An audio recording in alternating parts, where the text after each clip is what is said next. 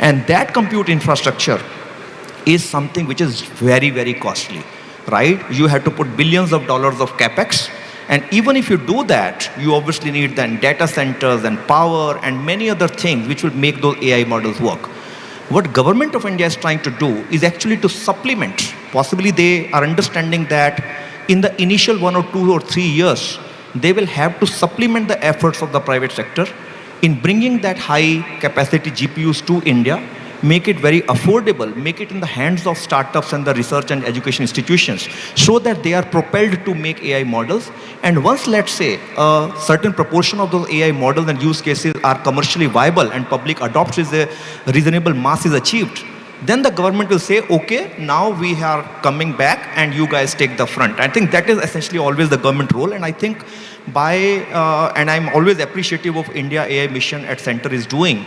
And what they have done, number one, they have decided not to do it themselves. So what the India AI Mission 10,000 GPU story is, they are not saying they will procure GPU, they will build data center, and they will make the industry to use it. They are actually asking private sector people like us to invest into this GPU, invest into data centers, invest into skill sets, make it cloud, make it affordable. But even while we are doing it, we are contributing into bringing it to the masses at lower prices. But even that price is not good enough.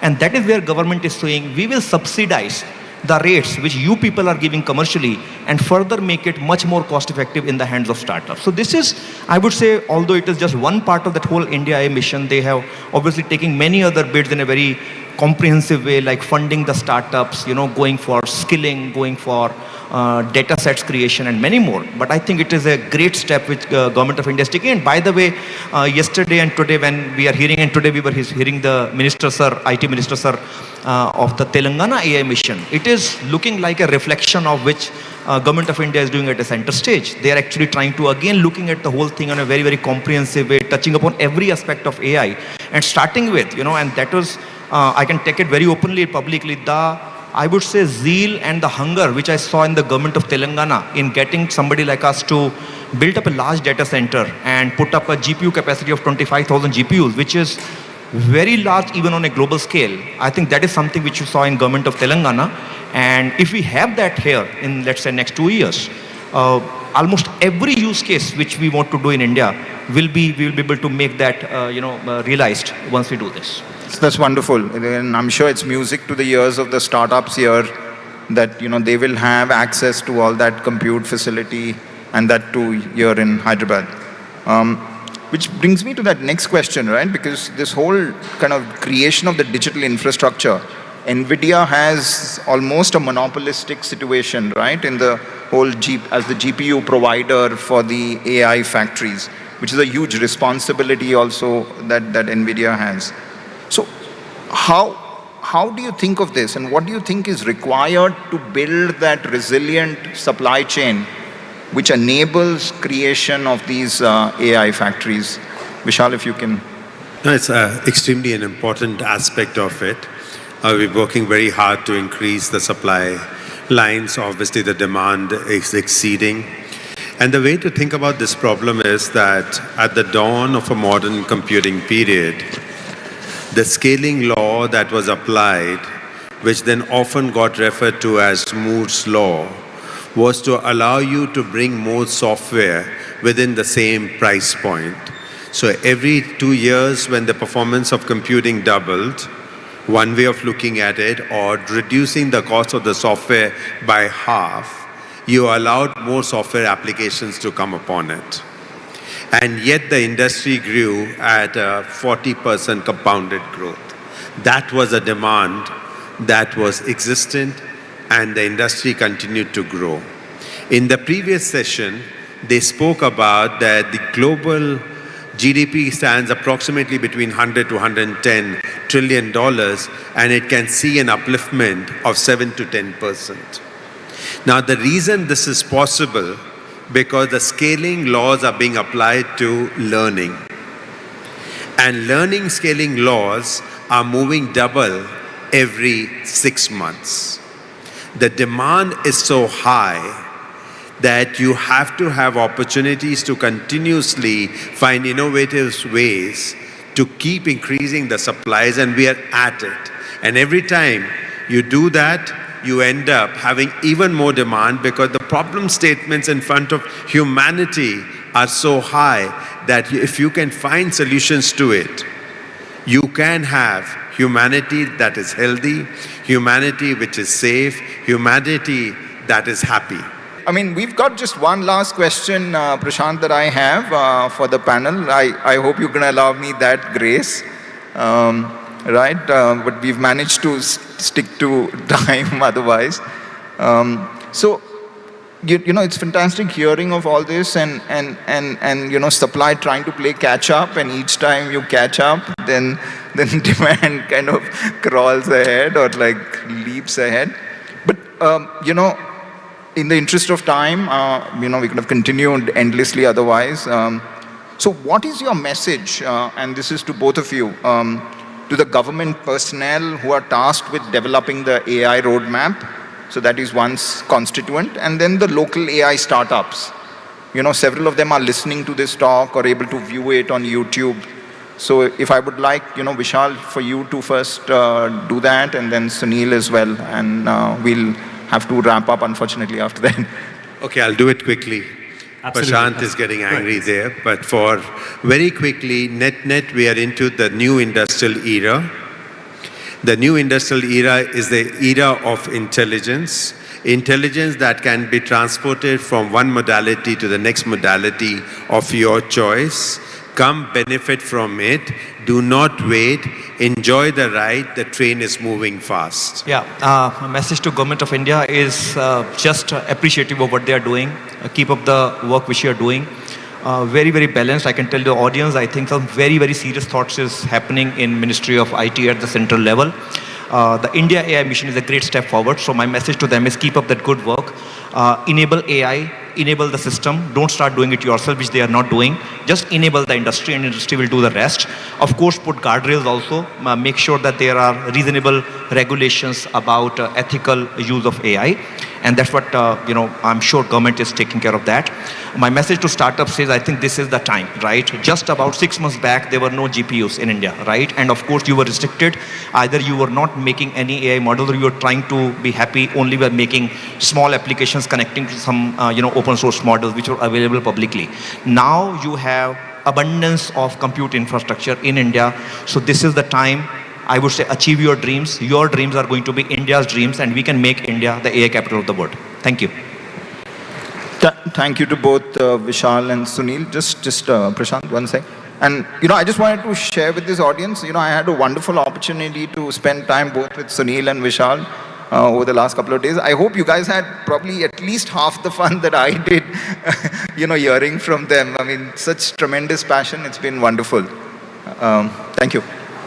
To stay informed about the startup ecosystem, subscribe to MyStartupTV.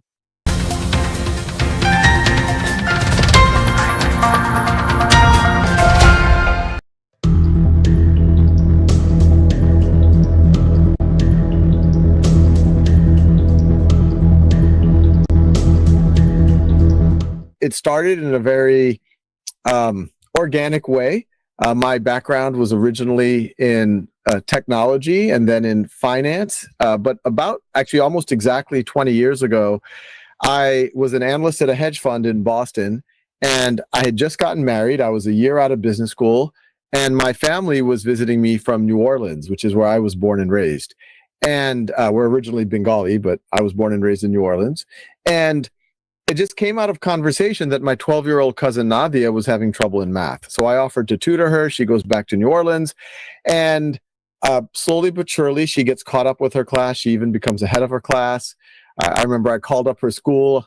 Most schools don't appreciate these types of calls. And I said, I really think Nadia Rahman should be able to retake that placement exam from last year. And strangely enough, they let her. And the same Nadia who was struggling with math only a few months before then became an advanced student. So I was hooked. I started tutoring her younger brothers. Word spreads in my family that free tutoring is happening. And so before I know it, I'm tutoring 10, 15 cousins, family, friends. And I quickly see a common pattern. The reason why my cousins were struggling in math wasn't because they weren't bright. It wasn't because they didn't have great teachers or didn't go to great schools. It was because in a traditional academic system, you're moved ahead at a fixed pace. And even if you don't learn the material well, even if you get an 80% or a 70% on, say, basic exponents, the whole class will move on to a more advanced topic, say negative exponents or logarithms, somehow expecting you to understand the more advanced thing without having understood the more basic thing. And the value of tutoring, what I was able to provide my cousins, is that we could review those gaps and fill in those gaps, or even things that they might have forgotten. And that when you fill in those gaps, then and you have a strong foundation, everything else becomes a lot more straightforward. And middle class, or actually I say especially affluent families, educated families, have known this for hundreds of years, for millennia, that the school system is going to move lockstep, and you need oftentimes to provide extra support for students so that they don't fall behind. Now, I had a background in technology, and even when I started tutoring 15 cousins, I had a day job. I was still working as an investment analyst. I said, well, maybe I could use technology to help scale these sessions. And so I started creating exercises, practice exercises for my cousins to fill in their gaps, to get some practice there. That was the first Khan Academy. I had dreams that maybe it would turn into something big, but I said, you know what, this is a family project. I'll just call it Khan Academy. The domain name was available, and my cousins were getting a lot of benefit out of that.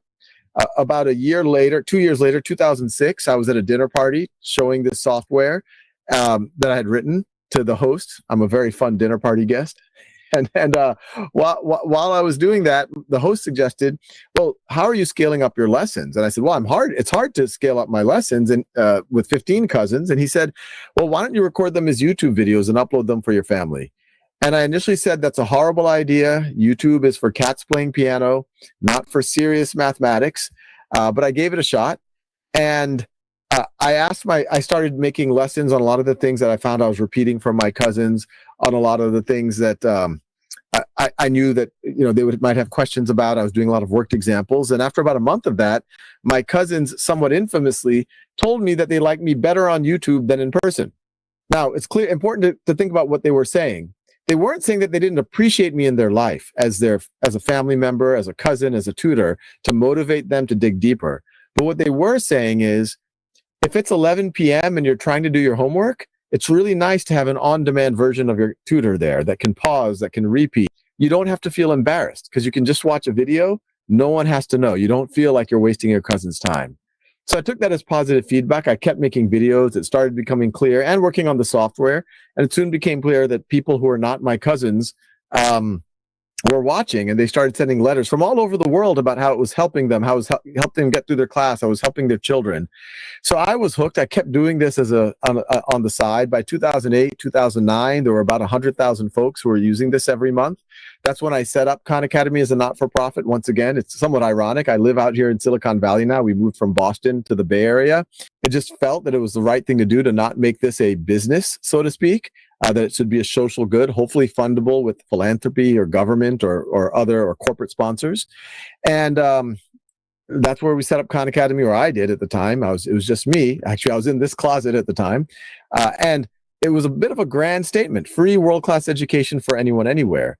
But the reason why I felt that was possible, and I didn't think this was going to be by ourselves, obviously the global public education system should have the same mission statement: free world-class education for anyone, anywhere. But it felt like you can, the free anyone, anywhere part, the access, would be even more possible with technologies like the internet, with devices becoming more available, with on-demand video and software. And then world-class to me is always, I always say that Aristotle was Alexander the Great's personal tutor.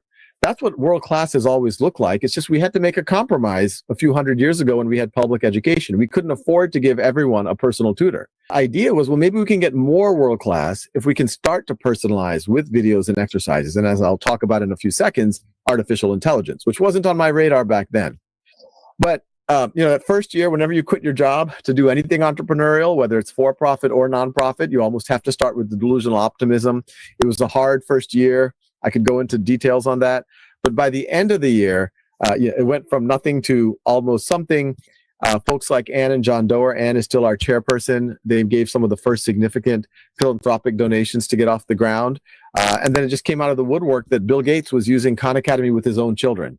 And I say that because a lot of times efforts that are there for everyone, especially kids of need, kids who don't have it, what we tend to do is like, oh, well, we're not going to be able to give them the best, but maybe we can create a cheap approximation. But what's exciting about the time that we're living in now is that the same thing that Bill Gates' children used, they're now grown now and in college, we can now give to every child on the planet. But that obviously helped us, the Gates Foundation, Google became some of our first significant funders. And so we were off to the races as a real organization. Now Khan Academy is much more than me. We're over 300 people around the world. We have thousands of volunteers. We're in 50 plus languages. India is one of our most focused markets for many reasons. We think there's a lot of need there. Obviously, some of us are connected to the region and see so much potential there if only we can support them. And we realize that the best way to do this is in partnership with the school system. So we started, that journey from 2008, 2009, we had that funding. You fast forward to now, or maybe a few years ago, and Khan Academy had grown from 100,000 users a month to now we're, in the tens of millions per month and 160 million users around the world. As I mentioned, 50 plus languages. The team is much more than me. And we've just continued to do what I was saying, cover more subjects and grades. People know us in math, and we're very comprehensive in math from pre-K through calculus and statistics and beyond, but also add the sciences, humanities, and many languages, etc. Many of these regional efforts that I've talked about. And we've just constantly been trying to make the personalization better. Now you fast forward to 2 summers ago, and we've had 50 efficacy studies. This is an important point, that if students, even before artificial intelligence, if students are able to put 30 to 60 minutes per week into Khan Academy, about 18 hours per year, that those students are accelerating their math outcomes by 40% in many cases. Different efficacy, we had 50 plus efficacy studies, some show 40, 50, 60, some show 30%, but it's a pretty profound acceleration. So you now fast forward to about 2 years ago. 2 years ago, I get a email from Sam Altman and Greg Brockman at OpenAI. They were acquaintances. I'd met them in several different situations out here in Silicon Valley, but I didn't know them well, but I had a lot of respect for what they did. And they said, look, we're about to finish training our next generation model. This is the model that would have ended up becoming GPT-4. We knew that GPT-3 already existed. And they told me that they thought that this was going to be the model that really opened people's eyes to what AI could do. And remember the context. This was 4, 5, 6 months before ChatGPT came out. And even ChatGPT was not based on GPT-4. It was based on GPT 3.5. So I was skeptical, but I had respect for what they did. And when they showed me what GPT-4 could do, immediately a lot of issues were there. It made math errors. It would hallucinate, worried about safety with students. But it felt that if you could mitigate those risks, you could actually use this technology to get that much closer to a personal tutor for every student and actually a teaching assistant for every teacher. Help a teacher do things like lesson plans, progress reports, grading papers, things that teachers have to spend hours a week doing, but it doesn't face the student. And so that's when we started working on Conmigo, which is the AI tutor and teaching assistant on Khan Academy to support that work. The learning is happening on the pre-AI Khan Academy, but now Conmigo can nudge students forward, can answer questions if the videos, the articles, the hints aren't enough. And we're trying to work on it so every day it's becoming more and more engaging and more helpful. And obviously it can help teachers with reports and things like that. And it's not going to fix everything overnight. I don't want to give anyone the impression that AI is a panacea, but I do want to double click on when ChatGPT first came out in November of 2022. Immediately, first of all, I was a little bit bummed because we were under a non-disclosure agreement with OpenAI. We were going to launch Conmigo on the same day as GPT-4, which was going to be March of 2023. And all of a sudden, this ChatGPT thing comes out. I Slack the OpenAI guys. I'm like, what's going on? You guys launched something. And they said, we didn't launch anything. We just put a chat interface in front of our old model, in front of GPT 3.5, and the whole world exploded. And I was bummed because ChatGPT was a very superficial chat interface. It wasn't designed for education. It didn't have any education guardrails. It was clear it could be used as a cheating tool. It was clear that it could have hallucinations and all these other factual problems. It wasn't good at math. And you immediately saw globally education systems started to ban AI for good reason. They were afraid that it would be a cheating tool, et cetera. So I was really afraid that this was going to be the end of AI in education. But luckily, by March of 2023, educators around the world started to realize, look, AI is going to be a part of students' future. And if only someone were to build AI tools that support the student, support the teacher, and put appropriate guardrails around that don't cheat and actually can undermine other forms of cheating, then that could actually be really powerful. And that's when we launched Conmigo. And frankly, we were bracing ourselves when we launched Conmigo. We thought that people might not be ready for it, but we've had an unusually positive reception for it. And some of the guardrails we put is that teachers and administrators can see what students are doing. The AI won't cheat. We have things like a writing coach that even if a student tries to use another AI, our AI will let the teacher know that, hey, I don't know where this essay came from. They didn't work on it with me. So we actually believe that all technology throughout human history is neither positive nor negative. It's neutral. It just amplifies human intent. Fire can burn you, it can destroy, but fire can create, fire can renew, fire can cook, can give you heat, can keep you alive. A knife can kill, a knife can be used to build things. Similarly, AI can amplify negative intent, and there are going to be negative people using it to amplify their negative intent, doing deep fakes, cheating, misinformation. But I tell everyone it's very fashionable these days at dinner parties to debate about AI, whether it's going to be utopian or dystopian. And I tell everyone, look, this is not a flip of a coin. This is up to us. We know the bad actors are going to amplify their bad intent with AI. So the question is, how much are the good actors, hopefully all of us, willing to invest on the positive side? If the good actors amplify their positive intent and put more resources behind AI in things like education and healthcare and productivity in good ways, then AI is actually going to be a net positive for humanity. On the other hand, if the good actors kind of say, well, I don't know about this AI thing, I'm just going to go do something else, then you've just ceded this very powerful technology that's getting better every day at an accelerating rate to only the bad actors. And I think that's the most likely scenario that we get to a dystopian scenario. And I tell this to the Khan Academy team, and I know there's some educators in the audience here as well. I actually think education is the ultimate app for artificial intelligence. One, there's a need. We will be seeing economic dislocation because of artificial intelligence. There will be shifts. There will have to be new skills that people develop, although I still believe some of the old skills are very, very relevant. And so what could be a better and more poetic use of AI than using AI to improve human intelligence, human HI, or human purpose? And so if we do that, then we're going to have a pretty exciting world to live in. And so with that, thank you. To stay informed about the startup ecosystem, subscribe to MyStartupTV.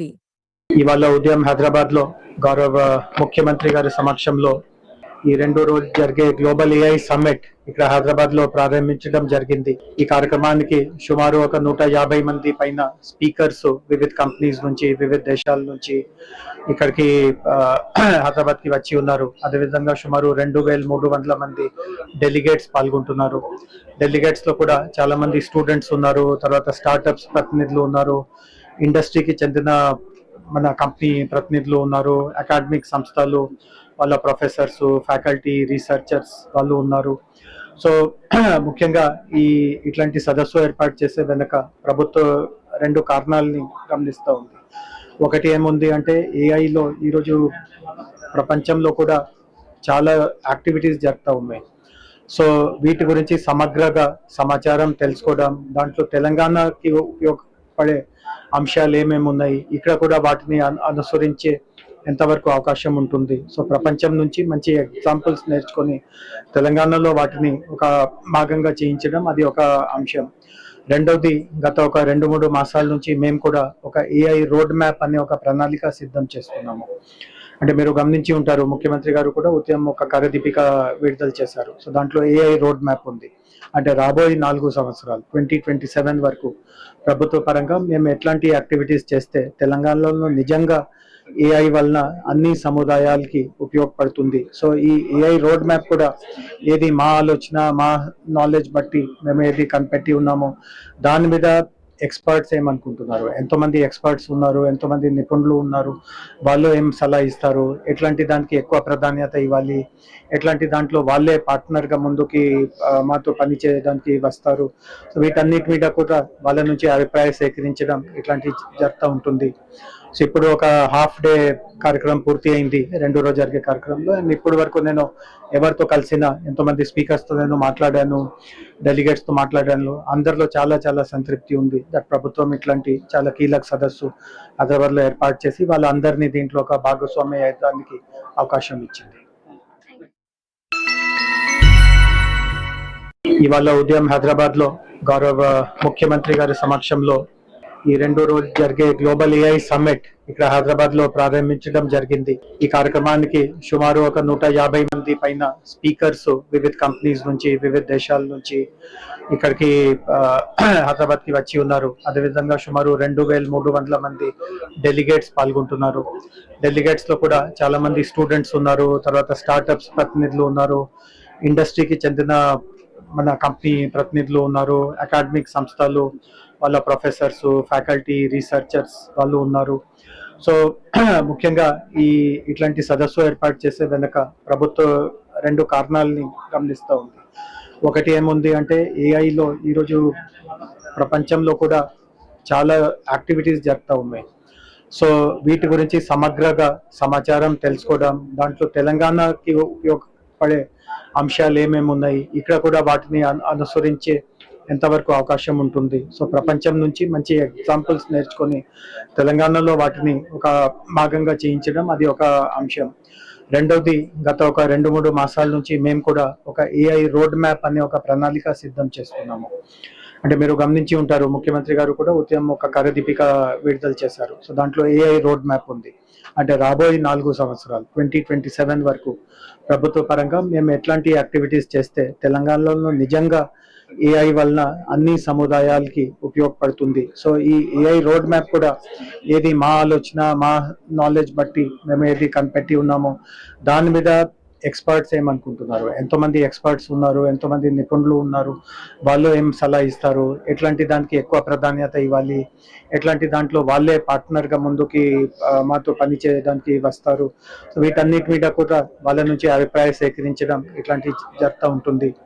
So ఇప్పుడు ఒక half day కార్యక్రమం పూర్తి అయింది, 2 రోజు జరిగే కార్యక్రమంలో. And ఇప్పటి వరకు నేను ఎవరితో కలిసిన, ఎంతోమంది స్పీకర్స్తో నేను మాట్లాడాను, డెలిగేట్స్తో మాట్లాడాను. అందరిలో చాలా చాలా సంతృప్తి ఉంది దట్ ప్రభుత్వం ఇట్లాంటి చాలా కీలక సదస్సు హైదరాబాద్లో ఏర్పాటు చేసి వాళ్ళందరినీ దీంట్లో ఒక భాగస్వామ్య అయ్యడానికి. To stay informed about the startup ecosystem, subscribe to MyStartupTV. ఇవాళ ఉదయం హైదరాబాద్లో గౌరవ ముఖ్యమంత్రి గారి సమక్షంలో ఈ 2 రోజు జరిగే గ్లోబల్ ఏఐ సమ్మిట్ ఇక్కడ హైదరాబాద్లో ప్రారంభించడం జరిగింది. ఈ కార్యక్రమానికి సుమారు ఒక 150 మంది పైన స్పీకర్స్ వివిధ కంపెనీస్ నుంచి, వివిధ దేశాల నుంచి ఇక్కడికి హైదరాబాద్కి వచ్చి ఉన్నారు. అదేవిధంగా సుమారు 2300 మంది డెలిగేట్స్ పాల్గొంటున్నారు. డెలిగేట్స్ లో కూడా చాలా మంది స్టూడెంట్స్ ఉన్నారు, తర్వాత స్టార్టప్స్ ప్రతినిధులు ఉన్నారు, ఇండస్ట్రీకి చెందిన మన కంపెనీ ప్రతినిధులు ఉన్నారు, అకాడమిక్ సంస్థలు వాళ్ళ ప్రొఫెసర్స్, ఫ్యాకల్టీ, రీసెర్చర్స్ వాళ్ళు ఉన్నారు. సో ముఖ్యంగా ఇట్లాంటి సదస్సు ఏర్పాటు చేసే వెనుక ప్రభుత్వం 2 కారణాలని గమనిస్తూ ఉంది. ఒకటి ఏముంది అంటే ఏఐలో ఈరోజు ప్రపంచంలో కూడా చాలా యాక్టివిటీస్ జరుగుతూ ఉన్నాయి. సో వీటి గురించి సమగ్రంగా సమాచారం తెలుసుకోవడం, దాంట్లో తెలంగాణకి ఉపయోగపడే అంశాలు ఏమేమి ఉన్నాయి, ఇక్కడ కూడా వాటిని అనుసరించే ఎంతవరకు అవకాశం ఉంటుంది. సో ప్రపంచం నుంచి మంచి ఎగ్జాంపుల్స్ నేర్చుకొని తెలంగాణలో వాటిని ఒక భాగంగా చేయించడం అది ఒక అంశం. రెండవది, గత ఒక 2-3 మాసాల నుంచి మేము కూడా ఒక ఏఐ రోడ్ మ్యాప్ అనే ఒక ప్రణాళిక సిద్ధం చేస్తున్నాము. అంటే మీరు గమనించి ఉంటారు, ముఖ్యమంత్రి గారు కూడా ఉదయం ఒక కార్యదీపిక విడుదల చేశారు. సో దాంట్లో ఏఐ రోడ్ మ్యాప్ ఉంది. అంటే రాబోయే 4 సంవత్సరాలు 2027 వరకు ప్రభుత్వ పరంగా మేము ఎట్లాంటి యాక్టివిటీస్ చేస్తే తెలంగాణలో నిజంగా ఏఐ వలన అన్ని సముదాయాలకి ఉపయోగపడుతుంది. సో ఈ ఏఐ రోడ్ మ్యాప్ కూడా ఏది మా ఆలోచన, మా నాలెడ్జ్ బట్టి మేము ఏది కనిపెట్టి ఉన్నామో దాని మీద ఎక్స్పర్ట్స్ ఏమనుకుంటున్నారు, ఎంతోమంది ఎక్స్పర్ట్స్ ఉన్నారు, ఎంతోమంది నిపుణులు ఉన్నారు, వాళ్ళు ఏం సలహా ఇస్తారు, ఎట్లాంటి దానికి ఎక్కువ ప్రాధాన్యత ఇవ్వాలి, ఎట్లాంటి దాంట్లో వాళ్ళే పార్ట్నర్గా ముందుకి మాతో పని చేయడానికి వస్తారు. సో వీటన్నిటి మీద కూడా వాళ్ళ నుంచి అభిప్రాయం సేకరించడం ఇట్లాంటి జరుగుతూ ఉంటుంది. సో ఇప్పుడు ఒక హాఫ్ డే కార్యక్రమం పూర్తి అయింది, 2 రోజు జరిగే కార్యక్రమంలో. అండ్ ఇప్పటి వరకు నేను ఎవరితో కలిసిన, ఎంతోమంది స్పీకర్స్తో నేను మాట్లాడాను, డెలిగేట్స్తో మాట్లాడాను. అందరిలో చాలా చాలా సంతృప్తి ఉంది. దట్ ప్రభుత్వం ఇట్లాంటి చాలా కీలక సదస్సు హైదరాబాద్లో ఏర్పాటు చేసి వాళ్ళందరినీ దీంట్లో ఒక భాగస్వామ్య అయ్యడానికి.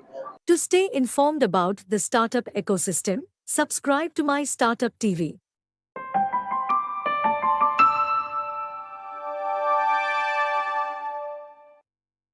A two-day global AI summit was held at Hyderabad, in HICC Convention Center on 5th and 6th of September 2024.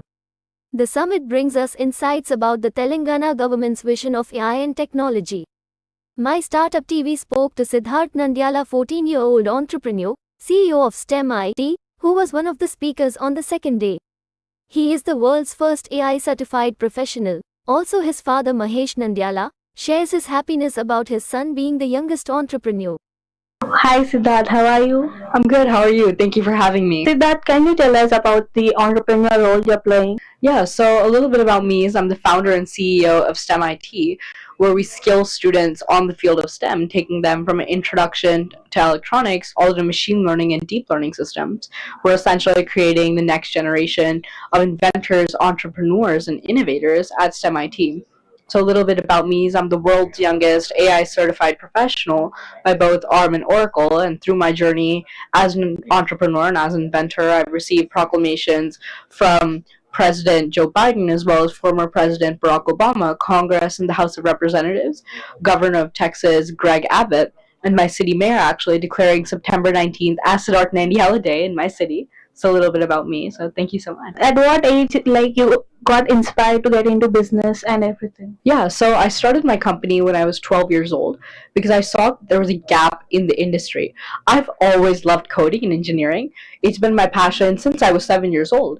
But I realized that there was a gap in the industry, and that was that I wasn't able to proficiently understand these key concepts in the field of STEM technology, in the field of coding and engineering. And I knew that was a big, big gap because technology is what's taken us to the moon in the past, and it's what's going to take us to Mars in the future. It's what's driving innovation. It's what's driving the future ahead of us. And I knew that there had to be someone to bridge this gap so students could be proficient in the fields of coding and engineering because it's our future. It's where growth is headed and it's where employment is going. So that's really what made me start my own company. How is AI helpful for children like this? Yeah, so I think artificial intelligence is helpful for children not only in the learning aspect, for teaching them, helping them master different concepts by essentially bridging the gap between what they're not understanding or what they need help with, but I also think artificial intelligence can help them become future leaders, future innovators, and future entrepreneurs. Seeing how they can harness the power of AI towards benefit of humanity, benefit of society as a whole, truly is empowering, knowing that the future leaders around the globe are going to be harnessing the power of artificial intelligence to create positive change and positive impact globally. Can you give us some suggestions for young entrepreneurs coming in the field? Yeah, so I'd love to say for any entrepreneur, any aspiring entrepreneur, any aspiring inventor, innovation is the heartbeat of progress, taking the journey from imagination to transformation. Now, what does that exactly mean? That means that it always starts with an idea, and it's always going to be your innovation, your drive, your goals, your endeavors that take your dream and bring it into a reality. It's always important to remember that it always started with a dream. For example, Bill Gates, Microsoft, he never imagined it that it would become the multi-billion-dollar empire it is today. But it always started with a dream. Every entrepreneur starts somewhere, and that's what I'd love to say. Thank you so much. Hello, sir. Firstly, welcome to My Startup TV. So we just want us to introduce yourself and tell us about your son. Sure. Thank you so much for having me here today, or having us today here. I like your TV channel's name, My Startup TV. My name is Mahesh Nandyala, and I'm a serial entrepreneur in the US. Started multiple companies, scaled them to multiple profitable exits. I'm here to talk about my son. His name is Siddharth. He's a 14-year-old entrepreneur. He started his entrepreneurial journey when he was 12, and he started into coding and all that since 7 years. He has multiple laurels, multiple feathers in his cap. He's the world's youngest uh, AI certified professional. He was born in Hyderabad. That brings us with the Hyderabad connection here. And when the Honorable Chief Minister was in Dallas, Siddharth met with him. And that's the reason we are here participating at the AI Summit, where Siddharth is a keynote today evening. So how happy are you that your child turned into the youngest entrepreneur? Uh, I'm very happy about his journey and his progress. Both my kids, he and his twin sister, have their own companies. They've pursued and embraced the entrepreneurial journey ahead of times. So they started their company. They've been very successful. It's a proud parent moment for me to witness all his growth and the perseverance that they show and the kind of effort that they put in to make their business successful is what that makes me happy. And more importantly, Siddharth is looking at changing lives, leveraging technology through his inventions, which he'll talk to you about. So that's more of a fulfillment for any father. So what inspired you getting your son into business and entrepreneur field? So I'm an entrepreneur myself, but I strongly believe that an entrepreneurship or any kind of a journey has to be self-instilled. I don't believe in pushing someone to do something. So he started coding. He started embracing the idea of entrepreneurship. He came and wanted to start a business, and he started his business and has been very successful with his STEM-based business. He's achieving two things. One is the impact that he and his company are creating to change the lives of many. The second thing that he's doing is he's started creating change that drives the entire students and entire ecosystem. So I'm very proud about it, and that's self-instilled. So he likes to do it, and he's doing it. Business means a lot of pressure you have to take in. So how does that and you manage to take in all the pressure? So I think they have been both my kids have been very self-reliant in terms of handling their priorities, in terms of their schoolwork, managing business, hiring employees, being profitable, and doing all that. So that's about it. To stay informed about the startup ecosystem, subscribe to my Startup TV. Most of us watch science fiction movies in which it is shown that people live in space, human beings have colonized Mars and Moon, and life exists there. Everything is happening the way exactly it happens on Earth. So is it still fantasy, or it is quite probable now? Yeah, it will be a reality in this century, but in this decade, visiting space is going to be a reality well within a decade for sure. Yeah, both of us have very young kids, so we are working very hard for making space travel happen in the future for sure.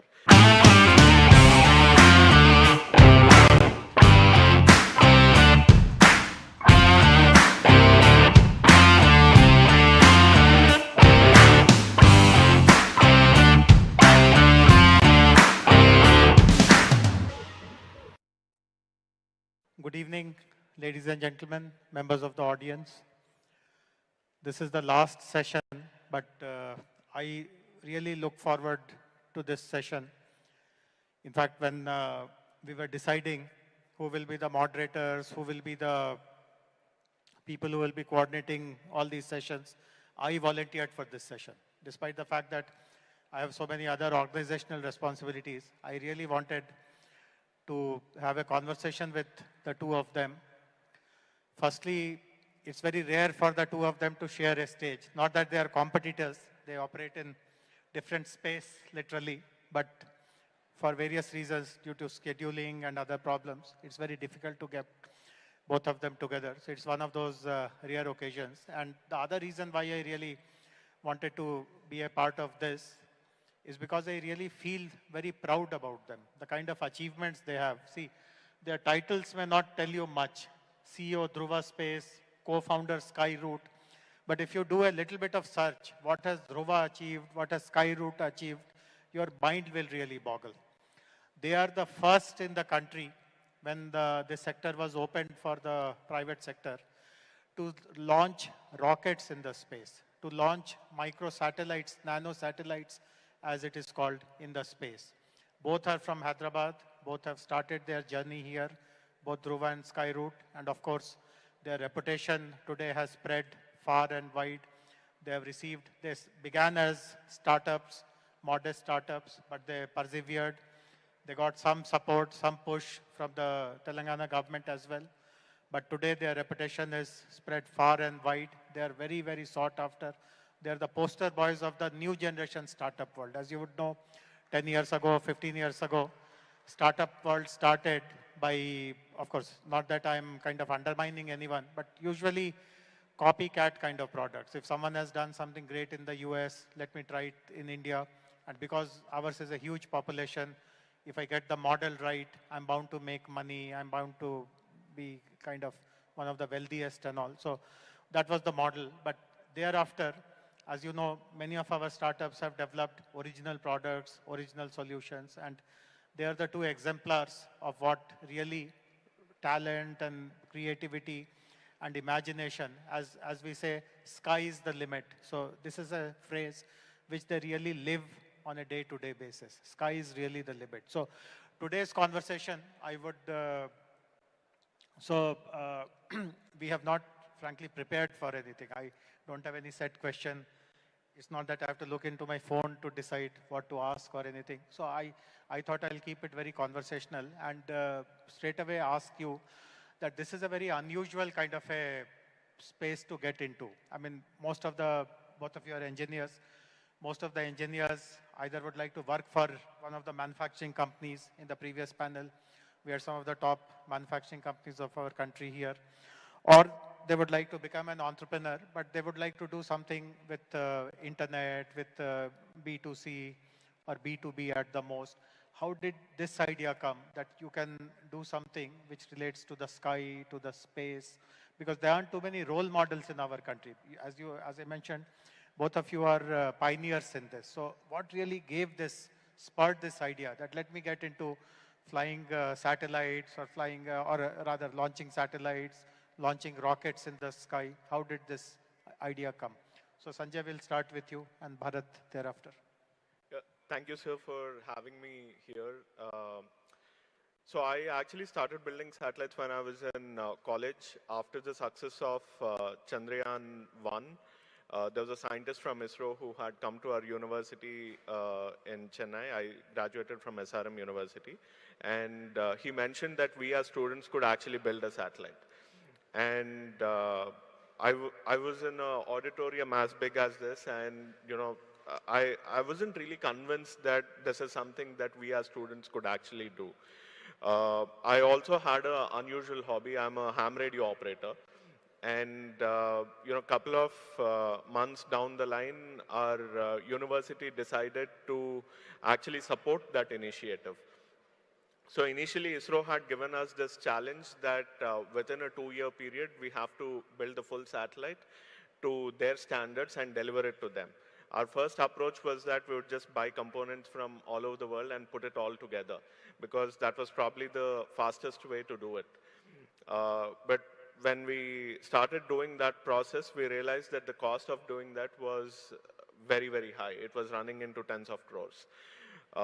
So as the saying goes that necessity is the mother of invention, we actually ended up building the whole satellite ourselves. And in this process, I just started asking our mentors that when we as students are building satellites, when as India as a country we have gone to the moon, why is it that there's no single private company that exists in the country? So nobody actually gave a convincing answer to say that, you can't start. And that was actually the prime motivation for us to start thinking about building a space technology company in India. But Bharat, before you answer, I just want to add one more question. And Bharat, then you answer both the questions together. So despite the fact that ISRO, there was an interface and there were mentors, and you were studying in a college which encouraged all this, did you never get a sense that it is still risky and it may work, it may not work, and if it doesn't work, am I doomed, or is there something else that I can move very quickly into? Or were you determined that even if it doesn't work, this is what my passion is and I stay committed, I run the course? What was going on in your mind? Did you ever think about risks? Certainly, sir. I think, when, as a college student, when I was planning to start off, I obviously needed a team. And the first people that I reached out were my team members in the satellite project. And even they were not confident that, something like this is actually going to work. I would say, my university professors and my parents were my strongest pillar of support, who actually encouraged me to try before taking a different route. So the first thing that we did was, we just took some of the parts that are used in the satellite and tried to sell it in the overseas market through eBay. And we actually found success in that model. And when I went back to my colleagues and said, hey, it's possible, so I think we should give it a shot. There was still a lot of pessimism that, it is a very difficult place to find customers, so on and so forth. So the initial days were certainly very tough, but over a period of time, things evolved, I would say. Bharat? So for us, both me and upon my co-founder, the journey started in a similar way. So straight out of the college, after graduating from MIT, I'm from MIT Madras and from MIT Kharagpur. We were lucky enough that when we were passing out, ISRO was coming for campus placements to IT. So, and being space enthusiast, this one of the, and ISRO was one of the well-respected government research organizations then, and being space enthusiasts ourselves, that was an opportunity we wanted to clinch on. And luckily, we got assigned to the rocket center of ISRO, called the Vikram Sarabhai Space Center, which builds the rocket. And we also, luckily, we joined in a time in 2012 timeline where the India's biggest rocket, the LVM-3, the one which launched the Chandrayaan-3, it was under the final phases of development. The last 20% of the development was undergoing, and we got to work hands-on on that rocket, finalizing various systems, and got to see that rocket going to its first launch hands-on. That was a huge learning experience for us because rocket in general is a system of systems, and it involves multifaceted engineering efforts. Like compared to our peers, like being in electrical engineering, if I join any semiconductor company, I'll only be of course, we'll be doing a cutting edge work in the domain, but we'll be restricted to that specific domain. The exposure to other fields of engineering will be very minimal in a corporate MNC opportunities we can explore. And that was like a huge learning experience for us, especially the kind of engineering fields that go into building a rocket, the rigorous review process, the tech review process, and all that was a great learning experience. And parallelly, we were observing what's happening around the world, especially the private industry taking shape, not only in rocket industry, in developing satellites in US and European ecosystem. And India, space sector is one domain where India can rub shoulder with the top 5 nations in the world. And thanks to Vikram Sarabhai, who started this space program in 1960s. And we felt that having such strong government research ecosystem and having such strong vendor ecosystem developed over decades, we felt India, it's an eventuality that private industry coming up in India is an eventuality. Already there's a private industry, but only limited to manufacturing and supply of components. So what we need to bring essentially, what we need to privatize essentially is this design and quality expertise, which was only with ISRO, that needs to be privatized.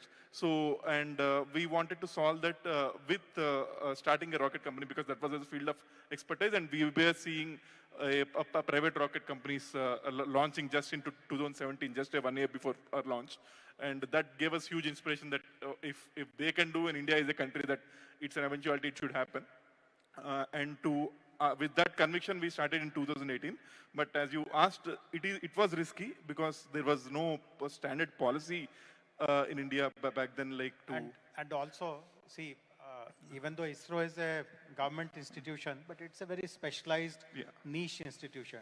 So to quit an ISRO job and try something, I would consider it to be a very risky kind of, it's a very gamble kind of a decision. Yeah, indeed. That was kind of a, it took us 1 year to convince ourselves, for both me and Pawan, to take that call. But after the strong conviction that that's needed to happen, of course, there is additional risks. Basically, when we start a private venture, at that time, the startup venture ecosystem was more adapt to like analyzing SaaS or e-commerce based startups. No, even the venture capital, the partners in the venture capital ecosystem do not have the wherewithal to invest and analyze a deep tech system, especially a space tech ecosystem company. So, and in addition to that, like most of the deep tech ecosystem have this problem of tech risk and market risk. In addition to that, in space technology, there's a regulatory risk because there is no clue for venture capitalists that whether this will ever be allowed, what they're trying to endeavor.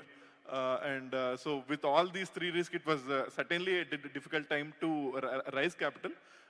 But we were lucky enough to, in the initial phases, we were lucky enough to find some entrepreneurs who have themselves, like first-hand entrepreneurs who have themselves have this strong vision for space to invest the initial seed capital with which we got started. And yeah. Wonderful. So again, lots of commonalities in your stories. Both were inspired by ISRO. You were placed in ISRO. So, but you realize that there are opportunities which you can do yourselves instead of waiting for someone else to do, and you took that chance. While the element of risk played in your mind, but your determination was stronger and you have come here. So very admirable. I will jump fast forward now. I mean, this was the way you started. But what all have you achieved so far? I mean, you mentioned that you started in 2018, so 6 years have gone by. About 5 years for you also, is it? So we started in 2012. So okay, so about 10 years, 12 years for you. So for a 12-year-old company and for a 6-year-old company, what are your achievements? If you have to write your biography today, autobiography today rather, what exactly will you highlight as the stellar moment which you feel the most satisfied about? So I think we are one of the only companies in the world that is able to stitch the three pillars of space technology together, which is the space, launch, and ground segment. So typically, for decades, the space industry, the launch companies were only focused on building launch vehicles. Satellite companies were just building satellites, and ground segment companies were just building the Earth stations. But in this decade, we are seeing the need for launching tens, hundreds, and thousands of satellites. So it took us, I would say, almost a decade to stitch these three pillars together. And I'm really proud that majority of the components of these pillars are designed, developed, and manufactured in India. So that is something that I'm super proud of. No, excellent. That's excellent. Bharat, what about you? So we started in 2018, and in the initial phases, we were able to, especially in the propulsion technology, we testified first a storable engine, first private sector storable engine technology, and we even testified first a cryogenic engine that is ever built in private sector in a fully 3D printed cryogenic engine with methane and LOX. And the most significant achievement of us is we became in November 18, 2022, we became the first private company, not only in India, in entire South Asia, to launch a rocket to space. And that is an incredible achievement. With that, like in a private company domain, even none of the European companies have this metric, and we became the fourth nation where a private company has achieved that milestone. And yeah, that was one of the tremendous achievements for the company, but also for Indian space sector, because the space reforms were just just started. And there's a regulatory body called InSpace, which was formed. InSpace. So that is wonderful. In fact, we should feel very, very proud of these achievements. And despite these kind of achievements, they're very humble, they're very approachable, and they still feel that they have that startup kind of zeal and mentality. They don't see themselves as bosses with some hundreds of employees and all that. So let me now change track a little bit. Both of you, since you launch rockets, you launch satellites, you have a bigger understanding of space, unlike many of us who, of course, we have a layman kind of understanding about space, but still the kind of understanding you have is definitely far more. So what do you think about the ways in which governments or the private enterprises, etc., have utilized what all is the benefits that are possible for humanity, for mankind, how much of it has been channelized? While the two of you work here in India, we know what Elon Musk is trying through SpaceX and through Starlink and all that. So how much of the potential that space offers to improve different aspects of our living, of humanity's improvement of their quality of life, how much of it has been kind of utilized? What are the other big challenges which are still, let us say, dark or gray?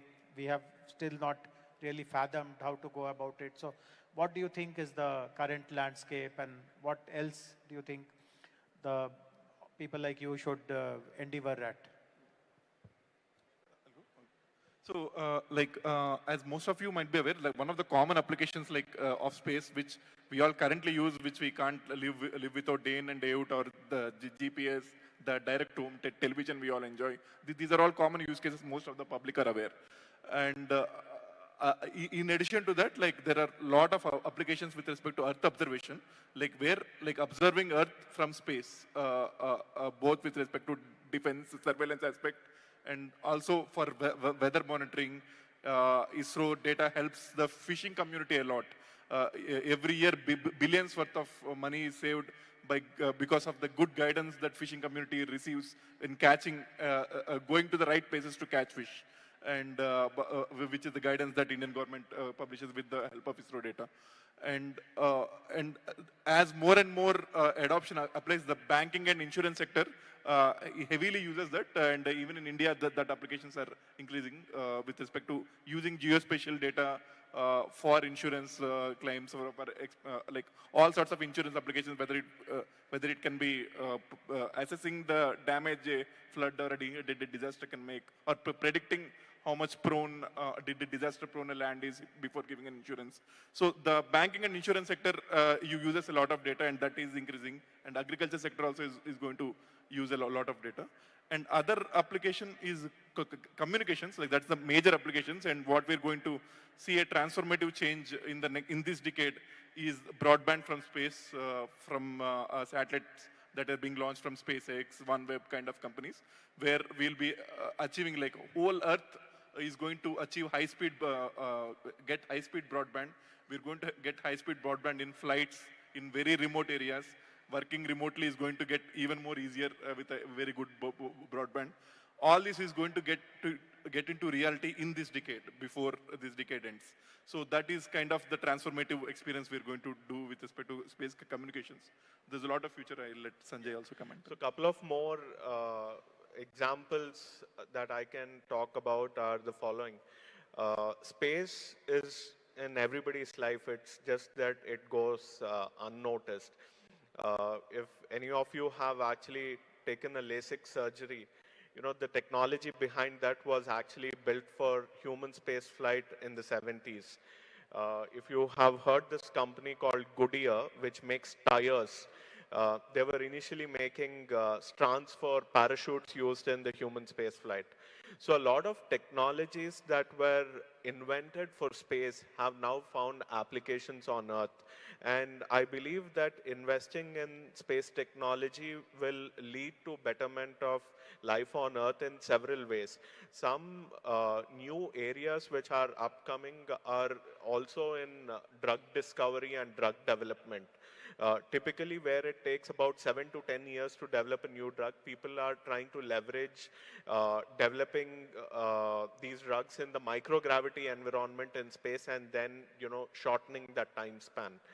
Obviously, I think one of the things that I'm extremely proud of talking about as Dhruva Space is today, India as a country has roughly about 55 operational assets. But, you know, satellites, yes. You know, last couple of weeks, you know, it's been raining, and there's been a lot of floods everywhere that has happened. So we built this tool called AstraView, where we are aggregating data from almost about 260 satellites. And today, if you take the map of India, you draw a polygon, it will tell you what historical data is available. And you can also task a satellite as early as few hours from now, and then compare what are the changes that have happened. And this is just a small example of how space and satellites are going to transform the lives of people in the coming few years. Wonderful. So finally, because this is the Global AI Summit, I have to ask a little bit about AI as well. So any applications which you are driving using AI, which you can share a little bit about? And how are you sourcing that technology? Do you have an in-house AI team, or do you work with some research institutions or vendors, or how does it happen? Or so far, you are not fully into AI. What is the AI understanding? Yeah, so as Elon Musk also recently quoted, like SpaceX uses the least AA in general, because even the reusable launch vehicle technology and the Starlink, there it uses the application of AI is very minimal in execution of the problem. Solving the problem of reusable, because it's all solvable with already developed algorithmic approach of solutions are already developed and solved, both with respect to communication and this thing. But AI, the major impact AI can do with respect to not only space tech, any deep tech engineering process improvement is, of course, what we the recent buzz is all about generative AI using the technology called transformers, where large language model, which essentially just predict the next most sensible word. And with the good training data, it can make sense in any subject. But the key thing, use case for engineering process is there is something called physics-informed neural networks, which are being trained. So where you almost know people in engineering field, there's a lot of time spent on doing structural analysis and CFD analysis for the fluid flow, where the numerical computation is involved, which takes a lot of time, lot of high performance compute in engineering process. That data, like historical data of the results, if it's trained, these physics-informed neural networks will use it as a constraint. The rules of physics are used as a constraint for the outcome. And that way, what we can get if we a CFD simulation that takes hours and gives a result, with the trained model can actually present it in seconds. Basically, the computational engineering process time is going to get revamped significantly, and we are seeing examples of that being applied even in space technology. And but currently, those technologies are very proprietary, and open source solutions, once they come, we are trying to explore those kind of open source solutions for the physics-informed neural networks in general. What about Dhruva? So in our line of business, so I would just say there is a hardware piece and there's the software piece. So I gave the example of how we are able to harness the data from about, more than about 260 satellites. What we are trying to do as a company is we are trying to work with also the ecosystem, which is, well ingrained into some of these technologies. So for example, a company like a Cropin or ITC could actually leverage some of these data sets and use other data sets and apply AI on top of that. In the upstream side of things, where we are doing largely the manufacturing or innovation at the spacecraft level, we haven't come to a final conclusion, but some of the ideas that we've been brainstorming on is, over the last 30, 40 years, there's also a lot of developments that have happened on Earth in automotive industry, in the oil and gas industry, in the nuclear engineering domain, so on and so forth. So there's tremendous amount of literature that is available in terms of what people have developed in these sectors. So we are trying to see if some of the technologies that have been developed in these sectors can also have a hardware-related solution for some of the problems on building spacecrafts itself. So those are some of the areas, but otherwise regular applications of ChatGPT, so on and so forth, continues. Wonderful. So unfortunately, while there are so many AI companies here, you won't be their clients in the near future, is the message that you are giving. So one final question. Uh, Most of us watch science fiction movies in which it is shown that people live in space, human beings have colonized Mars and Moon, and life exists there, everything is happening the way exactly it happens on Earth. So is it still fantasy, or it is quite probable now? I mean, are we getting closer?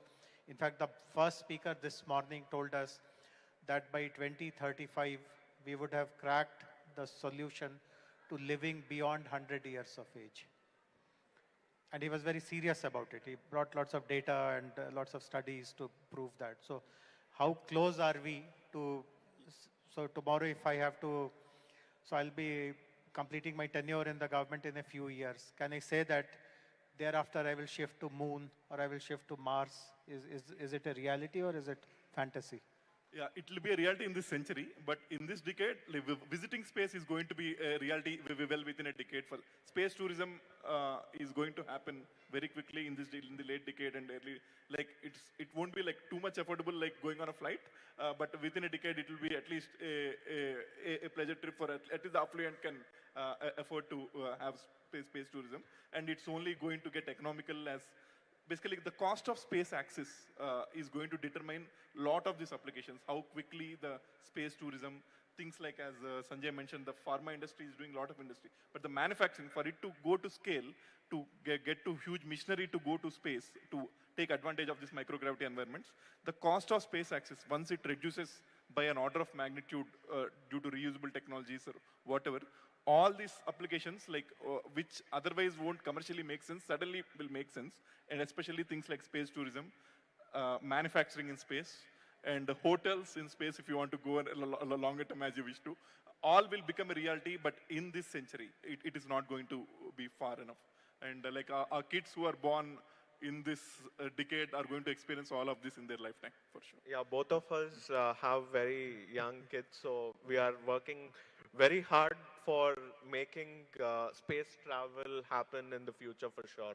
So I agree with Bharat that permanent settlements might be taking a lot more time, but in terms of making space accessible to a lot more people and going to, doing a trip around the Earth, I think it is definitely going to be possible in the next 15, 20 years. Thank you. It was wonderful talking to both of you, Sanjay and Bharat. To stay informed about the startup ecosystem, subscribe to My Startup TV. Thank you. I'm very glad to announce the hackathon which was conducted for the last 36 hours called Math Hack 2. By far, this has been the largest hackathon that has ever been conducted in India, with more than 10,000 registrations flowing in. And we finally shortlisted about 40 teams, about 150 participants because of the physical space constraints. And then, of course, we also had a parallel online hackathon going on. Very glad to say that this was a hackathon conducted by Government of Telangana under the aegis of Global AI Summit, by MATH, which is Machine Learning and Artificial Intelligence Technology Hub, a joint venture COE by DST, Department of Science and Technology, and T-Hub, which is an entity of Government of Telangana. So without much ado, I would request Minister Garu also to be on stage, Mr. Jayesh Ranjan, Special Chief Secretary, to be on stage, Ms. Ramadevi Lanka to be on stage, the team from HYSIA to be on stage, which has been the industry partner for this hackathon. The hackathon partner for this event was Idea Labs, and the platform that was used was an AI-based platform called talentfarm.ai. So I would request everyone to join on the stage. And we have 3 winning teams here today. So we would call those winning teams here so that they are felicitated by by Minister Garu. And of course, Ben Franklin has been the sponsor for these cash prizes worth about 10 lakh rupees. So the first prize will be 5 lakh rupees, the second prize 3 lakh rupees, and the third prize 2 lakh rupees. We have Mr. Ram Mohan, who's representing the sponsor, Ben Franklin.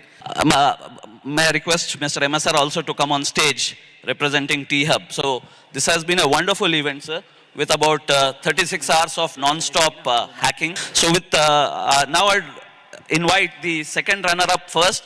And interestingly, they are students of second year of engineering from Gitanjali Engineering College. So may I invite the team, second runner-up. They've built a solution called Soul Support, which actually is a AI-based chatbot which helps for upkeep of mental wellness.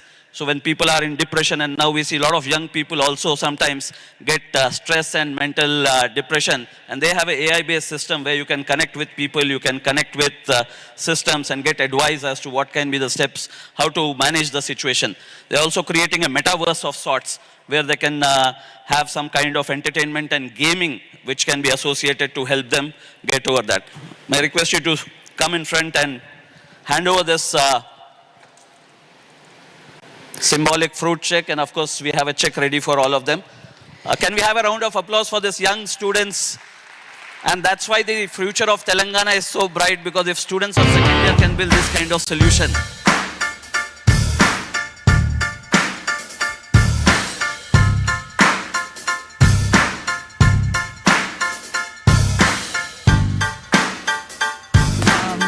Hello everyone. So we are Team Soul Support, and the vision behind our team was so everyone can have access to the mental health support system that everyone needs. So our base agenda was that mental health should be free and available to everyone. So we wanted to have free therapy for everyone. We are from Gitanjali College of Engineering and Technology, and we just completed our first year.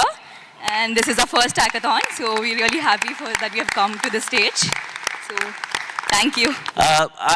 The first runner-up is Salubrity Healthcare. May I request the team, Salubrity, to come on the stage.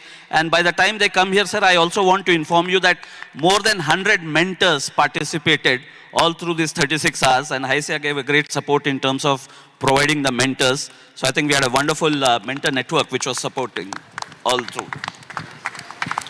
Salubrity Healthcare or Hair Care actually works on an AI solution for hair growth or hair regrowth.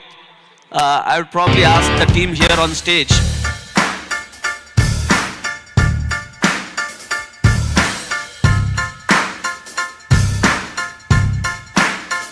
So Salubrity Healthcare is all about AI, hair loss, and nutrition. So we are combining trichologists, nutritionists, and AI bots to cure hair loss and basically prolong the hair regrowth that happens. And with this, I think we have the last team, the team which has won this hackathon, a cash prize of 5 lakh rupees sponsored by Ben Franklin. May I invite the team Flatmates on stage? Their solution is to find like-minded people as co-living, for the flats. So they have, based on your interest, based on your like-mindedness, you can find people who can share your flat. When students and people search for flatmates, we have an AI-based solution which does that, looking at multiple parameters.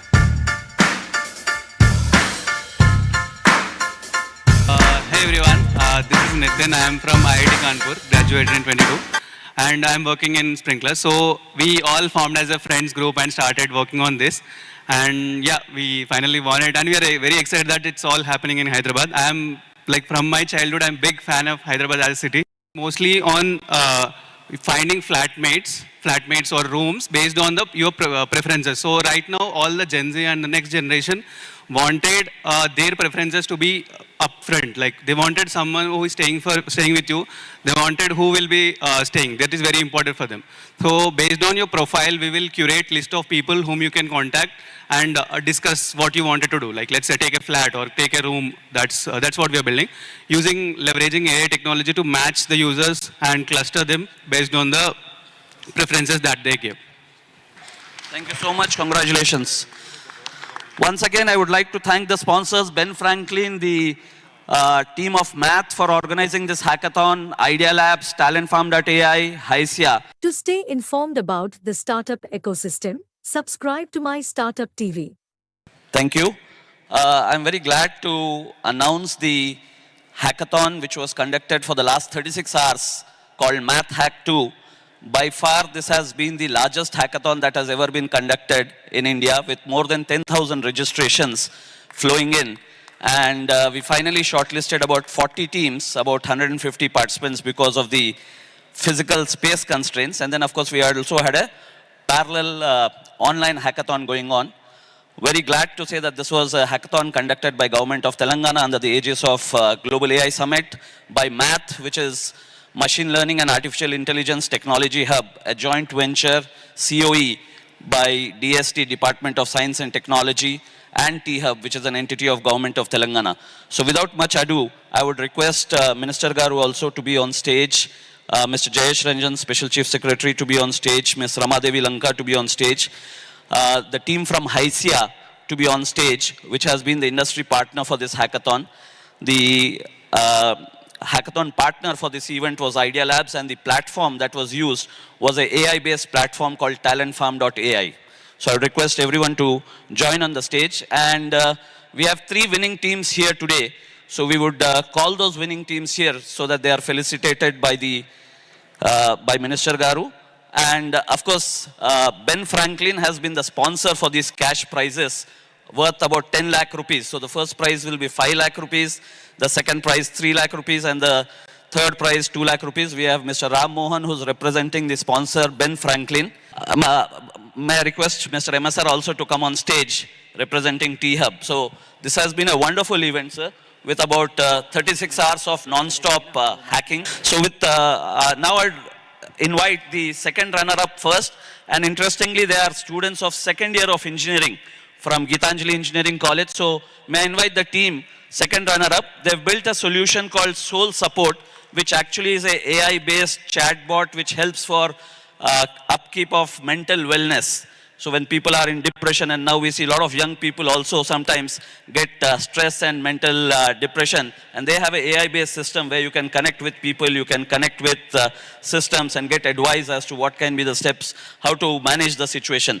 They're also creating a metaverse of sorts where they can have some kind of entertainment and gaming which can be associated to help them get over that. May I request you to come in front and hand over this symbolic fruit check, and of course we have a check ready for all of them. Can we have a round of applause for these young students? And that's why the future of Telangana is so bright, because if students of second year can build this kind of solution.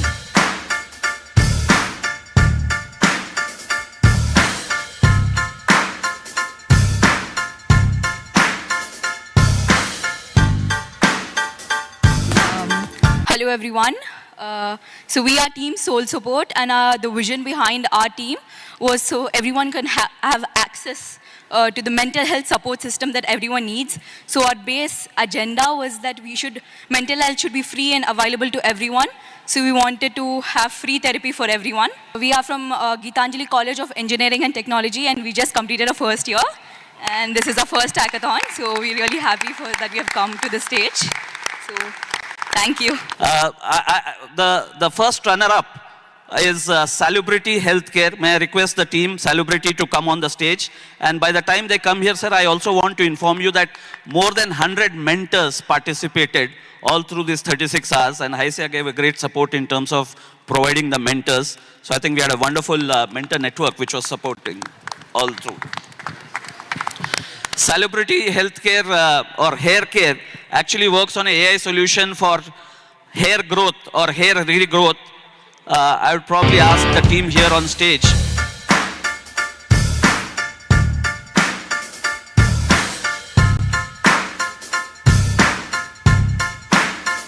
So Salubrity Healthcare is all about AI, hair loss, and nutrition. So we are combining trichologists, nutritionists, and AI bots to cure hair loss and basically prolong the hair regrowth that happens.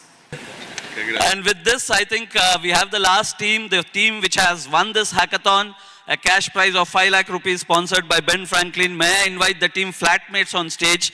Their solution is to find like-minded people as co-living, for the flats. So they have, based on your interest, based on your like-mindedness, you can find people who can share your flat. When students and people search for flatmates, we have an AI-based solution which does that, looking at multiple parameters.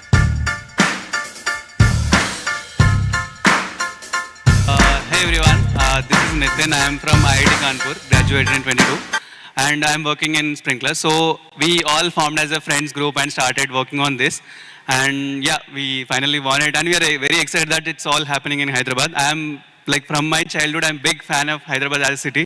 Mostly on finding flatmates or rooms based on your preferences. So right now, all the Gen Z and the next generation wanted their preferences to be upfront. Like they wanted someone who is staying with you. They wanted who will be staying. That is very important for them.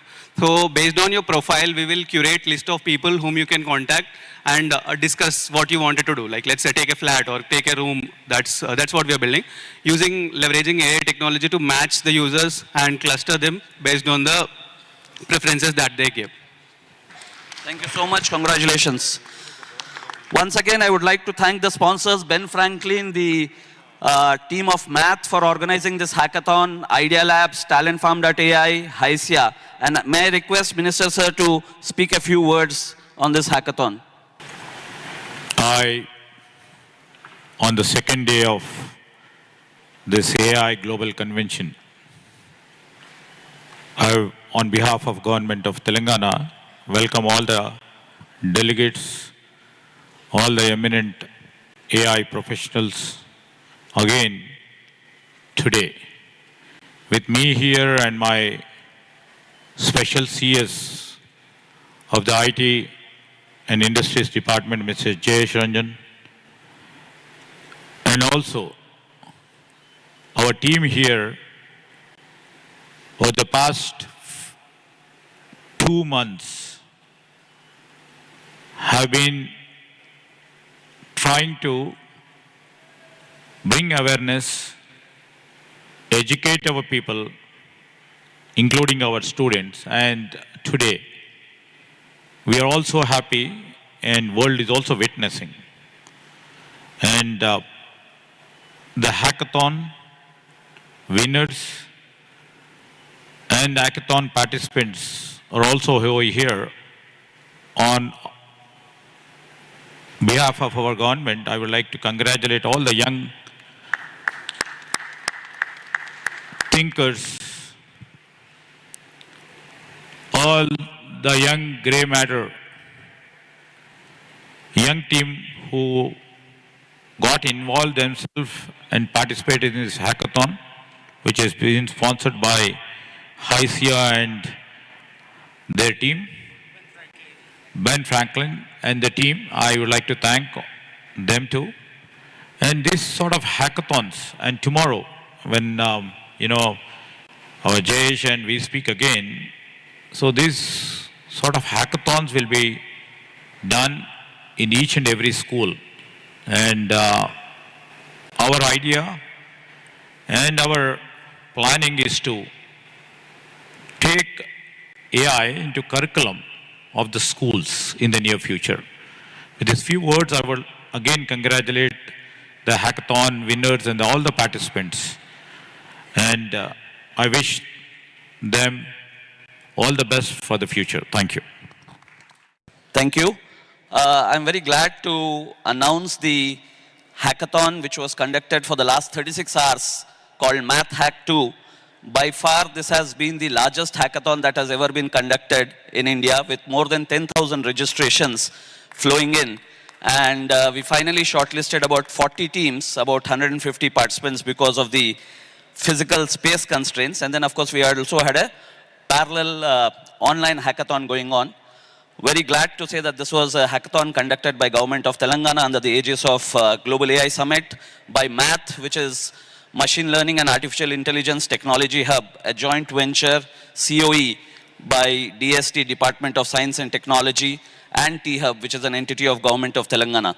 So without much ado, I would request Minister Garu also to be on stage, Mr. Jayesh Ranjan, Special Chief Secretary, to be on stage, Ms. Ramadevi Lanka to be on stage, the team from Hysia to be on stage, which has been the industry partner for this hackathon.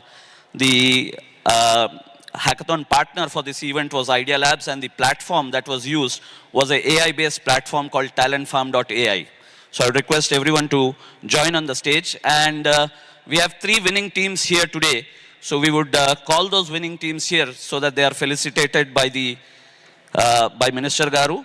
And of course, Ben Franklin has been the sponsor for these cash prizes worth about 10 lakh rupees. So the first prize will be 5 lakh rupees, the second prize 3 lakh rupees, and the third prize 2 lakh rupees. We have Mr. Ram Mohan, who's representing the sponsor, Ben Franklin. May I request Mr. MSR also to come on stage representing T-Hub. So this has been a wonderful event, sir, with about 36 hours of non-stop hacking. So with now I'd invite the second runner-up first. And interestingly, they are students of second year of engineering from Gitanjali Engineering College. So may I invite the team, second runner-up. They've built a solution called Soul Support, which actually is a AI-based chatbot which helps for upkeep of mental wellness. So when people are in depression, and now we see a lot of young people also sometimes get stress and mental depression, and they have an AI-based system where you can connect with people, you can connect with systems and get advice as to what can be the steps, how to manage the situation. They're also creating a metaverse of sorts where they can have some kind of entertainment and gaming which can be associated to help them get over that. So may I request you to come in front and hand over this symbolic fruit check, and of course we have a check ready for all of them. Can we have a round of applause for these young students? And that's why the future of Telangana is so bright, because if students of second year can build this kind of solution.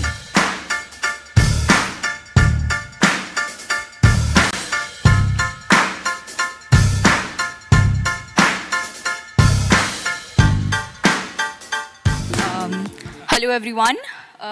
So we are Team Soul Support, and the vision behind our team was so everyone can have access to the mental health support system that everyone needs. So our base agenda was that mental health should be free and available to everyone.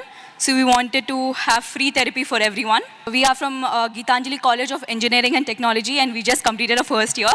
And this is our first hackathon, so we're really happy that we have come to the stage.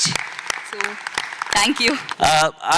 The first runner-up is Salubrity Healthcare. May I request the team, Salubrity, to come on the stage. And by the time they come here, sir, I also want to inform you that more than 100 mentors participated all through these 36 hours. And Haisya gave a great support in terms of providing the mentors. So I think we had a wonderful mentor network which was supporting all through.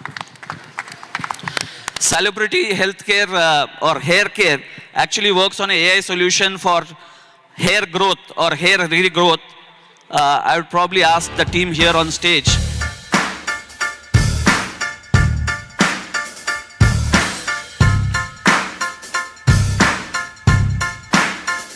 So Salubrity Healthcare is all about AI, hair loss, and nutrition. So we are combining trichologists, nutritionists, and AI bots to cure hair loss and basically prolong the hair regrowth that happens. And with this, I think we have the last team, the team which has won this hackathon, a cash prize of 5 lakh rupees sponsored by Ben Franklin. May I invite the team Flatmates on stage? Their solution is to find like-minded people as co-living, for the flats. So they have, based on your interest, based on your like-mindedness, you can find people who can share your flat. When students and people search for flatmates, so they have an AI-based solution which does that, looking at multiple parameters.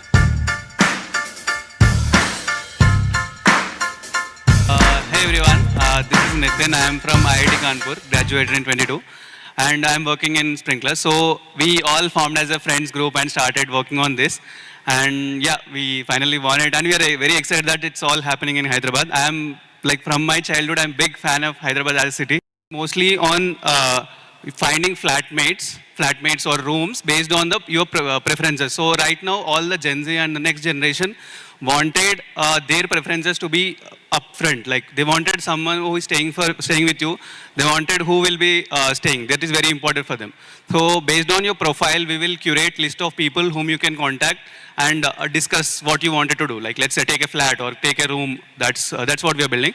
Leveraging AI technology to match the users and cluster them based on the preferences that they give. Thank you so much. Congratulations. Once again, I would like to thank the sponsors, Ben Franklin, the team of Math for organizing this hackathon, Idea Labs, TalentFarm.ai, Hysia. And may I request Minister Sir to speak a few words on this hackathon? On the second day of this AI Global Convention, on behalf of Government of Telangana, welcome all the delegates, all the eminent AI professionals again today. With me here and my special CS of the IT and Industries Department, Mr. Jayesh Ranjan, and also our team here over the past 2 months have been trying to bring awareness, educate our people, including our students. And today, we are also happy, and world is also witnessing. And the hackathon winners and hackathon participants are also over here. On behalf of our government, I would like to congratulate all the young thinkers, all the young grey matter, young team who got involved themselves and participated in this hackathon, which has been sponsored by Hysia and their team, Ben Franklin and the team. I would like to thank them too. And this sort of hackathons, and tomorrow when, our Jayesh and we speak again, so these sort of hackathons will be done in each and every school. And our idea and our planning is to take AI into curriculum of the schools in the near future. With these few words, I will again congratulate the hackathon winners and all the participants. And I wish them all the best for the future. Thank you. Hi, I'm Raghav Vemalapalli from Talent Smart Solutions. I'm Senior Vice President. The AI Summit was very good. And next 10 years, AI, artificial intelligence and data analytics will have a lot of opportunities. And I see a lot of companies, startups, and a lot of use cases are already in development. So there is a bright future for artificial intelligence. To stay informed about the startup ecosystem, subscribe to MyStartupTV.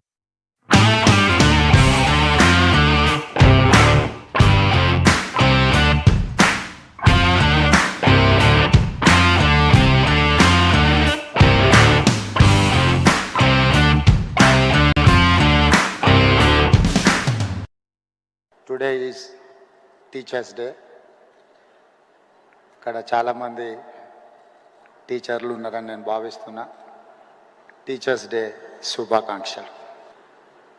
Honored guests, esteemed colleagues, and AI experts. Nothing will change society and lives as technology and innovation. When first railway train and engine were invented, it changed the world. The first aeroplane changed the world forever. The innovation of electricity or bulb, TV, camera, computer, they all changed the world. Today, a greatest of technology innovation is here, artificial intelligence. When any new technology comes, it brings both hope and fear. Hope of how it will make our lives better and fear of disruption of jobs. If we think of India's future, no city is as perfectly ready for a revolution as Hyderabad. In our city, we not only embrace future, but we also create it.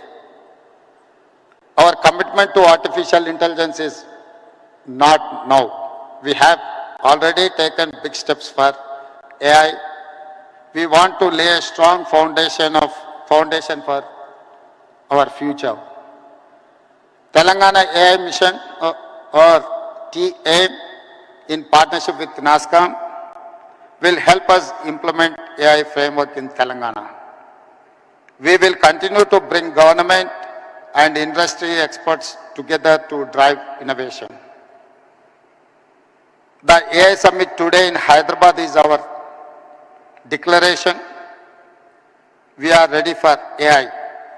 We will create AI's future and set standards.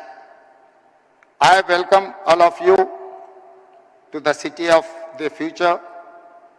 Let us all come together and script a great new future. To stay informed about the startup ecosystem, subscribe to My Startup TV. Hello, sir. Firstly, welcome to My Startup TV. So, we just want us to introduce yourself and tell us about yourself. Sure. Thank you so much for having me here today, or having us today here. I like your TV channel's name, MyStartupTV. My name is Mahesh Nandyala, and I'm a serial entrepreneur in the US. Started multiple companies, scaled them to multiple profitable exits. I'm here to talk about my son. His name is Siddharth. He's a 14-year-old entrepreneur. He started his entrepreneurial journey when he was 12, and he started into coding and all that since 7 years. He has multiple laurels, multiple feathers in his cap. He's the world's youngest AI certified professional. He was born in Hyderabad. That brings us with the Hyderabad connection here. And when the Honorable Chief Minister was in Dallas, Siddharth met with him. And that's the reason we are here participating at the AI Summit, where Siddharth is a keynote today evening. So, how happy are you that your child turned into the youngest entrepreneur? I'm very happy about his journey and his progress. Both my kids, he and his twin sister, have their own companies. They've pursued and embraced the entrepreneurial journey ahead of times. So they started their company. They've been very successful. It's a proud parent moment for me to witness all his growth and the perseverance that they show and the kind of effort that they put in to make their business successful is what that makes me happy. And more importantly, Siddharth is looking at changing lives, leveraging technology through his inventions, which he'll talk to you about. So that's more of a fulfillment for any father. So, what inspired you, getting your son into business and entrepreneur field? So I'm an entrepreneur myself, but I strongly believe that an entrepreneurship or any kind of a journey has to be self-instilled. I don't believe in pushing someone to do something. So he started coding, he started embracing the idea of entrepreneurship. He came and wanted to start a business, and he started his business and has been very successful with his STEM-based business. He's achieving two things. One is the impact that he and his company are creating to change the lives of many. The second thing that he's doing is he's started creating change that drives the entire students and entire ecosystem. So I'm very proud about it, and that's self-instilled. So he likes to do it, and he's doing it. Business means a lot of pressure you have to take in. So, how does Siddharth and you manage to take in all the pressure? So I think they have been, both my kids have been very self-reliant in terms of handling their priorities, in terms of their schoolwork, managing business, hiring employees, being profitable and doing all that. So that's about it. Thank you so much. Okay. Hi, Siddharth. How are you? I'm good. How are you? Thank you for having me. Yeah, Siddharth, can you tell us about the entrepreneur role you're playing? Yeah, so a little bit about me is I'm the founder and CEO of STEM IT, where we skill students on the field of STEM, taking them from an introduction to electronics all to machine learning and deep learning systems. We're essentially creating the next generation of inventors, entrepreneurs, and innovators at STEM IT. So a little bit about me is I'm the world's youngest AI certified professional by both ARM and Oracle, and through my journey as an entrepreneur and as an inventor, I've received proclamations from President Joe Biden, as well as former President Barack Obama, Congress and the House of Representatives, Governor of Texas Greg Abbott, and my city mayor actually declaring September 19th as Siddharth Nandiala Day in my city. So a little bit about me. So thank you so much. Yeah, Siddharth. At what age, like, you got inspired to get into business and everything? Yeah, so I started my company when I was 12 years old because I saw there was a gap in the industry. I've always loved coding and engineering. It's been my passion since I was 7 years old. But I realized that there was a gap in the industry, and that was that I wasn't able to proficiently understand these key concepts in the field of STEM technology, in the field of coding and engineering. And I knew that was a big, big gap because technology is what's taken us to the moon in the past, and it's what's going to take us to Mars in the future. It's what's driving innovation. It's what's driving the future ahead of us. And I knew that there had to be someone to bridge this gap so students could be proficient in the fields of coding and engineering because it's our future. It's where growth is headed and it's where employment is going. So that's really what made me start my own company. Yeah, Siddharth. How is AI helpful for children like this?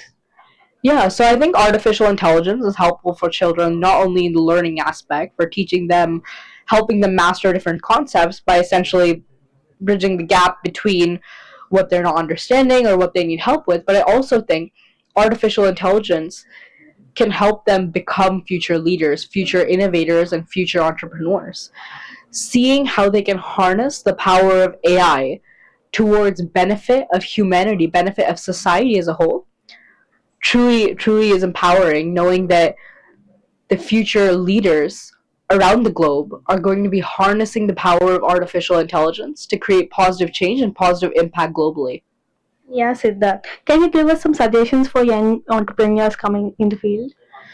Yeah, so I'd love to say for any entrepreneur, any aspiring entrepreneur, any aspiring inventor, innovation is the heartbeat of progress, taking the journey from imagination to transformation.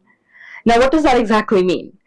That means that it always starts with an idea, and it's always going to be your innovation, your drive, your goals, your endeavors that take your dream and bring it into a reality. It's always important to remember that it always started with a dream. For example, Bill Gates, Microsoft, he never imagined it that it would become the multi-billion-dollar empire it is today. But it always started with a dream. Every entrepreneur starts somewhere, and that's what I'd love to say. Thank you so much. Thank you so much, Siddharth, for your time. Thank you.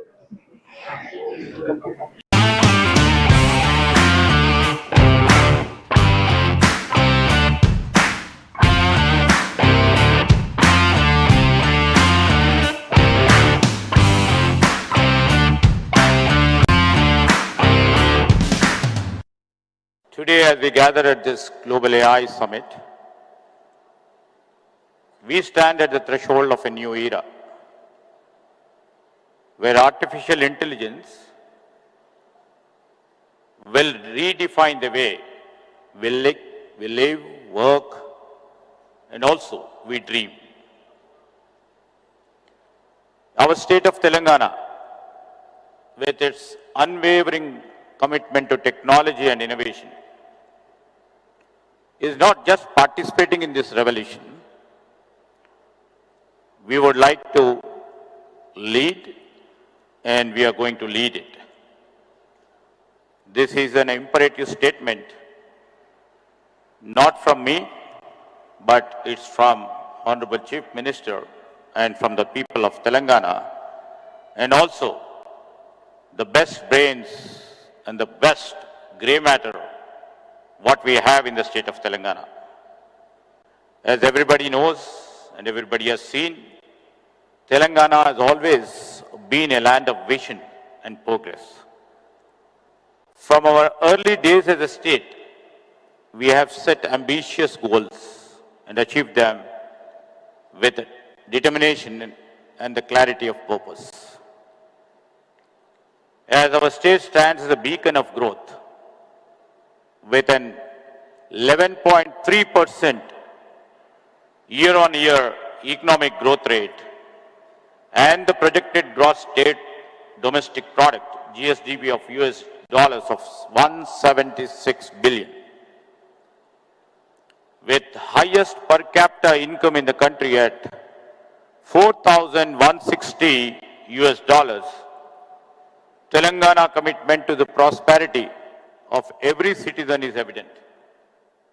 Our vision is to elevate Telangana into a $1 trillion economy in the near future as the dream and the vision set by our Honorable Chief Minister. In this context, our journey into AI is not just a natural progression. We would like to take a bold leap into the future. According to the NASSCOM, as told by Mohan Reddy Garu, this NASSCOM 2024 AI Adoption Index 2.0, India's AI market is on the steep upward trajectory, expected to grow at a rate of 25 to 35% compound annual growth rate over the next 3 to 4 years. Telangana, we would like to place and position ourselves to harness this growth.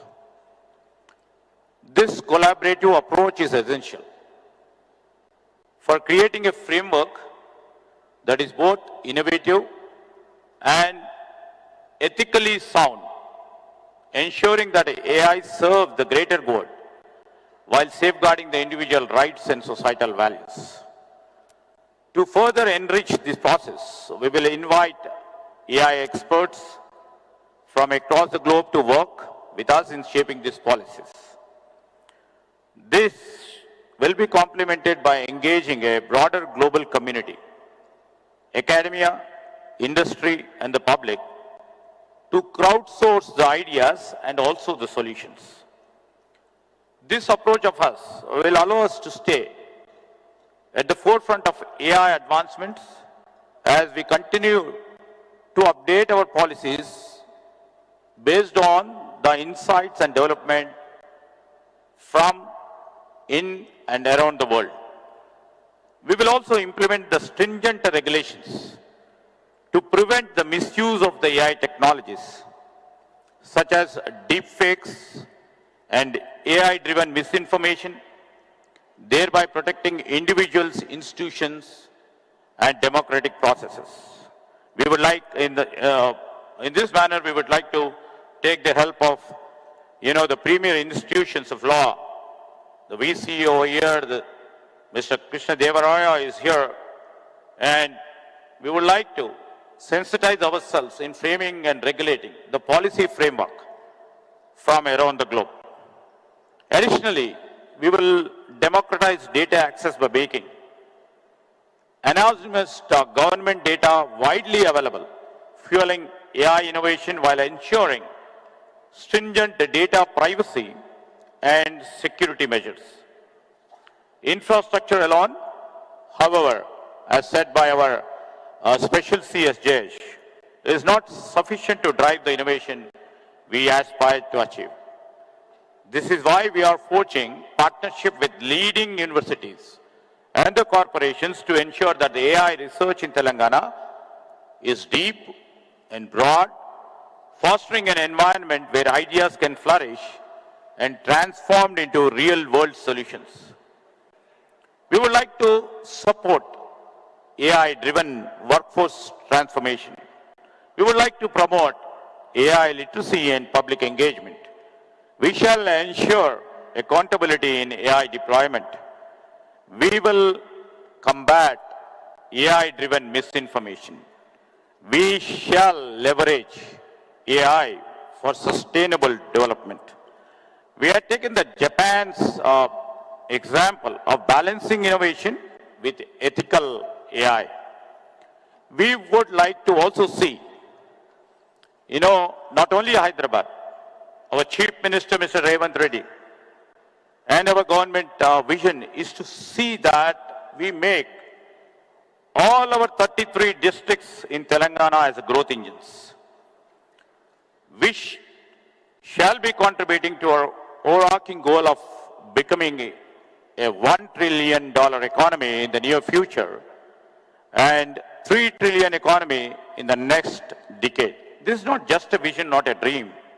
It is a plan backed by strategic investments, robust infrastructure, and unyielding focus on innovation.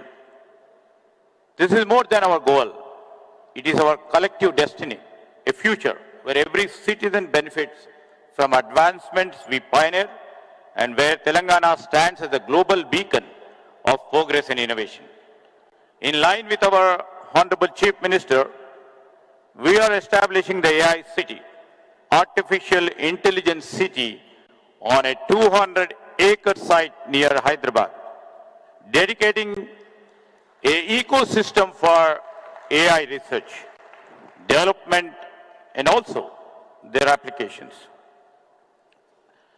This is an ambitious project, I do agree, but we are committed and we will place Telangana at the heart of the global AI innovation, solidifying our state as a technological powerhouse.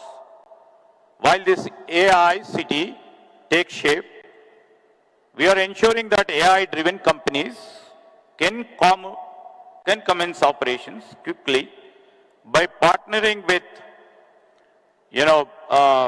WTC, the World Trade Center Shemshabad, offering 2 lakh square feet of world-class office as an interim measure, ever not. This strategic initiative not only accelerates the establishment of AI companies in our state, but also lays the groundwork for further expansion in AI City once it is ready. The AI City will be cradle for groundbreaking advancement, but our vision doesn't stop here. AI City will host the premier R&D institutions, the best and the oncoming AI product companies. And also we shall seize that the startups, the innovation takes place in AI City. And also we will be establishing a AI School of Excellence in this AI City of us. Finally, our AI policies will be designed to evolve with technological advancement, shall ensure that our frameworks remains relevant and effective in addressing emerging challenges, opportunities in AI. Together, you're all here. We will not just transform our state. We will redefine what is possible, making AI work for everyone and setting new standards for economic and technological excellence on the world stage. With this, I welcome you all. Hope your next 2 days of the session will be bright, will be useful, will be informative, will be dedicated for the growth of the AI industry, for the growth of AI innovation, and the excellence in AI research shall and should start from here, and your deliberations and discussions for the next 2 days will go a long way in the channels of our history. With this, I would like to conclude. Thank you. To stay informed about the startup ecosystem, subscribe to MyStartupTV. AI convention for these 2 days is an exercise by our state government to sensitize, to educate, and to bring awareness among all sections of people how AI will influence their life, their lifestyle, their professional lifestyle, how they will influence their productivity, and we would like to sensitize them and also see that at the government level, how shall we see the ethical and non-ethical part, and we'll also evaluate what is good and bad by use of AI, and the deliberations and discussions for the next 2 days, which will give us the insight what should be our policy framework would be. These are the main core issues, and this will show us a way forward in building up our AI city, and AI city, and also build AI capital not only for Telangana and Hyderabad, but also we would like to make Hyderabad, Telangana as a AI global capital.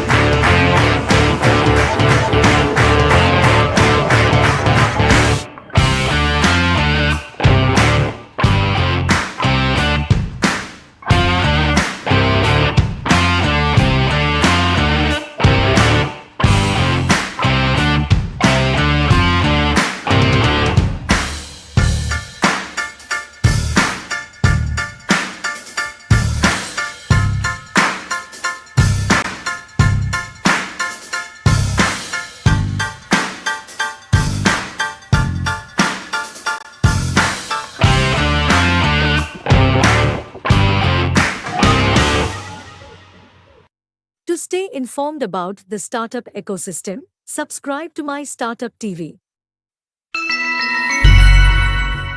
Hello, I'm Ajay. I work with Biocompute along with Anaga and Kangsha. We're Biocompute, and we're revolutionizing data storage infrastructure. So essentially, data storage crisis is a real thing. It's happening right now in the world. As you can see here in this graphic, we currently have 43.8 million football fields worth of data, and we are sort of trying to store that into DNA, which can bring that down to just a shoebox size. And it also saves a lot of energy. And energy consumption by data centers is one of the major things that consume energy in the world. This will drastically bring that down. So how do we do that, and why do we do that? Mainly, one is, like I said, the space that we're solving for. The other one is the longevity of the DNA. So if a hard drive, maybe it may last for few years, this can last for centuries. So there is no cost with the time. And how we do this is, we have 3 separate processes which we will integrate. So it comes with write, read, store, and retrieve. So in the writing process, we encode the binary data onto DNA nucleotides, the 4 nucleotides, as we know. And then we have the reading of the data, for which we use the next generation sequencing. So essentially, whatever, like if you give us a picture, we encode that onto DNA, and we store that on. We write the DNA, and then we store it in a nanocellulose, and then we retrieve it using nanopore sequences again.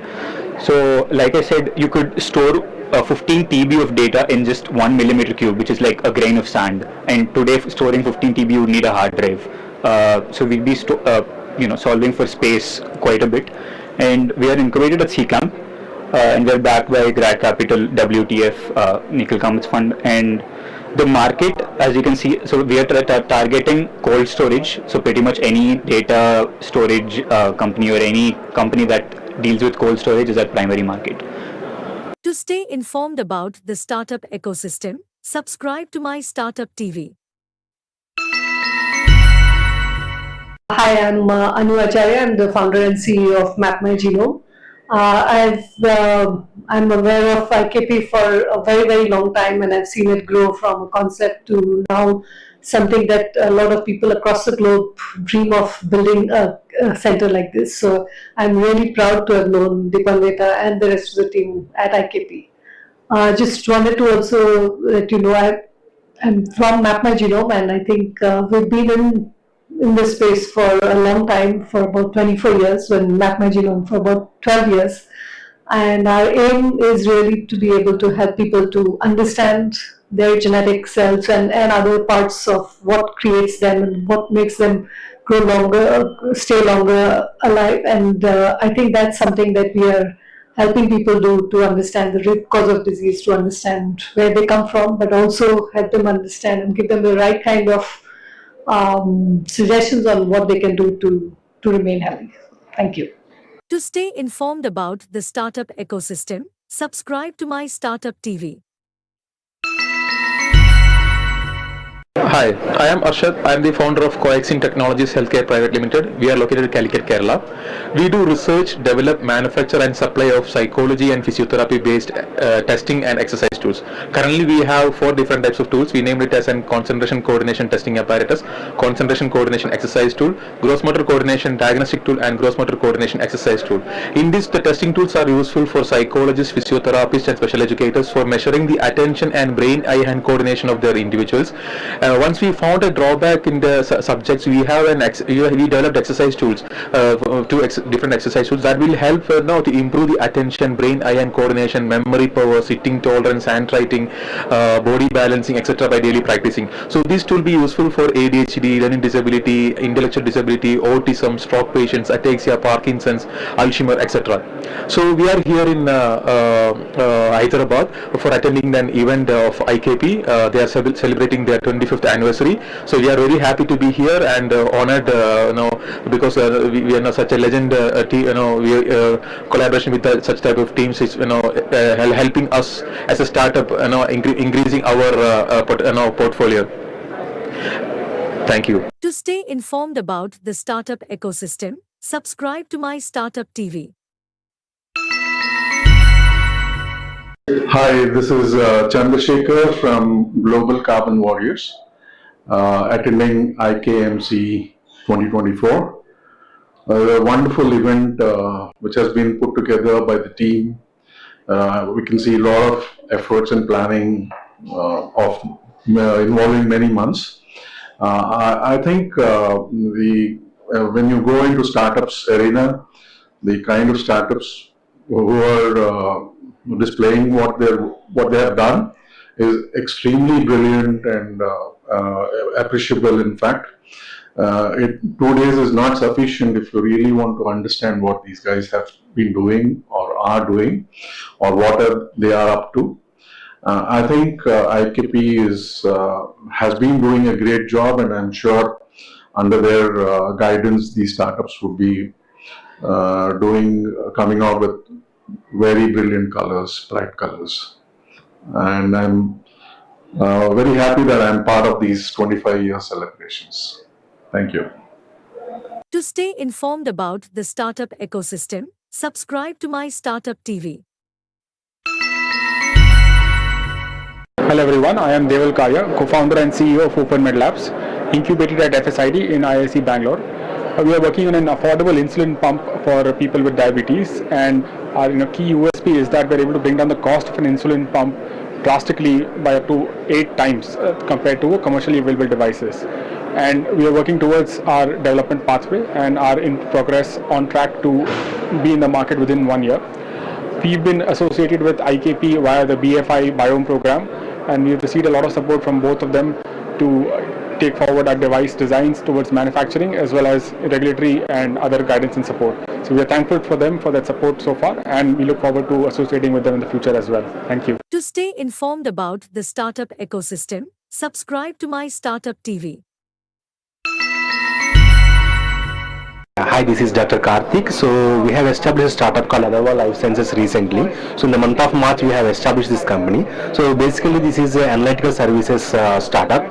So we are offering services to agriculture and the pharma sector, especially the small startups, those who are having any production activities for any medicines or any biomolecules. So those who are unable to establish their own QC sector, so we are offering services for them. So whenever they want to establish their own QC, so we will help them to find out that the equipment or the facilities, and we are giving even manpower support also. So to the young entrepreneurs who are want to establish their own startups, now IKP is supporting a lot for them. So right now I have written a project for my startup. So after scrutiny, so they advised me to come for this investor program. So tomorrow we have meeting with investors. So it will be a great help for us. Thank you. To stay informed about the startup ecosystem, subscribe to My Startup TV. So hi, this is Dr. Srinivas Maddi, founder and CEO of AccuBiosis Private Limited. It's located in Hyderabad and AICCCMB in Hyderabad, and we have a facility in Maulali industrial area. So our company is mainly working on drug repurposing platform for the identification of novel medicines for the autoimmune disorders and cancers. So we are using novel techniques and novel tools based on the biology and then chemistry models, and then we will develop new medicines for the treatment of the psoriasis and atopic dermatitis and cancer models. Now, so we are also using nanotechnology and then AML models to discover novel medicines and to repurpose the medicine. The main approach is a drug repurposing, where it's a novel approach to get the medicines very fast. In the conventional drug discovery, so normally it will take more time to get the new medicines, but in this case we will take the existing clinical candidates and we will repurpose for the new diseases. So this way we can reduce the time of the discovery, a full discovery process, and then we will get the medicines very fast. So from AccuBiosis we are already reached to phase 2 clinical trial stage, and then we are going to do the phase 3 clinical trials very soon, and then we will get the medicines by next year for the psoriasis and atopic dermatitis. In addition to that, we are also selecting some phytopharmaceuticals into converting it to nanoforms, and then we are targeting to the different diseases, which is more safer and less toxic to the patient. So this way we can also bring the medicines from the existing phytopharmaceuticals to the patients safely without any having toxicological problems. And we are also doing certain kind of novel business models and then platform technologies to convert into a business. Especially we developing in vitro models to reduce the utility of the animals in the discovery process. Thereby we reduce the utility of animals in the discovery, and only without animals we wanted to establish certain in vitro models to screen and get the medicines very fast. So in this case we are following 3R principles. One is reduce, reduction and refining the process. So these are the different novel platform technologies. Another one is we are developing a patient tumor organoids models, and also some kind of animal models which will screen the molecules, small molecules and large molecules for the drug discovery process. So overall AccuBiosis is a 7 years old company, startup MSME. So we are having a good revenue generation company. So and we are developing molecules for the different diseases. So since we are reaching to the phase 2 clinical trials for certain molecules. So we are basically not only developing small molecules, we are also working with this large molecular screening, especially monoclonal antibodies and biosimilars. So this way our company is progressing very well. So and support from IKP and support from BIRAC and getting different grants. We got different grants from BIRAC, also seed funding from several investors. So thank you very much for my startup for taking interview. To stay informed about the startup ecosystem, subscribe to My Startup TV. Myself, Dr. Faiz Abbas Abdi, representing Medogal Innovations Private Limited. Here we are developing our innovative solutions named Kilkaria, which is a SaaS-based platform that is a software for the early screening, management and timely monitoring of the pregnancy-related disorders and complications at the time of delivery. We have been backed by major institutes such as SJPGI Lucknow, King George's Medical University, BIRAC, Software Technology Parks of India, MedTech Center of Excellence. As you can see, the preeclampsia rate is 8 to 10%. The postpartum depression rate is 22% in the country, and gestational diabetes rate is also between 10 to 18% in this country. So there is a need of early screening and timely management of the pregnancy related disorders. Our solution is basically a digital health IoT driven platform wherein we are providing antenatal care consultations digitally along with the stratification of the high risk pregnancy cases so that we can detect the complications of the pregnancy much earlier, and by detecting the complications of the pregnancy much earlier, our aim is we will be saving the precious not only the mother's life but the newborn lives, along with saving the out of pocket expenses which usually happens when the complications of the pregnancy takes place at the time of delivery. And these complications enhances the hospital stay for about 6 to 10 days. That makes us like a out of pocket expenses for the patient attendance nearing about 1 to 2 lakh in a normal hospital, and also it makes the burden on the healthcare ecosystem of the state. So that is a big issue. Along with that, we are also screening for the postpartum depression, and we are trying to diagnose early one of the major things, which is the maternity care disorders, maternity care disorders, and mental health screening for these disorders. Our in-house psychiatry and gynecological solutions provides early consultation also, and these solutions are very effective for early risk identification of the pregnancy disorders. And we are thankful for IKP Knowledge Park, which is celebrating its 25th year of its inception, and we are hopeful this solution, that is Kilkaria, would be a very fruitful venture to screen out the diseases. To stay informed about the startup ecosystem, subscribe to My Startup TV. Hello everyone, my name is Gajendra Deshpande. I am running a startup called as Theta Dynamics Private Limited, and at IKMC 2024 we are showcasing our product Hire Hack, which has been just launched 2 days ago. So Hire Hack is a platform for students. It's a playground for students where they can practice their campus interviews. So generally we know that many companies visit campus for recruiting students through campus interview process, and many students are unaware of the process. Many students are afraid of what questions are being asked in the campus interviews. So we created a playground where students can practice interviews. So generally it is based on the company, so they can select a company and questions will be generated and they can record their responses. Our software will analyze the response and gives them the feedback about the good points and about the negative points, and basically it helps them to improve their confidence in the interviews.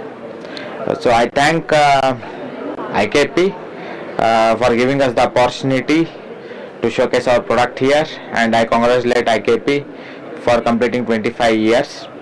And suggestion to youngsters is that just start a startup. Thank you. To stay informed about the startup ecosystem, subscribe to My Startup TV. Hello, my name is Harkesh Mittal. I used to work with the Department of Science and Technology, and I was invited to the ICICI Knowledge Park annual event, IKMC. And it has been a pleasure to be here. And in fact, I vividly recall the early days when the ICICI Knowledge Park was established. It was that time during which very initial stages, the ecosystem was just building up, and something like to establish IKP itself was a great challenge, which a lot of luminaries in this area who came together and made it possible to give us the park in the present shape what it is. It has been a very interesting journey, and IKP is a jewel in the total crown of the startup ecosystem in the country, and it is amazing journey which is emerged. And at this event, it was great to see the hard work which was put in by the IKP team, the entire set of organizers, and those visionaries who had conceived this idea. I must particularly congratulate Ms. Dipanvita Chattopadhyay, the mover and shaper of this entire movement. I call her that glue which kept everybody together from the beginning till the end. And these efforts of the entire IKP team have actually made it possible to what stage we are today. Thank you very much. To stay informed about the startup ecosystem, subscribe to My Startup TV. Hi, we are here with Jogendra Tanikalla, who is the CEO of T-Works. So he gonna speak us about the AKP event. Let's get to know. Hi sir, how are you? Hi Nirnita, thanks for the opportunity. Actually, I'm CEO T-Works Government of Telangana. We are India's largest prototyping center and also manufacturing knowledge partner. So I'm excited to be here at this IKP event, especially because I just went through the startup showcase, and it's very nice to see the startups being supported by IKP and IKP Eden, where they are helping them to take the medical innovations and biological technology innovations to the market. As it is, IKP is quite legendary that it has been around for such a long time and done very impactful work. So I wish them all the best. Sir, as a like CEO of T-Works, what unique things we get to see like in T-Works? So basically we are about manufacturing. So any physical object that you look at, for example, even this mic or this board, anything physical is part of our scope. So we are interested to promote manufacturing for MSMEs, and if you are looking to set up a small industry or cottage industry or factory, we are ready to help you to get started. Yeah, thank you. Thank you so much, sir. Thank you. To stay informed about the startup ecosystem, subscribe to My Startup TV. Hi, my name is Kaviraj. I'm the founder of UDOT. UDOT is on a mission to transform education for the blind. We're doing this because in any high school for the blind, you'll notice that they're not doing science or math. And to stop this, we're building a tactile display, which is basically thousands of raisable dots on a surface, refreshing so that the children can feel animations, braille, and even graphics. With this, we want to make sure that every blind student is able to do science or math and live an independent life. IKP has given us a chance to be part of this expo as well as the Future Stars event. This has given us enough traction and visibility among the medical community as well as potential CSR partners. My advice to entrepreneurs is that please be iterative and actually look for the on-ground value and not for any other high-flying tag. To stay informed about the startup ecosystem, subscribe to My Startup TV. My name is Maheshwari. I'm coming from Core Idea Innovations. I am CEO and founder of Core Idea Innovations. So we have done a eye testing device. So we can see that what you're seeing here is a virtual reality based device. So it is a portable device. We can easily take it. And this is for home based healthcare. So you can just take it to the patient's home. We can connect from anywhere in the world. Okay, so for example, patient is in one city and the doctor is in another city. You can connect and do the eye testing. You can see that the live eye testing that I've been doing in this video. So I've been supported by BIRAC funding. So I'm very thankful to IKP. Through them only I received this funding. So Amrit the Jankar funding. So through IKP I got it. So and also they have been supporting us with a lot of information about the startup, and they will be sending future funding opportunities, and they are sending a lot of information about other startups where we can do the networking. Thank you. To stay informed about the startup ecosystem, subscribe to My Startup TV. Hello, I am Mathur Prasad, Senior Director and General Manager of United States Pharmacopoeia. I lead their South Asia operations.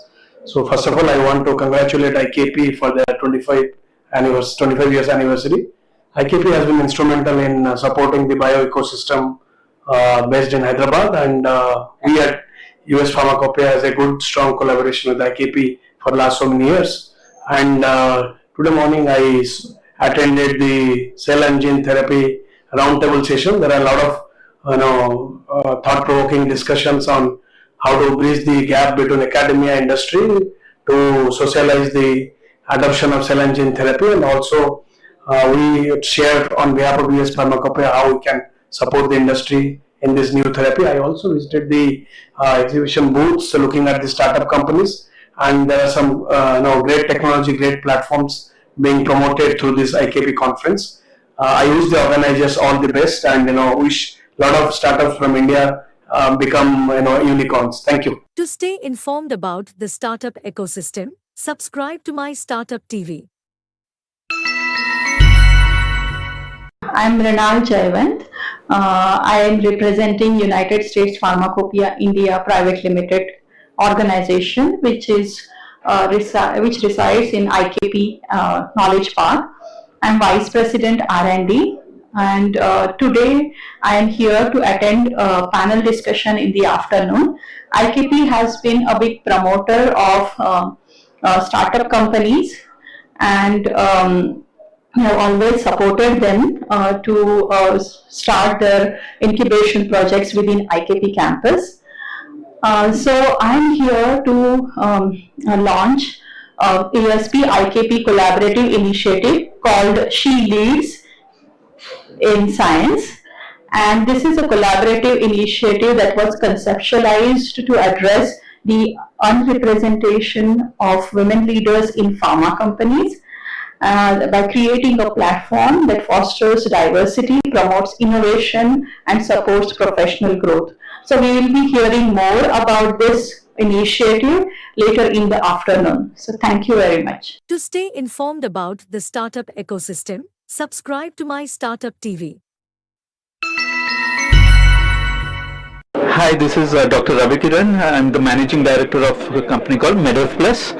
And we are here at IKMC celebrating 25 years of IKP's establishment, and IKP has been wonderful. They have been our BIG partners, they have been our Juncare partners, and the support we have received has made this product launch internationally as well. Thank you IKP for that. And then our product is it's a advanced eye imaging device which diagnoses advanced eye diseases in a very short period of time and anywhere. The accessibility issue has been resolved. And we have one suggestion I have for startups is to go out and then keep selling, keep getting feedbacks from the end users, and that's going to help a lot. Thank you very much. To stay informed about the startup ecosystem, subscribe to My Startup TV. Hello, my name is Ashmita Samal, and I'm the Chief Scientific Officer of Polyorbit Private Limited. So at Polyorbit, we are looking at the bone regeneration or the tissue regeneration capacities, and how to enhance the regeneration capacity of our body by using polymer matrices, and along with that we are using exosomes. So the USP of our startup is using that personalized therapy, and along with that we are also looking into the body's own regeneration capacity by enhancing them with the use of exosomes, which will be isolated from the cells of the patient or the donor itself.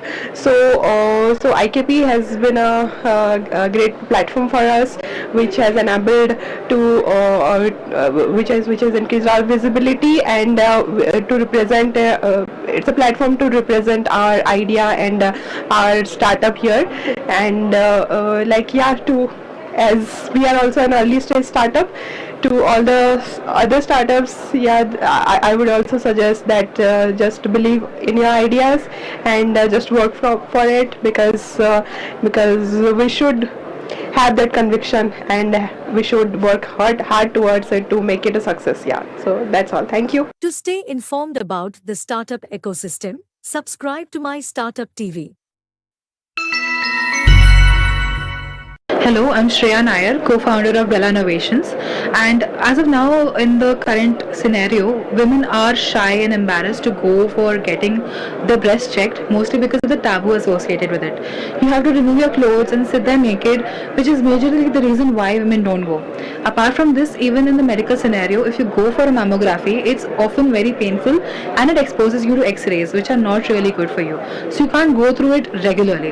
And for women that have undergone lumpectomy and already have diagnosed a lump, it is very hard for them to actually keep track of whatever is going on after that, because doctors recommend you to keep track of your breast afterwards to check for any sort of recurrence.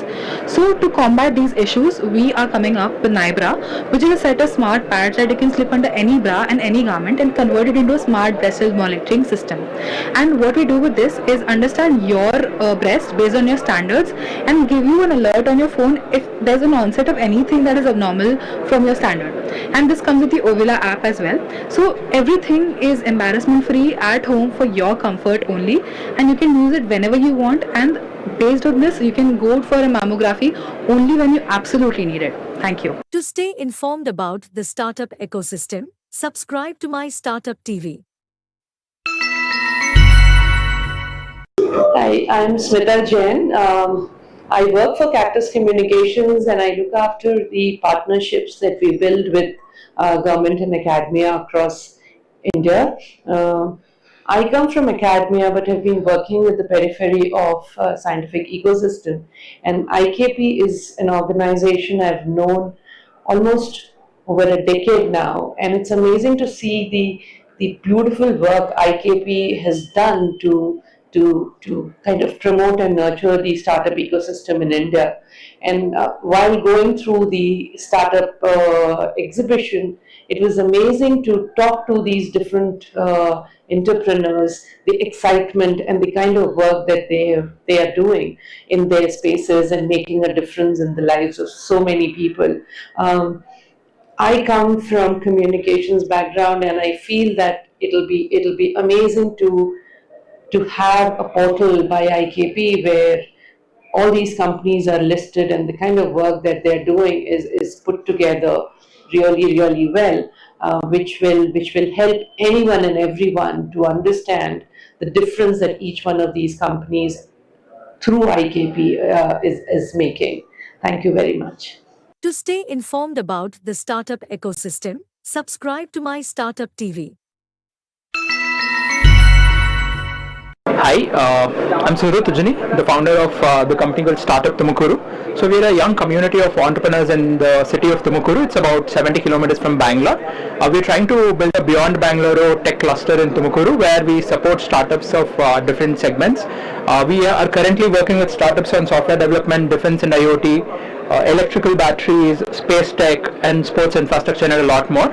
So we are a one-stop solution for building sustainable startups. So a lot of startups tend to chase unicorns, but we are trying to build startups that are sustainable and then they can expand exponentially. I'm very happy to be a part of IKMC 2024. IKP has been a great place to work on. In fact, previously I was working with IKP Knowledge Park, and just about 25 days I've started something on my own called Startup Tumukuru. So IKP is a great community for all young entrepreneurs like me and a lot more. And for anybody who's looking to start up, I think it's a great space to be in. And entrepreneurship requires a lot of guts and a lot of your time. You'll be working 24/7. So if you are somebody who's ready for it, I think you should go for it. Thanks a lot. To stay informed about the startup ecosystem, subscribe to My Startup TV. Yeah, hi, I'm Vivek, co-founder of Plepsi Innovations. We are working on teleoperated robotic ultrasound system in order to provide safe and secure sonography solutions to inaccessible regions. So our motto is to make ultrasound accessible to last citizen of the country. So there will be a robotic system which is in any rural town or a village at the patient side. A radiologist can take the tele connection, a remote connection to the robotic system, and then he can perform the ultrasound scans. Patients need not to travel long distances to get the scans done, especially for pregnant women. Maternal health will be highly impacted if no ultrasound scan is done in the pregnancy cycle. And even in case of early stage cancers, tumors and mass in the body. Ultrasound is a basic diagnostic tool wherein 80% of these cancer cases can be treated with ultrasound. So we are covering almost 66% of the country's population with the teleoperated system where there is no access. Even we are planning to serve to the international market wherein low and middle income countries who are not having access to basic medical facilities such as basic diagnostic tool of ultrasound. That's where we are. We will be in the market in the next 6 to 8 months. Thank you. To stay informed about the startup ecosystem, subscribe to My Startup TV.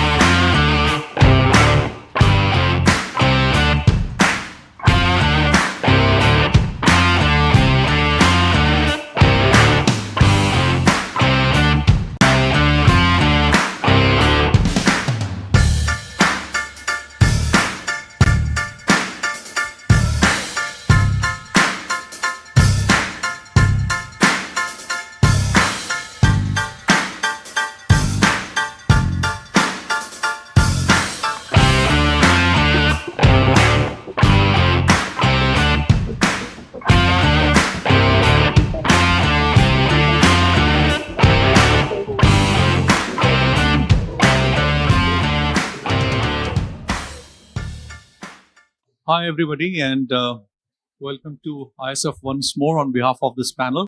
My name is Farhan, and we hope to open up and put forth before you some of the challenges that the agriculture sector in itself is facing, faced with the challenges of technology and the opportunity of technology, and probably also opportunity of climate, of the Indian situation, the Indian economy, etc. Good afternoon to all. I am Dr. G.R. Chintala, former chairman NABARD. So it's very nice to participate in this one. And there are so many challenges because as NABARD chairman, I used to see really what is the agricultural problems.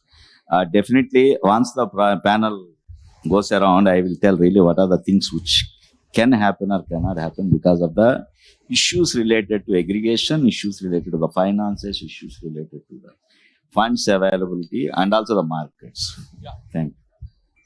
Thank you. We look forward to this because NABARD has been a key player in the agricultural sector of India. So I'll pass it on to Mr. Krishna of ITC now. He can pass it on. Good morning to all of you. This is Krishna Kumar. I'm from ITC. Basic expertise is commodity value chain development, sustainability, and I get great joy for working with Indian farmer for the last 4 decades, focusing on greater value creation to the farmer and entire value chain. Thank you. I'm Dr. Babu. I am the director of Himalaya Wellness Company. So my core competence is how we can globalize our traditional medicines using our medicinal plants and the herbs. So I'll set a context where we work closely with the farmers. Can we provide an alternative, the herbs or the crops where we can increase the sustainable income of the farmers? That's the main goal.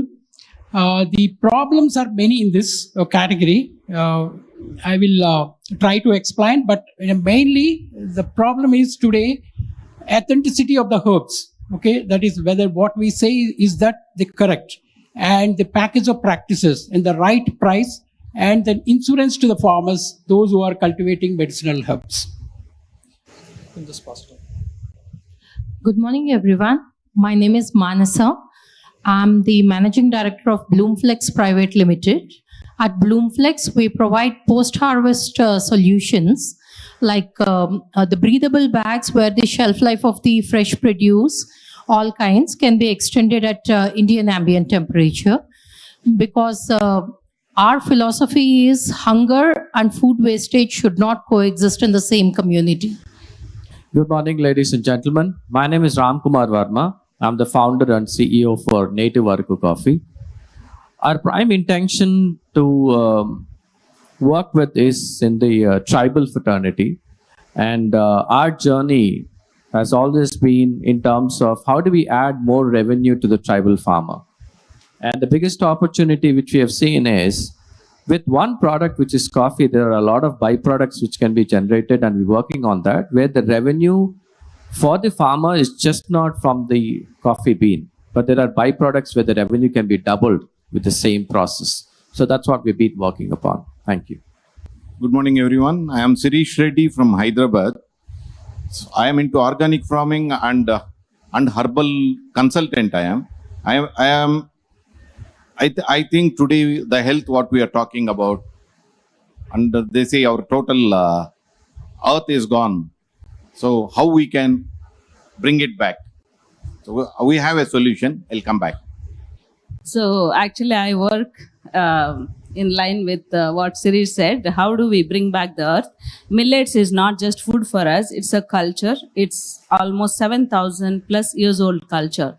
And what we are trying to do from Millet Bank, which I founded in 2020, after seeing my sister was selling foxtail millet for 15 rupees.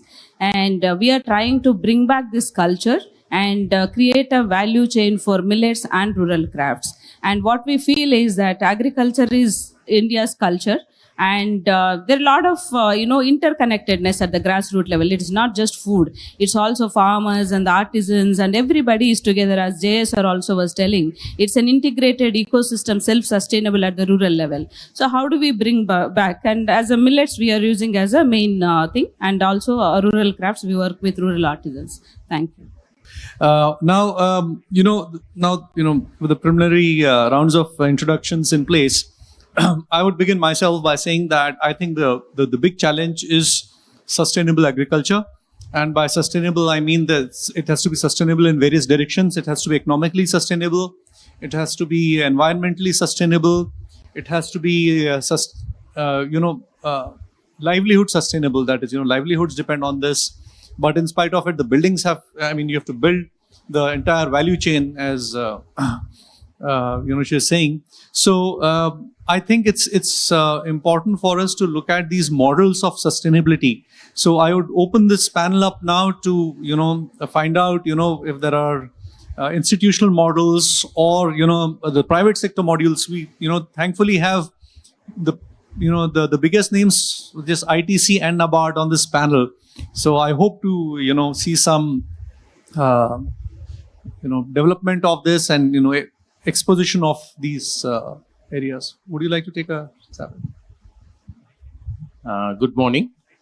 I think as the context was said very well, today one of the biggest driver for impacting entire humanity, economy, and certainly agriculture is climate change. So all of us are experiencing this climate change, which is disrupting the crop production as well as supply chain. So certainly we need a comprehensive policy framework and interagency collaboration. It is very well known fact that the global population is likely to reach 10 billion level by 2050. And to feed the same, we need to double the current food production. Whereas our farmers are facing the challenge in terms of sustaining current level of productivity and quality in the backdrop of the various production challenges, which include the climate-induced variability, as well as other issues like access to right technology, right input. Of course, in the last 5 years, the challenge of skilled labor availability and the cost. This being the case, on the supply side, on the demand side, the consumer is looking for more safer, nutritional products, coupled with high degree of concern for the impact of the climate. All these things together, as the panel chairman rightly said, that there is a greater focus on sustainable food value chain so that everybody has enough food as well as the quality of the food, and it can remain sustainable. That is where, even if you really see the recent policy frameworks and regulations throughout the world, you are seeing greater and greater scrutiny of sustainable way of doing things. Whether you look at the various policy frameworks emanating out of UN goals, CDP, or SBT framework for low carbon footprint crop value chains, or production, or manufacturing, to global biodiversity frameworks. And I think in the recent, even today, it is there in the paper that most of us would have heard the recent EUR directive, which is saying that no deforestation, and any product which need to be imported into Europe need to declare and prove with crop custody that in the last 4 years there is no deforestation impacted because of that product or the process, starting from the farm to factory. So what is the big difference is coming out of this greater focus on sustainability is that not only the consumer is looking at and demanding for safer product and process, the entire international community is enabling, encouraging the countries and organizations to look this aspect with a greater focus, because it has impacting everybody's life, including the farmer. You are seeing, if in my experience in the last 30-40 years, if there was a drought, it used to be drought or excess rain or extreme weather. It used to be once in a 10 years or once in a 5 years.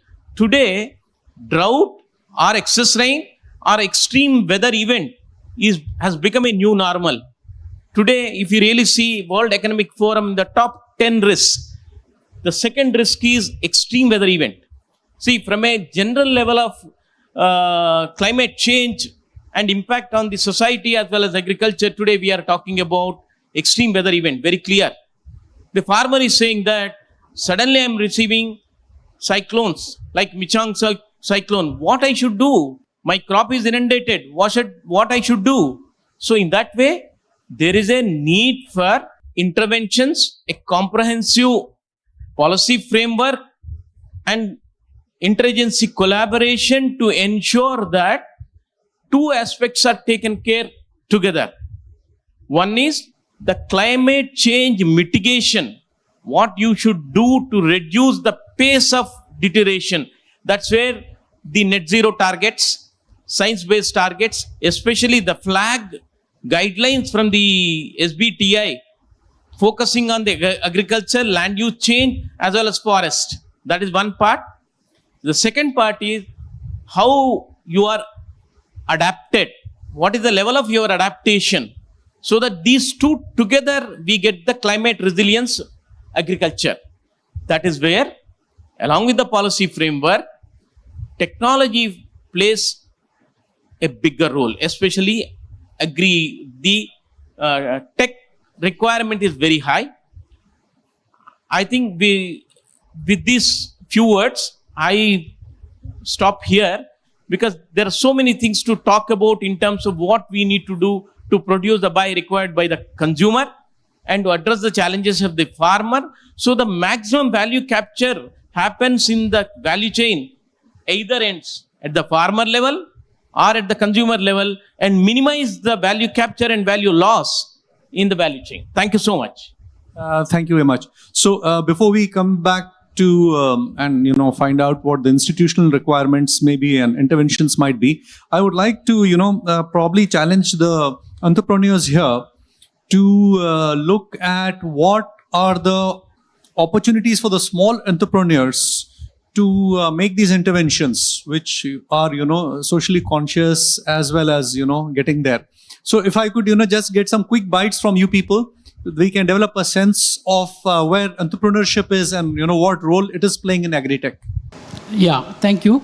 As I told, we represent in most of the countries across the globe, and it is the wellness, it is the health. So what generally we do is we connect with the farmers, we try to provide alternative solutions to the farmers. Today the farmers are conventionally growing certain crops and they know how to grow it. But can we give an alternative options to increase their sustainable incomes? So when it comes to that, I just want to give a background how the sustainability, how the entrepreneurship can be done in the medicinal plants. For example, if you see historically, the India is reported 17,500 medicinal plants. And today, we have around 1,000 medicinal plants in the trade. In Ayurveda, it is reported 980 plants. Whereas with the help of central government, CSR, all the institutions have studied 6,800 plants of their, importance of its biological activity. So during the journey of thousands of years, what exactly has happened? We never took care of these plants. Wherever there is a demand, that is where the focus has been. It is very heartening to note that we lost around 65 very important medicinal plants that are reported in Ayurveda, which are available in the Himalayan range. Today we lost. So the most important in the industry is the sustainability. Okay. When we talk about sustainability, again, in the herbal industry particularly, 30% of the raw materials are cultivated as on today. Most of those raw materials are still depend on the wild collection. So our first effort is how we can increase the sustainable availability of these herbs. Therefore, can we work with the institutions, with our own capacity, develop the cultivation practices of these medicinal plants. So our aim is every year to add 15 to 20% from the wild collections to cultivation. In an effort, we connect with the larger NGOs across the country. Okay. So then if I have traveled across the country to understand that what herbs, where and which geography this can be cultivated. So, and then the farmers' needs are different. Some farmers want returns within 3 months and some farmers can wait up to 6 months. So, and there is always also most important thing is, and the responsibility of the industry is, suppose some of those herbs are trending, like for example, turmeric is trending, ashwagandha is trending. So the industries will put, or the people will put a lot of focus on those herbs. Then what is exactly happened? Most of those farmers trying to cultivate same herbs without realizing what is exactly the demand. It is actually created demand because of trending across the nations. Therefore, the farmers are not getting the fair price. If there is more supply, obviously, this is the one. The most important in entrepreneurship, if I have to put, where we are working, and there are a lot of opportunities for the entrepreneurships. Now the world is, turning from conventional to organic. The biggest problem in this industry is the pesticides, heavy metals. These are all contaminants. When we export these products to US, Europe, everywhere, these are the issues. When a produce coming from India to other countries, these are the challenges. And unfortunately, we have, the organic standards, and people are cultivating the organic herbs. There is a lot of contamination across. So one of the very, very important value addition to this industry is that can we, opportunities, the cultivation of organic certified herbs, then obviously 20 to 30% of the price when compared to the conventional herbs, so we can demand. So that's the one thing.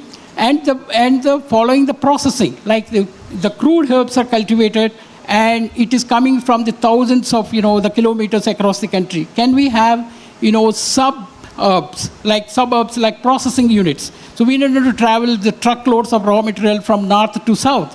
So can we have a semi-processing, industries where we can create an employment?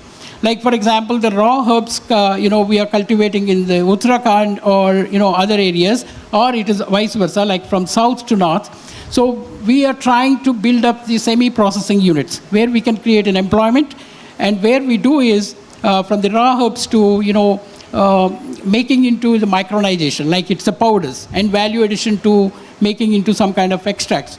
So this is not only the farmers, where we bring in a lot of entrepreneurial opportunities from the biotechnologists. Like we have identified some herbs which can be cultivated, through hydroponics, through vertical farming, where we can improve the yield, where we can do the lot of, the economies to this one. So I feel that there are many, many opportunities as an entrepreneur. One is I can say that, organic herbs, there's a lot of demand. And, the biotechnological intervention to increase the yield of this particular medicinal plants. So there are many, so I can add more. Yeah.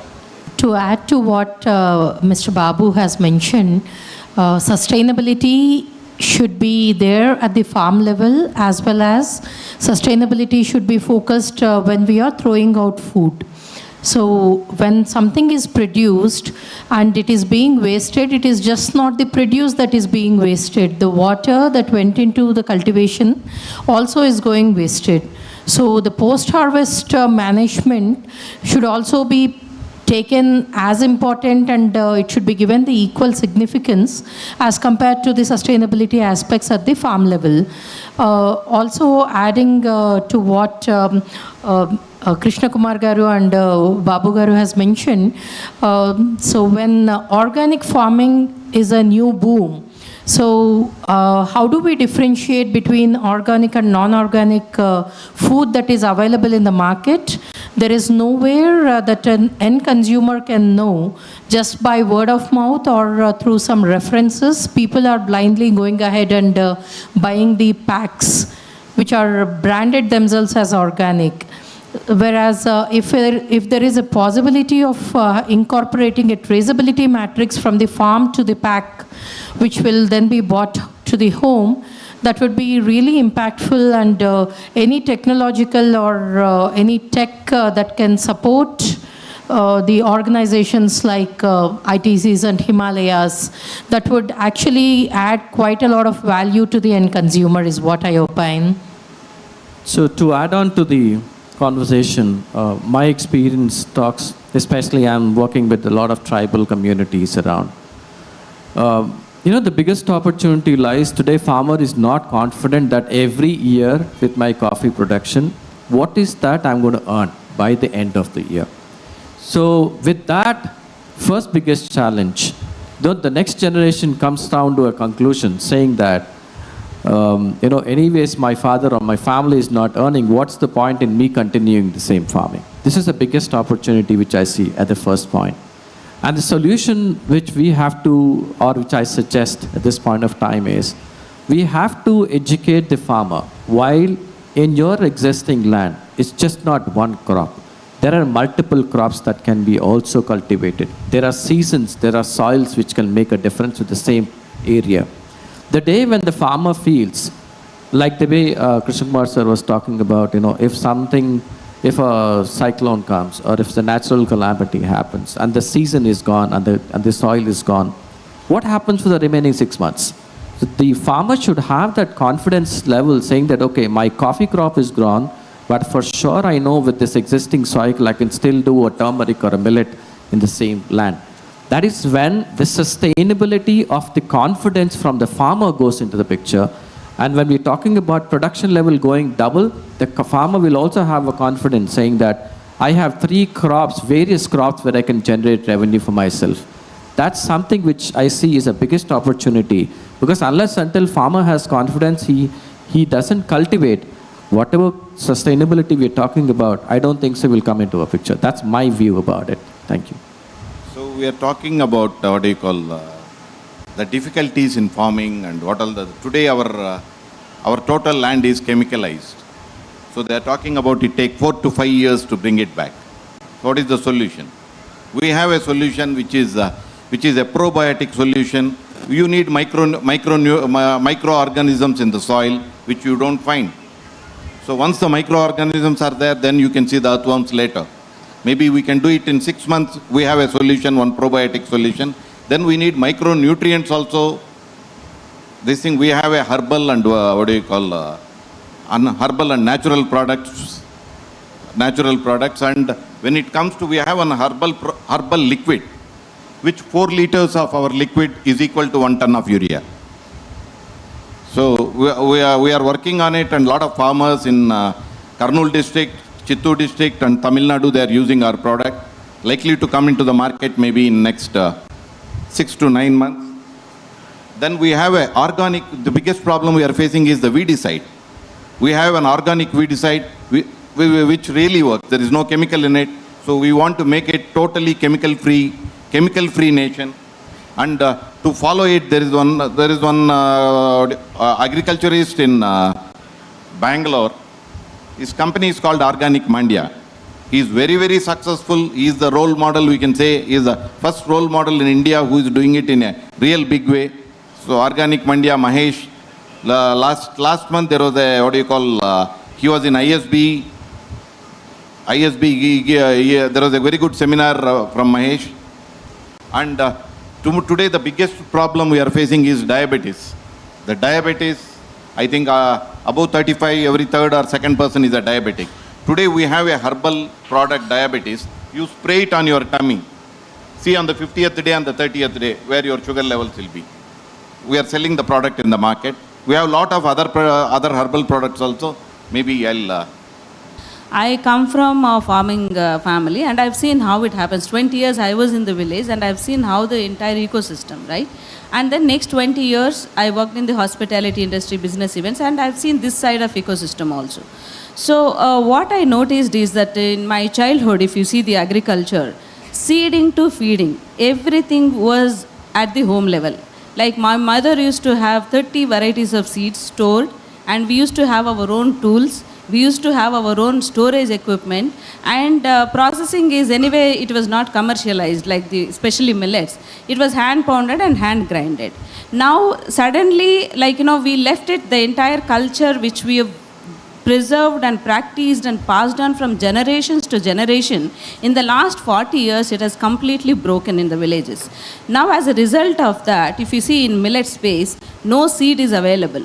When I started my millet journey, I went to Sir's farm in Madanapalli, and I have taken the millet from him. And then, if you look at the storage structure, everything is cement and concrete. There is no culture in the, home architecture itself. There is no storage.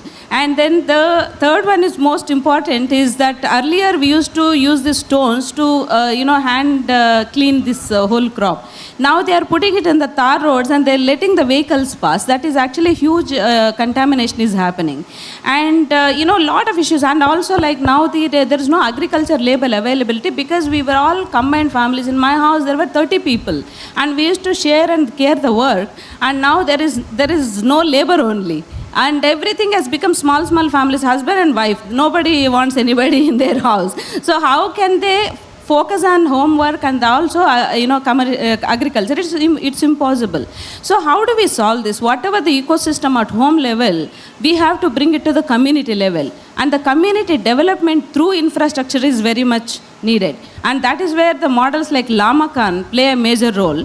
Because what I have done is I have converted our own agricultural shed, which was not used for the 15 years. There were rats. I used it as a museum, millet museum. And that is when Ramaji Rao Garu has seen that, article that I have converted a millet museum. And then he asked his team to promote across the ETV channels. That is how we become a brand overnight.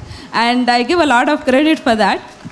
And that is where the community infrastructure, lot of, the rural people, rural youth, they're very good. They have a lot of energy and all skills are there. Only thing they don't have English. And if you can actually empower them and train them and make them open this community center at the grassroots level, where they will also align with farmers and they will connect market linkages and everything that they will be take care. And that itself will work as a unit to, to develop the whole ecosystem in those. So that intervention, that placemaking and the community development intervention is very much needed. And that is where we have to use one certification course called place manager or something like community manager, rural community manager, where they go open this kind of unused infrastructure and convert into community facilities. That is where the opportunity is there at the grassroots level. And otherwise, across the value chain in processing and in, they can open cafes, they can open a lot of other opportunities there. And I would like to, give one more credit to NABARD for our success. Because when we started, we've not gone for any funding. It's a self-funded initiative. I went and presented our case study in Madurai. NABARD MABIF, there is a small incubation center. And they said like, Vishal, don't worry, no photographs are needed, you tell me what you want. I said, I want people who manufacture millet products. Within 24 hours, I had complete list. And then they called for capitalistic fund, and we are the winners of capitalist fund, 40 lakhs. And that is actually made us to be here what we are. So opportunities are there and challenges are there. What we have to do is we have to club it, maybe this end to that end. That's it. Thank you. Thank you. That's Mr. Prasad. He's joined us. He's been a farmer and been in this for the last 25, 30 years now. I will speak a little about millets. After 2023 International Year of Millets is gone, there is a real slump in millet usage and things have gone to the back door. But what I see is in many districts, lot of people join together with the district collector asking FOs to do a very tasty, good-looking millet biscuits or pizza, burger, bread, a lot of. And I could see very colorful, tasty, where children love it. Now what we think of millets is only when you get diabetes, you use millet. So who will get diabetes? Okay, diabetes may come after 30, 40 years. The good food is required for very child who is born in this country or everywhere. ICRISAT here has recently done a survey saying that the children fed with millets, particularly ragi, that is finger millet, have grown 26% more in growth and more in brain development. What is this? So now we are feeding the children with a lot of nonsense, birthday celebrating with cakes, I don't want to name things. And whatever is good and to be a part of our daily life has been thrown out. saying that this is the food for working class. So we eat a lot of pizza, burger, and a lot of things.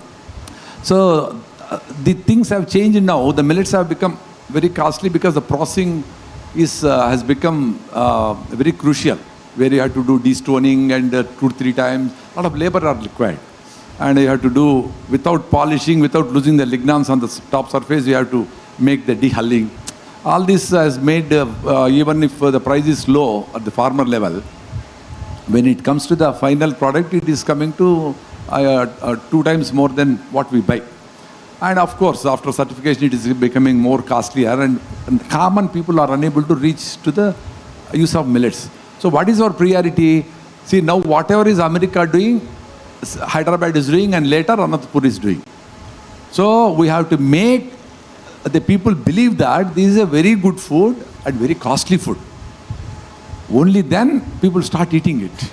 When people in America tear their pants, the people in Hyderabad will tear. When they start eating something wrong, whatever, they will start eating here.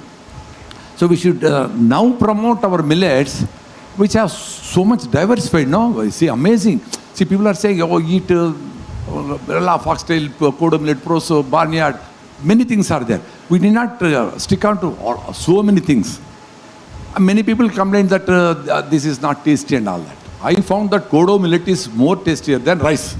So whoever asks me, I'll ask them, shift from your rice, man. What rice? Polished white rice, what taste does it have? Unless you mix chicken, mutton or whatever. Where is the taste for rice? That too, your rice, where you are growing 50 bags by putting 20 bags of urea. Where is the taste for it?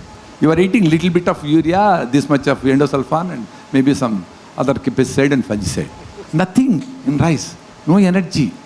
I myself started consuming from 2010, after Subhash Palekar's meeting, organic farming and all. See, once you get connected to nature, it will teach you everything. No teachers are required. You just be with the nature. It will teach you. Once I entered into organic farming, then I started working on air and water. Now we collected roof water 1.4 lakh liters and we are all drinking, making it alkaline, just passing it through limestone, bricks, pieces and sand. We are drinking alkaline water. Your cities people are buying alkaline water 600 rupees, saying that Virat Kohli is drinking alkaline water, black water, red water, colored water. What water, man? Salt. So much confusion for air, water. So millets have become a very costly, and the problem with elite people is how to cook. This is a big story. Say when a lot of non-vegetarians will be there, but I speak like this only wherever I am called.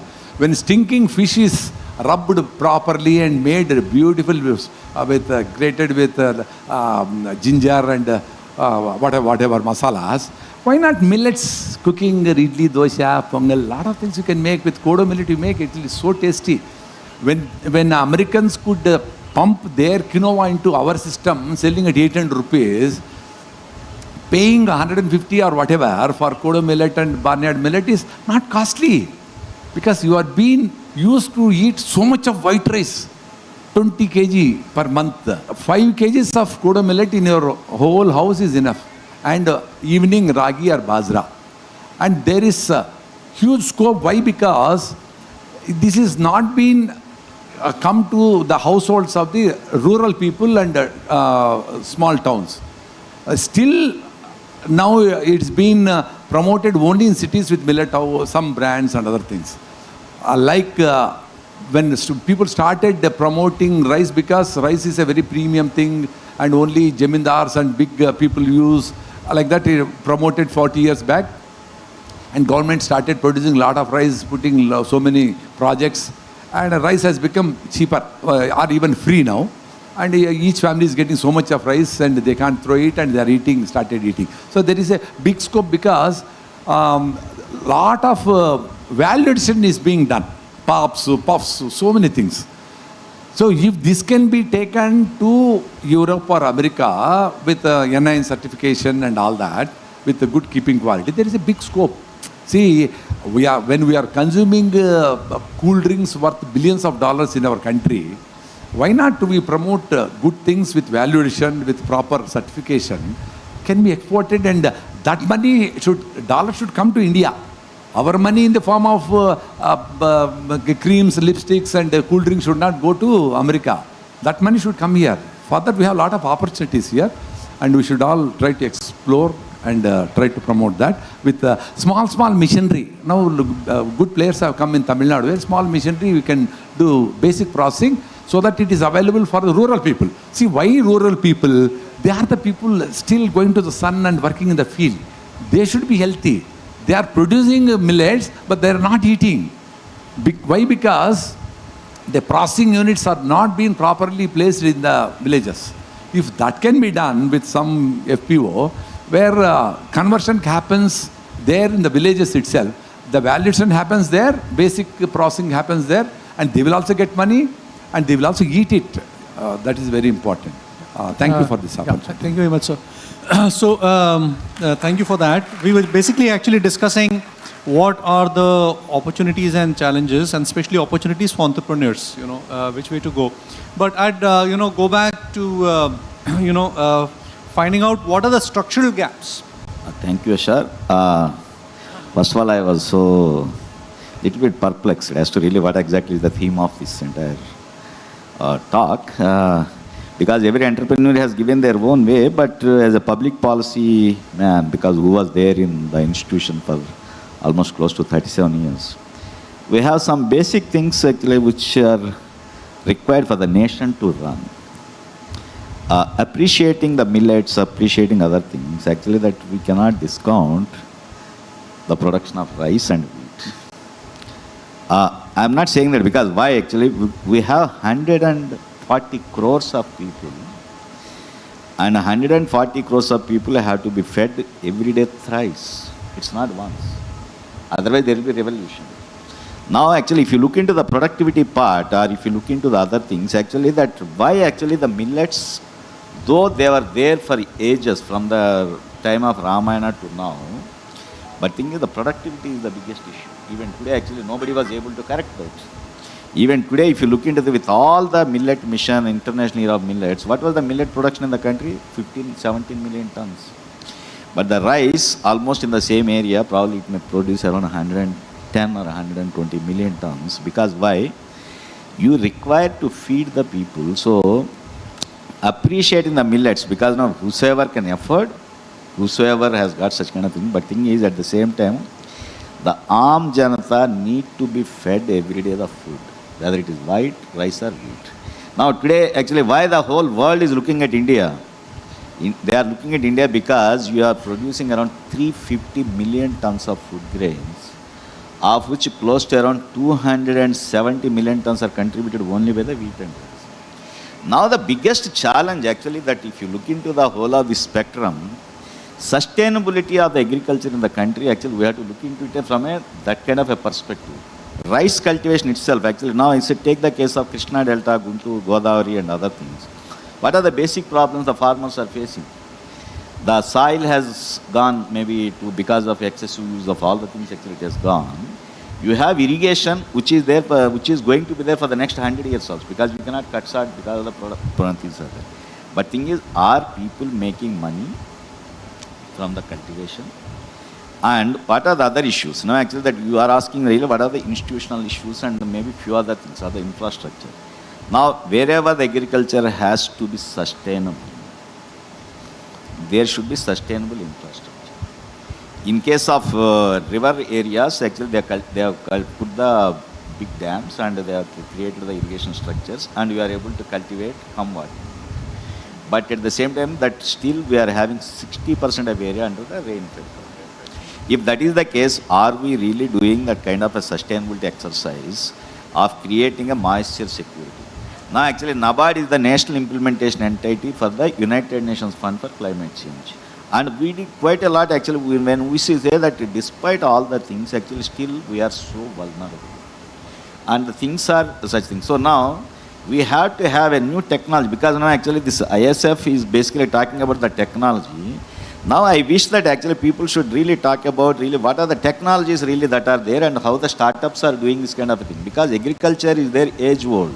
But thing is, are the technologies and the startups are adding any value to this one? Now today, what are the biggest challenges we are having? First thing is excess water or no water. So no, you have to have a balanced water.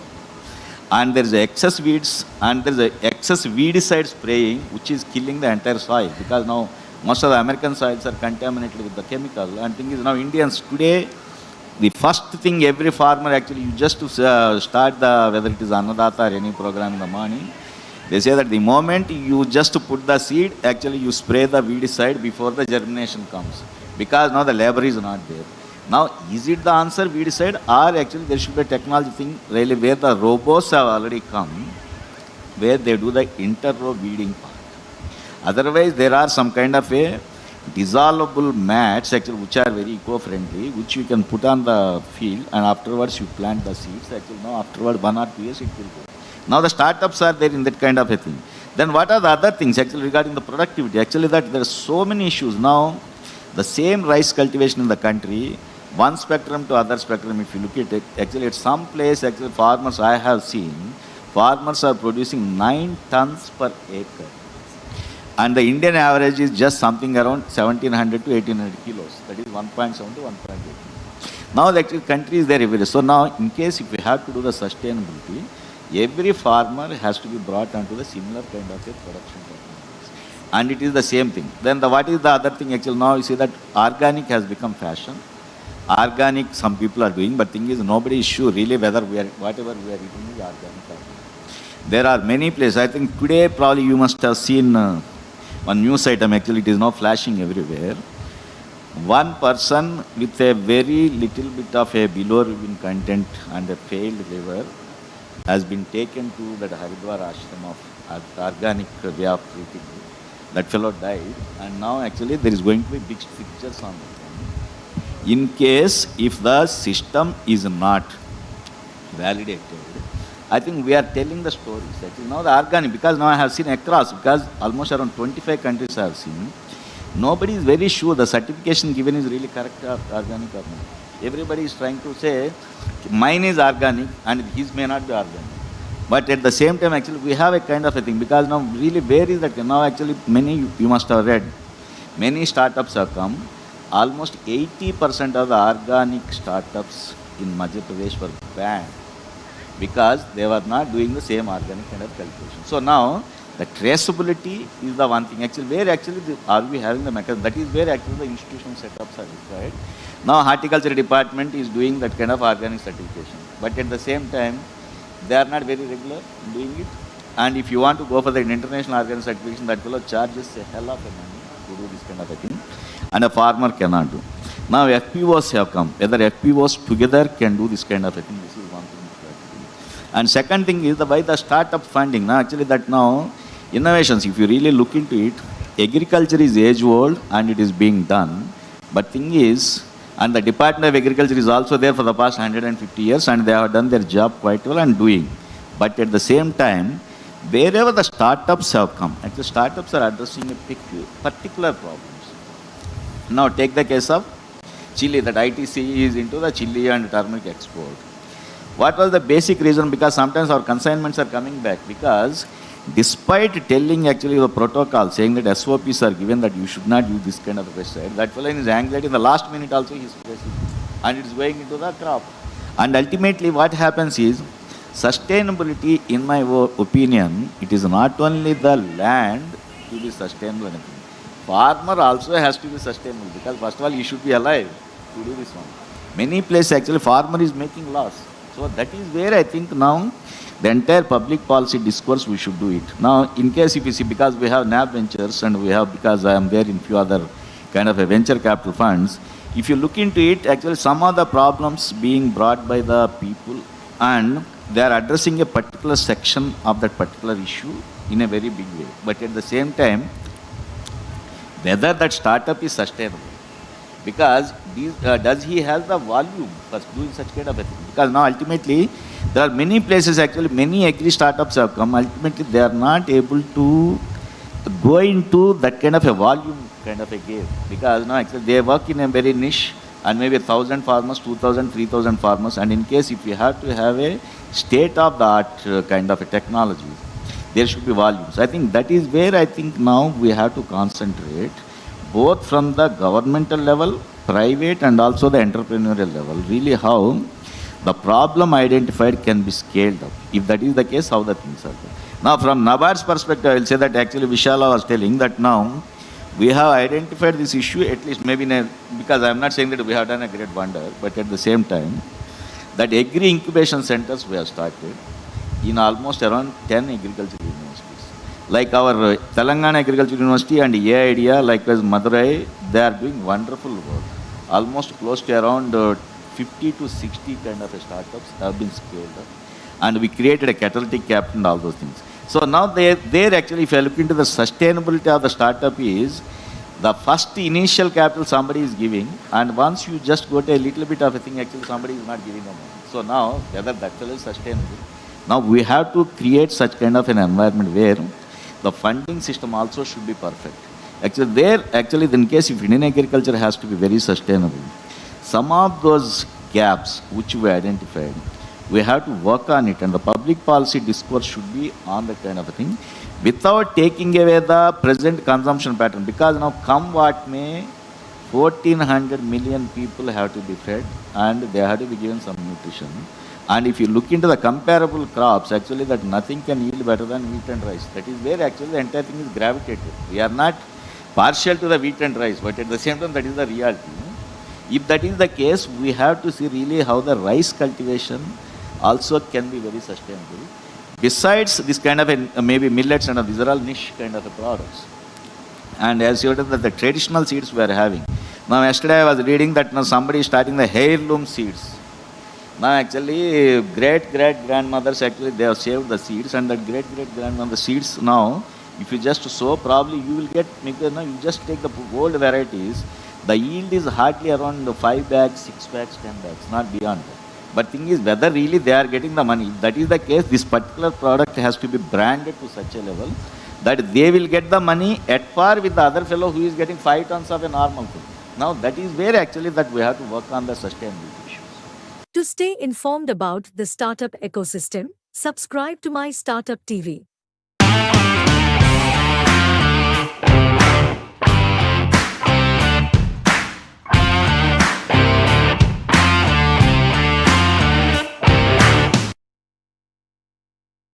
Well, I think it's a lot to process after the wonderful session, very inspiring thoughts.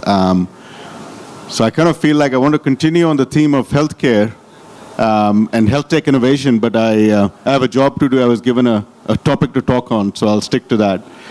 But thank you again for this opportunity, and thank you for a wonderful first half today. So, how many here, let me ask a question. Have you ever had an idea that keeps you awake at night? One that's excited you, it scared you, but also maybe made you feel like it's a bit impossible? Is there anyone here who's had that idea? Yeah, I'm sure if you're an entrepreneur, you would have had that. I had that the first time when I was 23 years old. And I'm going to quote one of my favorite quotes from Bruce McLaren, and he said, it would be a waste of life to do nothing with one's ability. For I feel life is measured in achievement, not in years alone. Could I request somebody to close that door, please? Thank you. How many here know who Bruce McLaren is? Anyone? Okay, one person. How many here like cars? How many here know about McLaren cars? Well, Bruce McLaren was the founder of McLaren, the youngest ever winner of the F1 Grand Prix at the age of 22. By the time he passed away testing his, at that time, the fastest race car, at the age of 32, he had already built the world's fastest automotive company, McLaren. So, I think there's a lot of inspiration to take from people. I will share a little bit about my personal journey. That's what I was asked to share. I want to talk a little bit about my learnings through the process, my simple rules, and possibly also share my thoughts on the future of entrepreneurship. So let me start with my personal journey. I actually come from a medical family. So my parents, my father is an orthopedic surgeon, a PhD, and is someone who has carved his own path because he came from a very successful business family but chose not to go in business but to serve in medicine. He met my mother in medical school where my mother was the youngest medical student in the state of Jammu and Kashmir. They actually had to change the law because she had topped the state board. She was 15 when she went to medical school. And she met my dad when they were in medical school. She also had a PhD and was the first woman to do a PhD in anesthesia from India. So when I told my parents that, look, I don't think I want to pursue medicine, and I didn't really have an idea that, in those days, entrepreneur wasn't really a term that was used that often, but I said, hey, I want to do something of my own. That's the term we used at that time. And for me, what worked was, what my father said to me was, he said, you know what, be limitless, go chase your dreams. But just promise me one thing, whatever you do, always do the right thing. And I think that's the ethos I've lived by, and I think it's helped me tremendously.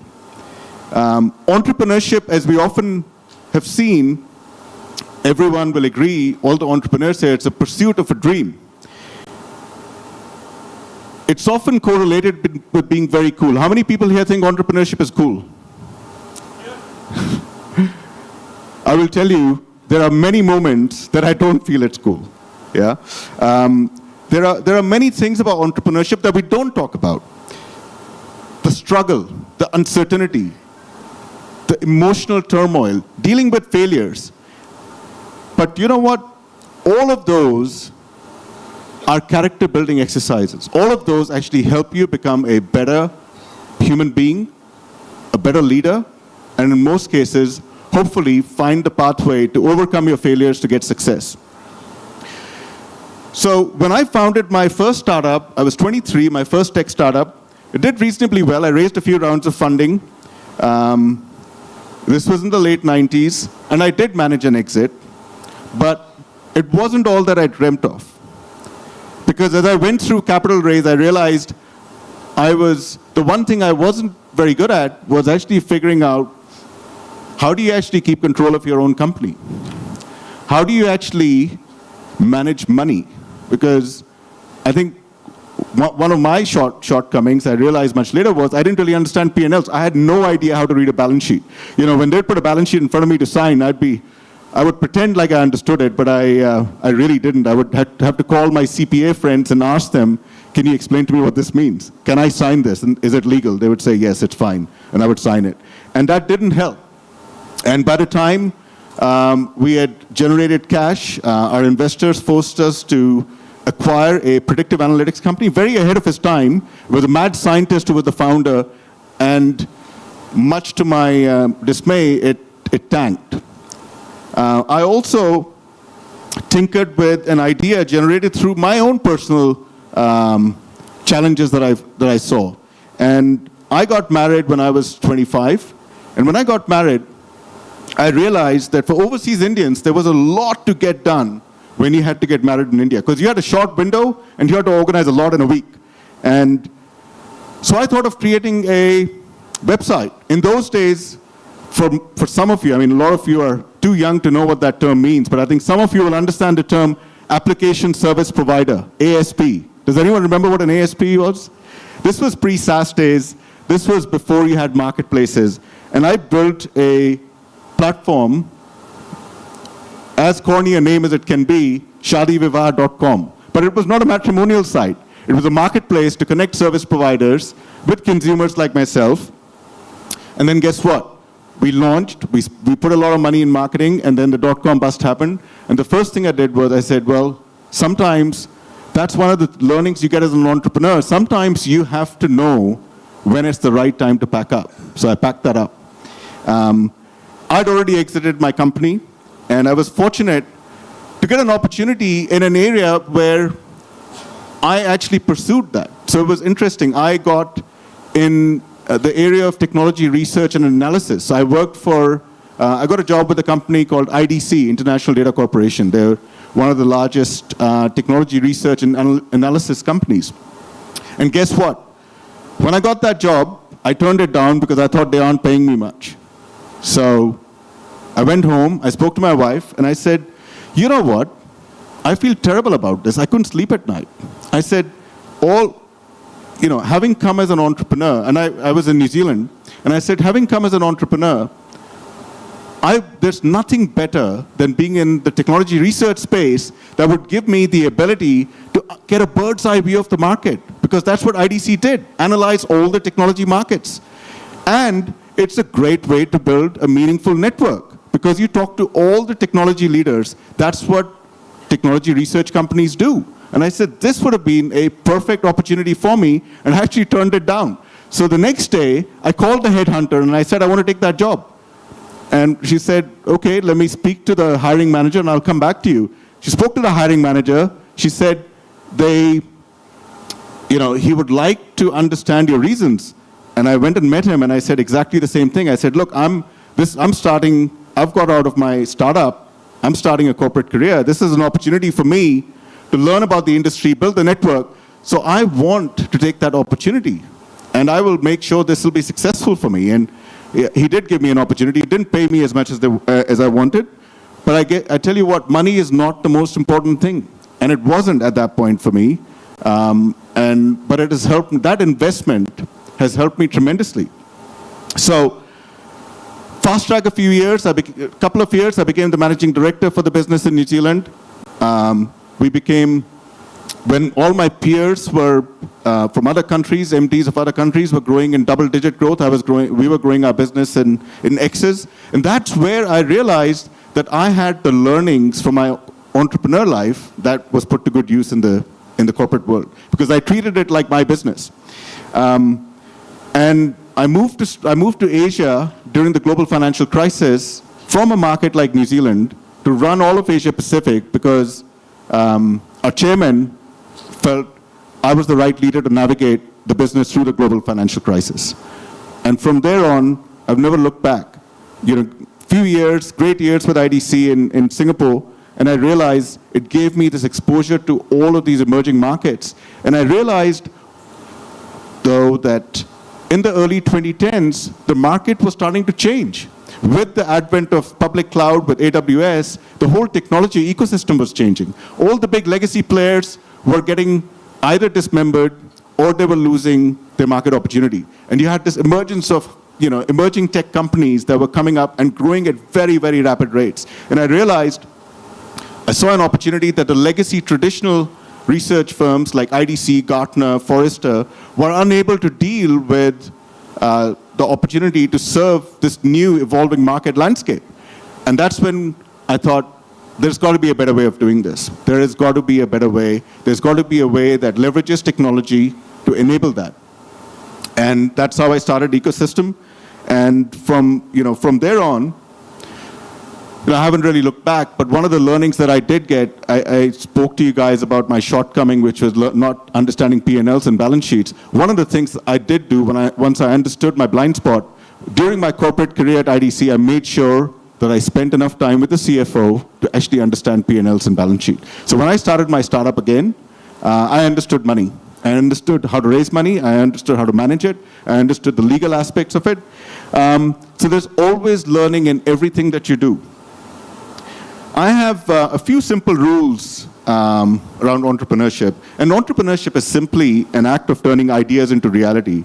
It's about seeing a gap, a problem, or an opportunity and saying, I can solve that. It's about risk, not just financial, but also emotional risk. I think we talked about the fact that entrepreneurship isn't always cool, but you know what? It's very fulfilling. And one of the things that I realized, it can be quite lonely too, right? But that's the thing. There's a reason why they say it's lonely at the top, because when you're an entrepreneur, whether you're a one-man band or you have 100 people or 1,000 people, you are at the top. It is your neck on the line, and it will be a lonely journey. But I've followed some rules to help overcome that. And I'll share some of those. The first one is always to stay the course on your purpose. That has to be very clear. My purpose in life has always been to help people, whether it's companies or people or individuals, my clients, navigate innovation. Be authentic. Always be yourself. Business is always about people, whether it's customers, employees, or investors. They will appreciate it if you're authentic. And I can tell you from my own experience, you can have the most difficult conversations and resolve them if you're authentic, because people appreciate that.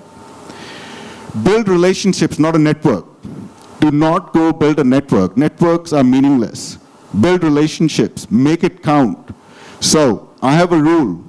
Don't engage with people for business unless you have a very clear sight on how you want to follow up with it. Because otherwise you're going to have an empty conversation. No one has time for that. Create your set of cheerleaders, mentors, advisors. Even if they're not in the game with you, you know they're on the sidelines cheering for you. And they're there to give you some guidance. I have one of them right here. Thank you. And I've been very fortunate, and that's been one of my biggest drivers to also find a way to pay it forward as I help other entrepreneurs in their journey. When you have cheerleaders, keep your mind open. Don't let pride come in the way of asking for help. Be hungry, be humble. Yeah? People want to help people, but you've got to be able to ask for that help. And that's been one of my one of my core principles. Don't let perfect get in the way of progress, right? Because there is no such thing as perfect. What is perfect to me may not be perfect for you, may not be perfect for my team, may not be perfect for my investors. So don't focus on action, not perfection. Resilience, everyone talks about it. It's not just a word, because people often assume resilience is about your mental strength. Don't forget, when you're an entrepreneur, if you're going down, you're taking a whole bunch of people down with you. Your family, your friends. So, resilience is about being open, being vulnerable, and sharing that with people who are supporting you and surrounding you. Because when you need help, it is those folks who will be there to help you. So, and finally, in terms of my simple rules, some of you who know me well will know that I'm actually I have to pray every day. And I have my own prayer. When I was 10, my father said to me, he said, Amit, God's your best friend, have a conversation with him. I didn't know what that meant, but you know what? Since I was 10, I've been speaking to God. So, and obviously my conversation keeps getting bigger because I want to thank God for a lot of things. There are a lot of people around me. There are more people around me and more things around me. So, but to me, a prayer does not necessarily equate to religion. Don't misunderstand me. A prayer is a belief system. Build your belief system. Something that allows you to go out there, step outside, that, in the morning, when you get out of bed, you leave your home, and you step out and you go, you know what? I'll get through this. That belief system is absolutely important. I sleep well every night, despite all the challenges, because I have that belief system. Now, I want to talk a little bit about the future of entrepreneurship as I close my talk. Are you able to imagine a better world through a digital lens? I think we heard a lot about that today in healthcare and longevity. Look, the world is changing so fast. It's hard to keep up. But what this innovation brings is the opportunities to solve real-world problems. And I think some of that we talked about today, some of that you should consider. I'm sure a lot of you are thinking about it, but the nature of entrepreneurship itself is changing now. One thing is for certain, the next wave of billionaires will be AI billionaires. It's already happening. But it's not going to be about building the next OpenAI or the next Google. It's going to be about solving for problems using AI. There is a lot of access, there's a lot of capital available for businesses looking to invest in AI, but that are solving real-world problems. Those working in AI for a long time are probably ahead of the curve, but I'll tell you what, AI has evolved so fast that anyone who starts today doesn't have a disadvantage, because there's so much learning you can take from others' mistakes. The dimension I think to touch on is the intersection of innovation, impact, and investments. Innovation for impact and the investments that are available for it. The market becomes so much larger as an addressable market because you're able to target underserved markets. We heard about rural markets in India today. I think one of the panelists mentioned how you could just build a health tech business by going into rural India. So similarly, as soon as you start to address impact, your addressable market increases, underserved markets and underserved segments of society. There's a role for innovation to play in creating impact for that, and there is enough dry powder that's becoming available. You know, as we heard about this at the health tech roundtable, I wanted to share, and I'm very proud of this. So I chair the board of trustees on TIE, and one of my fellow global trustees is a gentleman called Amit Mukim. Amit has just started as CEO of a company called Immunil. They're one of the 8 companies around the world that solves for cancer treatment through gene therapy and cell therapy.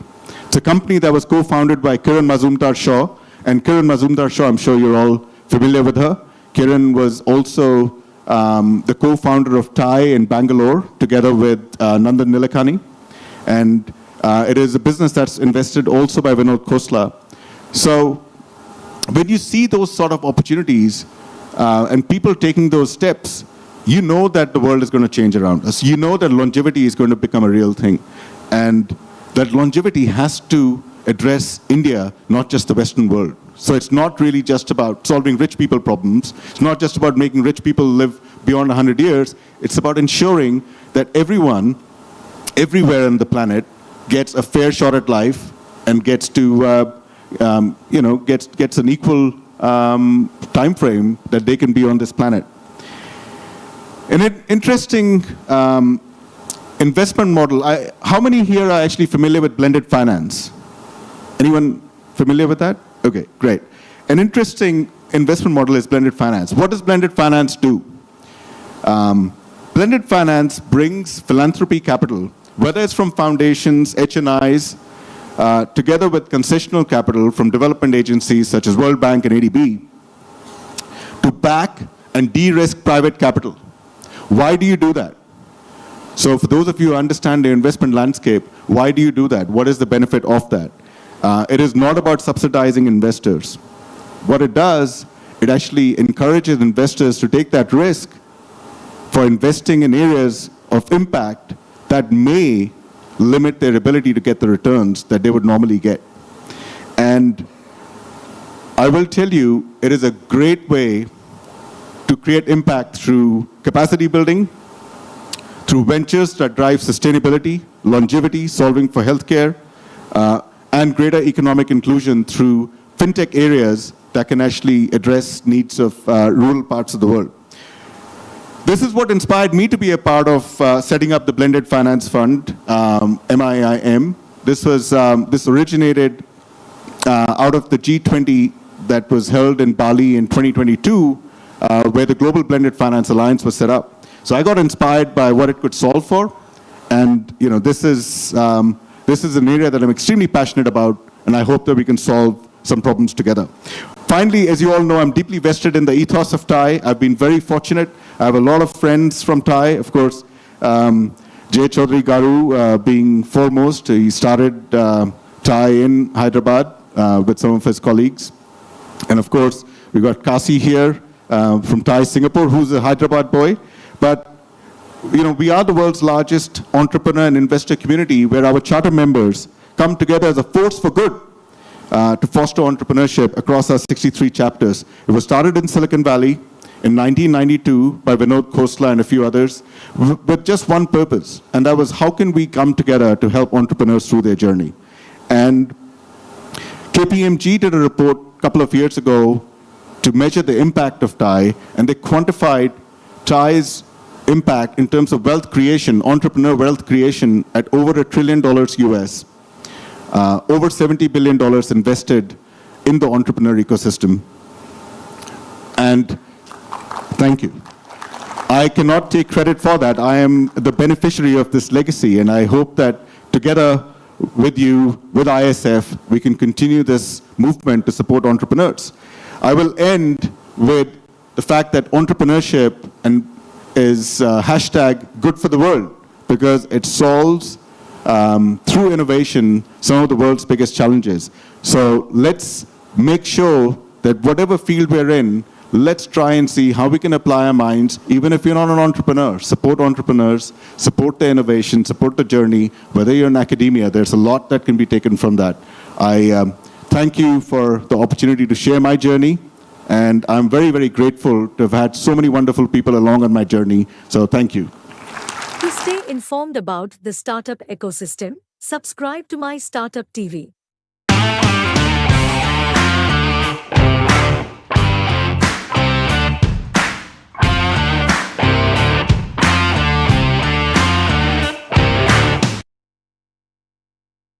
Well, I think it's a lot to process after the wonderful session, very inspiring thoughts.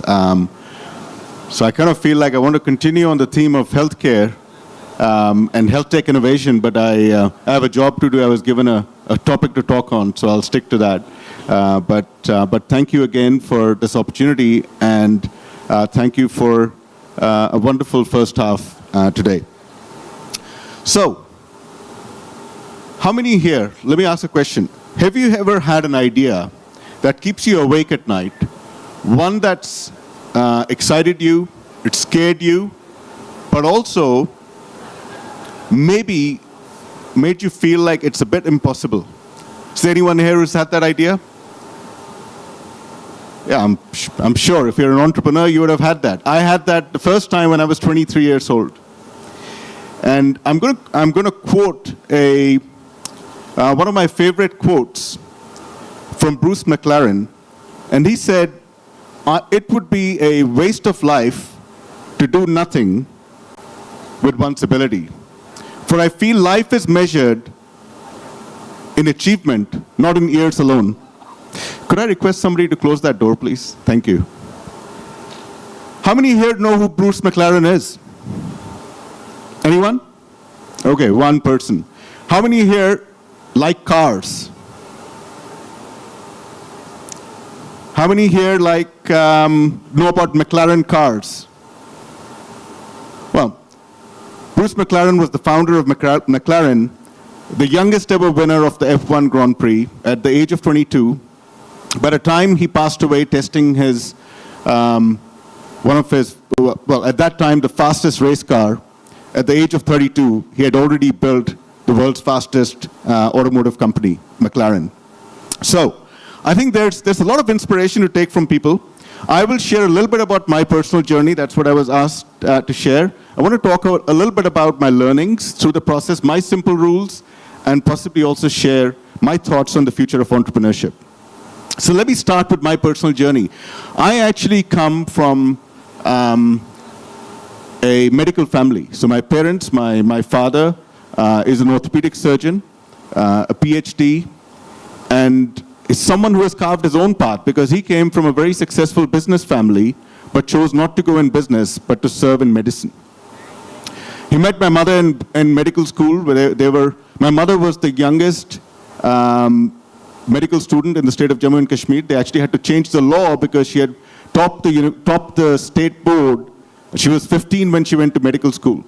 And she met my dad when they were in medical school. She also had a PhD and was the first woman to do a PhD in anesthesia from India.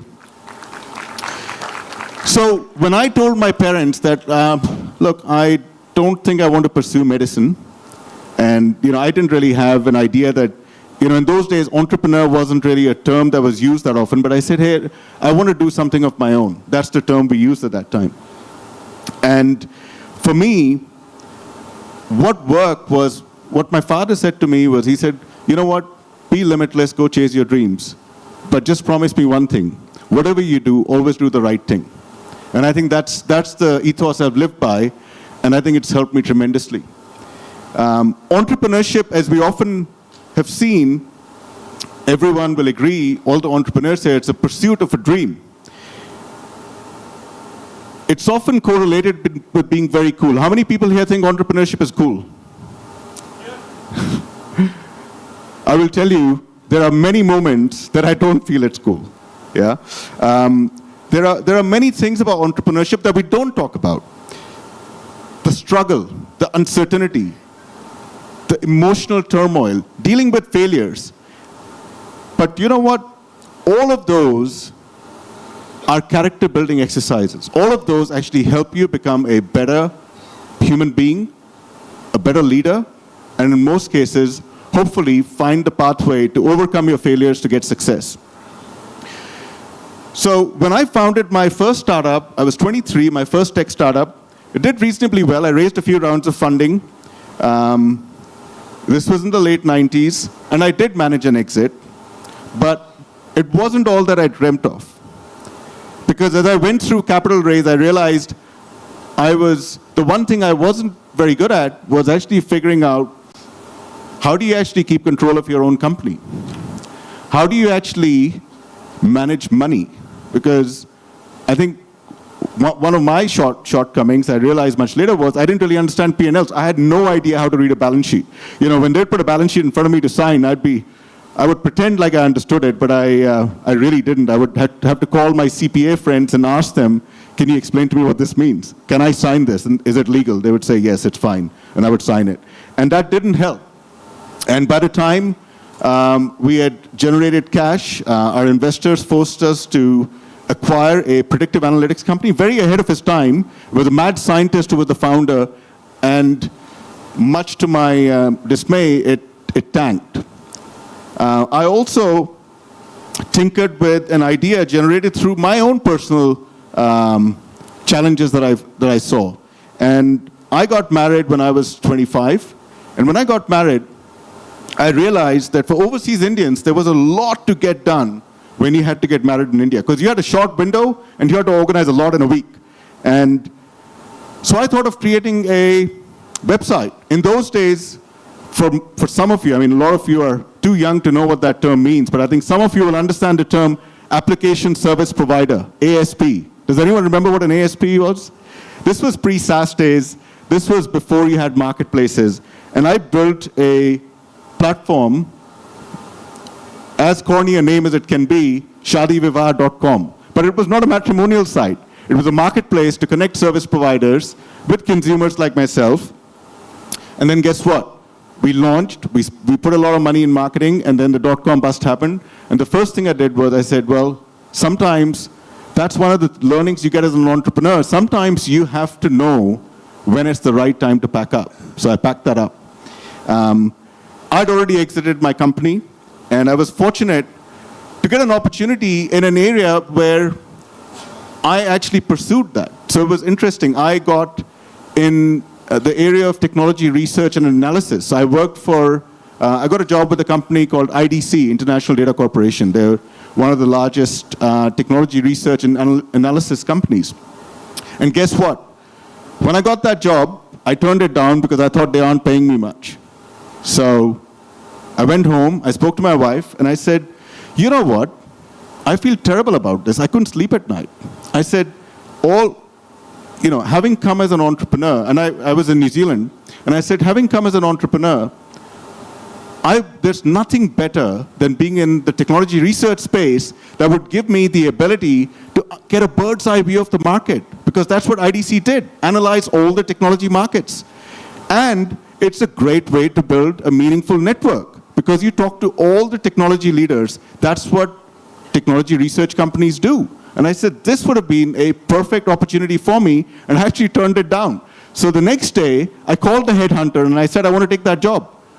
And she said, okay, let me speak to the hiring manager, and I'll come back to you. She spoke to the hiring manager. She said, he would like to understand your reasons.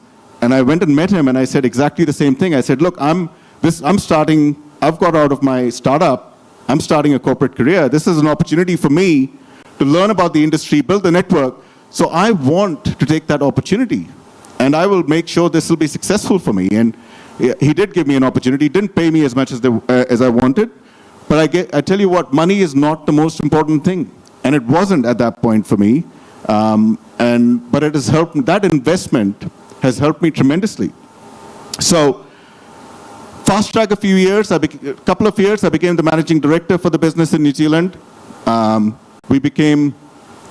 all my peers were from other countries, MDs of other countries were growing in double-digit growth, we were growing our business in X's. And that's where I realized that I had the learnings from my entrepreneur life that was put to good use in the corporate world, because I treated it like my business. And I moved to Asia during the global financial crisis from a market like New Zealand to run all of Asia Pacific, because our chairman felt I was the right leader to navigate the business through the global financial crisis. And from there on, I've never looked back. Few years, great years with IDC in Singapore, and I realized it gave me this exposure to all of these emerging markets. And I realized, though, that in the early 2010s, the market was starting to change. With the advent of public cloud, with AWS, the whole technology ecosystem was changing. All the big legacy players were getting either dismembered or they were losing their market opportunity. And you had this emergence of emerging tech companies that were coming up and growing at very, very rapid rates. And I saw an opportunity that the legacy traditional research firms like IDC, Gartner, Forrester were unable to deal with the opportunity to serve this new evolving market landscape. And that's when I thought, there's got to be a better way of doing this. There has got to be a better way. There's got to be a way that leverages technology to enable that. And that's how I started Ecosystem. And from there on, I haven't really looked back, but one of the learnings that I did get, I spoke to you guys about my shortcoming, which was not understanding P&Ls and balance sheets. One of the things I did do once I understood my blind spot, during my corporate career at IDC, I made sure that I spent enough time with the CFO to actually understand P&Ls and balance sheet. So when I started my startup again, I understood money. I understood how to raise money. I understood how to manage it. I understood the legal aspects of it. So there's always learning in everything that you do. I have a few simple rules around entrepreneurship. And entrepreneurship is simply an act of turning ideas into reality. It's about seeing a gap, a problem, or an opportunity and saying, I can solve that. It's about risk, not just financial, but also emotional risk. I think we talked about the fact that entrepreneurship isn't always cool, but you know what? It's very fulfilling. And one of the things that I realized, it can be quite lonely too, right? But that's the thing. There's a reason why they say it's lonely at the top. Because when you're an entrepreneur, whether you're a one-man band or you have 100 people or 1,000 people, you are at the top. It is your neck on the line, and it will be a lonely journey. But I've followed some rules to help overcome that. And I'll share some of those. The first one is always to stay the course on your purpose. That has to be very clear. My purpose in life has always been to help people, whether it's companies or people or individuals, my clients, navigate innovation. Be authentic. Always be yourself. Business is always about people, whether it's customers, employees, or investors. They will appreciate it if you're authentic. And I can tell you from my own experience, you can have the most difficult conversations and resolve them if you're authentic, because people appreciate that. Build relationships, not a network. Do not go build a network. Networks are meaningless. Build relationships. Make it count. So I have a rule. Don't engage with people for business unless you have a very clear sight on how you want to follow up with it. Because otherwise, you're going to have an empty conversation. No one has time for that. Create your set of cheerleaders, mentors, advisors. Even if they're not in the game with you, you know they're on the sidelines cheering for you. And they're there to give you some guidance. I have one of them right here. Thank you. And I've been very fortunate, and that's been one of my biggest drivers to also find a way to pay it forward as I help other entrepreneurs in their journey. When you have cheerleaders, keep your mind open. Don't let pride come in the way of asking for help. Be hungry, be humble. Yeah? People want to help people, but you've got to be able to ask for that help. And that's been one of my one of my core principles. Don't let perfect get in the way of progress, right? Because there is no such thing as perfect. What is perfect to me may not be perfect for you, may not be perfect for my team, may not be perfect for my investors. So don't focus on action, not perfection. Resilience, everyone talks about it. It's not just a word, because people often assume resilience is about your mental strength. Don't forget, when you're an entrepreneur, you are taking, if you're going down, you're taking a whole bunch of people down with you. Your family, your friends. So, resilience is about being open, being vulnerable, and sharing that with people who are supporting you and surrounding you. Because when you need help, it is those folks who will be there to help you. So, and finally, in terms of my simple rules, some of you who know me well will know that I'm actually I have to pray every day, and I have my own prayer. When I was 10, my father said to me, he said, Amit, God's your best friend, have a conversation with him. I didn't know what that meant, but you know what? Since I was 10, I've been speaking to God. So, and obviously my conversation keeps getting bigger because I want to thank God for a lot of things. There are a lot of people around me. There are more people around me and more things around me. So, but to me, a prayer does not necessarily equate to religion. Don't misunderstand me. A prayer is a belief system. Build your belief system. Something that allows you to go out there, step outside, that, in the morning, when you get out of bed, you leave your home and you step out and you go, you know what? I'll get through this. That belief system is absolutely important. I sleep well every night, despite all the challenges, because I have that belief system. Now, I want to talk a little bit about the future of entrepreneurship as I close my talk. Are you able to imagine a better world through a digital lens? I think we heard a lot about that today in healthcare and longevity. Look, the world is changing so fast. It's hard to keep up. But what this innovation brings is the opportunities to solve real-world problems. And I think some of that we talked about today, some of that you should consider. I'm sure a lot of you are thinking about it, but the nature of entrepreneurship itself is changing now. One thing is for certain, the next wave of billionaires will be AI billionaires. It's already happening. But it's not going to be about building the next OpenAI or the next Google. It's going to be about solving for problems using AI. There is a lot of access, there's a lot of capital available for businesses looking to invest in AI, but that are solving real-world problems. Those working in AI for a long time are probably ahead of the curve, but I'll tell you what, AI has evolved so fast that anyone who starts today doesn't have a disadvantage, because there's so much learning you can take from others' mistakes. The dimension I think to touch on is the intersection of innovation, impact, and investments. Innovation for impact and the investments that are available for it. The market becomes so much more so much larger as an addressable market, because you're able to target underserved markets. We heard about rural markets in India today. I think one of the panelists mentioned how you could just build a health tech business by going into rural India.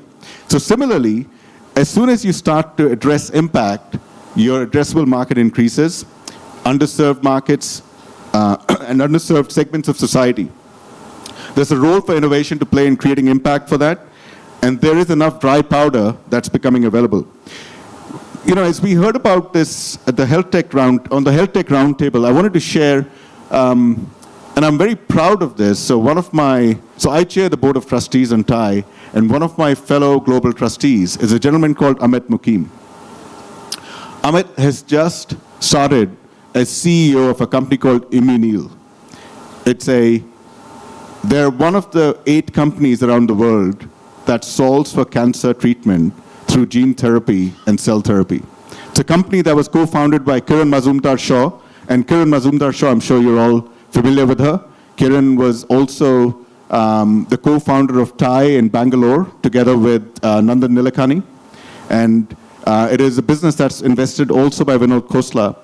So when you see those sort of opportunities and people taking those steps, you know that the world is going to change around us. You know that longevity is going to become a real thing. And that longevity has to address India, not just the Western world. So it's not really just about solving rich people problems. It's not just about making rich people live beyond 100 years. It's about ensuring that everyone, everywhere on the planet, gets a fair shot at life and gets to, gets an equal time frame that they can be on this planet. An interesting investment model. How many here are actually familiar with blended finance? Anyone familiar with that? Okay, great. An interesting investment model is blended finance. What does blended finance do? Blended finance brings philanthropy capital, whether it's from foundations, HNIs, together with concessional capital from development agencies such as World Bank and ADB, to back and de-risk private capital. Why do you do that? So for those of you who understand the investment landscape, why do you do that? What is the benefit of that? It is not about subsidizing investors. What it does, it actually encourages investors to take that risk for investing in areas of impact that may limit their ability to get the returns that they would normally get. And I will tell you, it is a great way to create impact through capacity building, through ventures that drive sustainability, longevity, solving for healthcare, and greater economic inclusion through fintech areas that can actually address needs of rural parts of the world. This is what inspired me to be a part of setting up the Blended Finance Fund, MIIM. This originated out of the G20 that was held in Bali in 2022, where the Global Blended Finance Alliance was set up. So I got inspired by what it could solve for, and this is an area that I'm extremely passionate about, and I hope that we can solve some problems together. Finally, as you all know, I'm deeply vested in the ethos of TIE. I've been very fortunate. I have a lot of friends from TIE, of course. Jay Chaudhary Garu being foremost. He started TIE in Hyderabad with some of his colleagues. And of course, we got Kasi here from TIE Singapore, who's a Hyderabad boy. But we are the world's largest entrepreneur and investor community, where our charter members come together as a force for good to foster entrepreneurship across our 63 chapters. It was started in Silicon Valley in 1992 by Vinod Khosla and a few others with just one purpose, and that was how can we come together to help entrepreneurs through their journey. And KPMG did a report a couple of years ago to measure the impact of TIE, and they quantified TIE's impact in terms of wealth creation, entrepreneur wealth creation, at over $1 trillion US. Over $70 billion invested in the entrepreneur ecosystem. And thank you. I cannot take credit for that. I am the beneficiary of this legacy, and I hope that together with you, with ISF, we can continue this movement to support entrepreneurs. I will end with the fact that entrepreneurship is hashtag good for the world, because it solves through innovation some of the world's biggest challenges. So let's make sure that whatever field we're in, let's try and see how we can apply our minds, even if you're not an entrepreneur. Support entrepreneurs, support the innovation, support the journey. Whether you're in academia, there's a lot that can be taken from that. I thank you for the opportunity to share my journey, and I'm very, very grateful to have had so many wonderful people along on my journey. So thank you. To stay informed about the startup ecosystem, subscribe to MyStartupTV.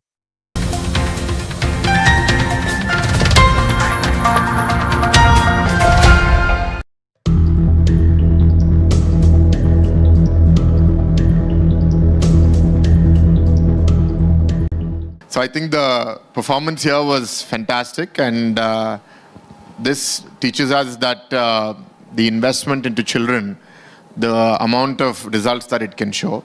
Unfortunately, what we do at Geetham is, in some senses, late, very late. Students come to us at the age of 18, 21, 22. By that point, they're already damaged by our schooling system. I think IIT director here will also agree with me that most of our children are in a destination mindset where I need to crack the IIT, I need to crack this, but they don't think what they're going to do after they get there. So I think with effort like this, I was just speaking to Mr. Dimitri, he said he's been in India for 9 years. And the output that they performed is truly world class. So if you can invest into children at the right time, I think the results that can happen. So I will request Jaya Garu and everybody else over here. The Junicorns program is a fantastic idea. I think more such things should definitely happen. And we should be investing into our children. We started an early childhood school in Geetham in Visakhapatnam called Swecha, Freedom from Society. Basically because the schooling system is beating the curiosity, innovation out of children. And by the time they reach us, devoid of passion, motivation, ability to work hard, and also resilience is low. So pressure is really getting to them. These are causes of great concern. I really want to appreciate Raj Garu for thinking just now to donate 1 crore for such a good organization and good program. We'll invite you to Geetham also, and we'll make our kids also do some good things so that can be very generous to us at Geetham. And I'm in 2 boards, Public Life and this, and we have been visiting schools because our education minister is also a very young, well-educated leader. And I was quite sad. We went to a school, a public school, one of the largest public schools in Andhra Pradesh in Visakhapatnam. It had 4,300 students in 2019. It has 3,400 now. We spoke to 10th grade students, and we made them read a passage in the English textbook. And they read it, 2-3 of them, with some difficulty. I would rate their reading capability at about 5 or 6 on 10. But their understanding was about 1.5 or 2. And this was, by any standard, one of the best public schools in the state. And what does it say about our education system? And the government schools employ the best of the teachers, much better than private schools at that level, at that economic status. So this is a matter of great concern. These are the ones who are feeding into universities. So I don't think we need many greater universities in India. We need many greater schools. I think I'd request, there are a lot of billionaires in front of me. That's why I'm saying this. I'd request all of you to focus your efforts and philanthropy on early childhood education. That I think is the most important, on motivation, on leadership, because it's not just about recruiting good teachers. How do you manage them well? How do you keep them motivated? How do you ensure that infrastructure is well maintained in public and in private schools? Because that's when the kids have the innovative spirit, the curiosity, the willingness to try new things. By the time they come to us, they just want marks, they just want to avoid things. And now AI has made it so much worse. We can't tell, right? So in that, they're surprisingly very innovative. Any exam we try, they're so innovative on how they can cheat the exam. So that they're one step ahead of us. Our faculty are always playing catch up. So these are serious problems. I think as a public representative, I want to say some good news for myself, that I was at a talk for AI. I believe AI is going to disrupt public representatives the last. So my job is much safer than all of you. But educators and everybody else has a harder time ahead. So we all have to think really hard about what we need to do to survive, to adapt, to prepare for this future that's ahead of us. At Geetham also, we're trying to rekindle the spirit of curiosity, and to some success. I think there's a lot more that we can do. And at the state level, we are really eager to do a lot of good things, but education is like planting a seed. It takes many years for it to bear fruit. But unfortunately, we are judged every 4 years, and then we get into campaign mode, and we have little time to do much else. But I think activities like this really inspire, give us ideas that we can take back home. Even today, I think there were some really good ideas. I want to appreciate Jaya Garu and the entire organization team and Vamsharam Garu for sponsoring such a organization, for sponsoring such a good event. Thank you for inviting me. Although I'm not elected from this state, I have a quota here. We have a campus of Hyderabad, so I can say that I'm president of Geetham in Hyderabad, and that's why I'm here visiting this event. So I can use both hats. Thank you very much, and I wish you all the best, Andy. To stay informed about the startup ecosystem, subscribe to My Startup TV.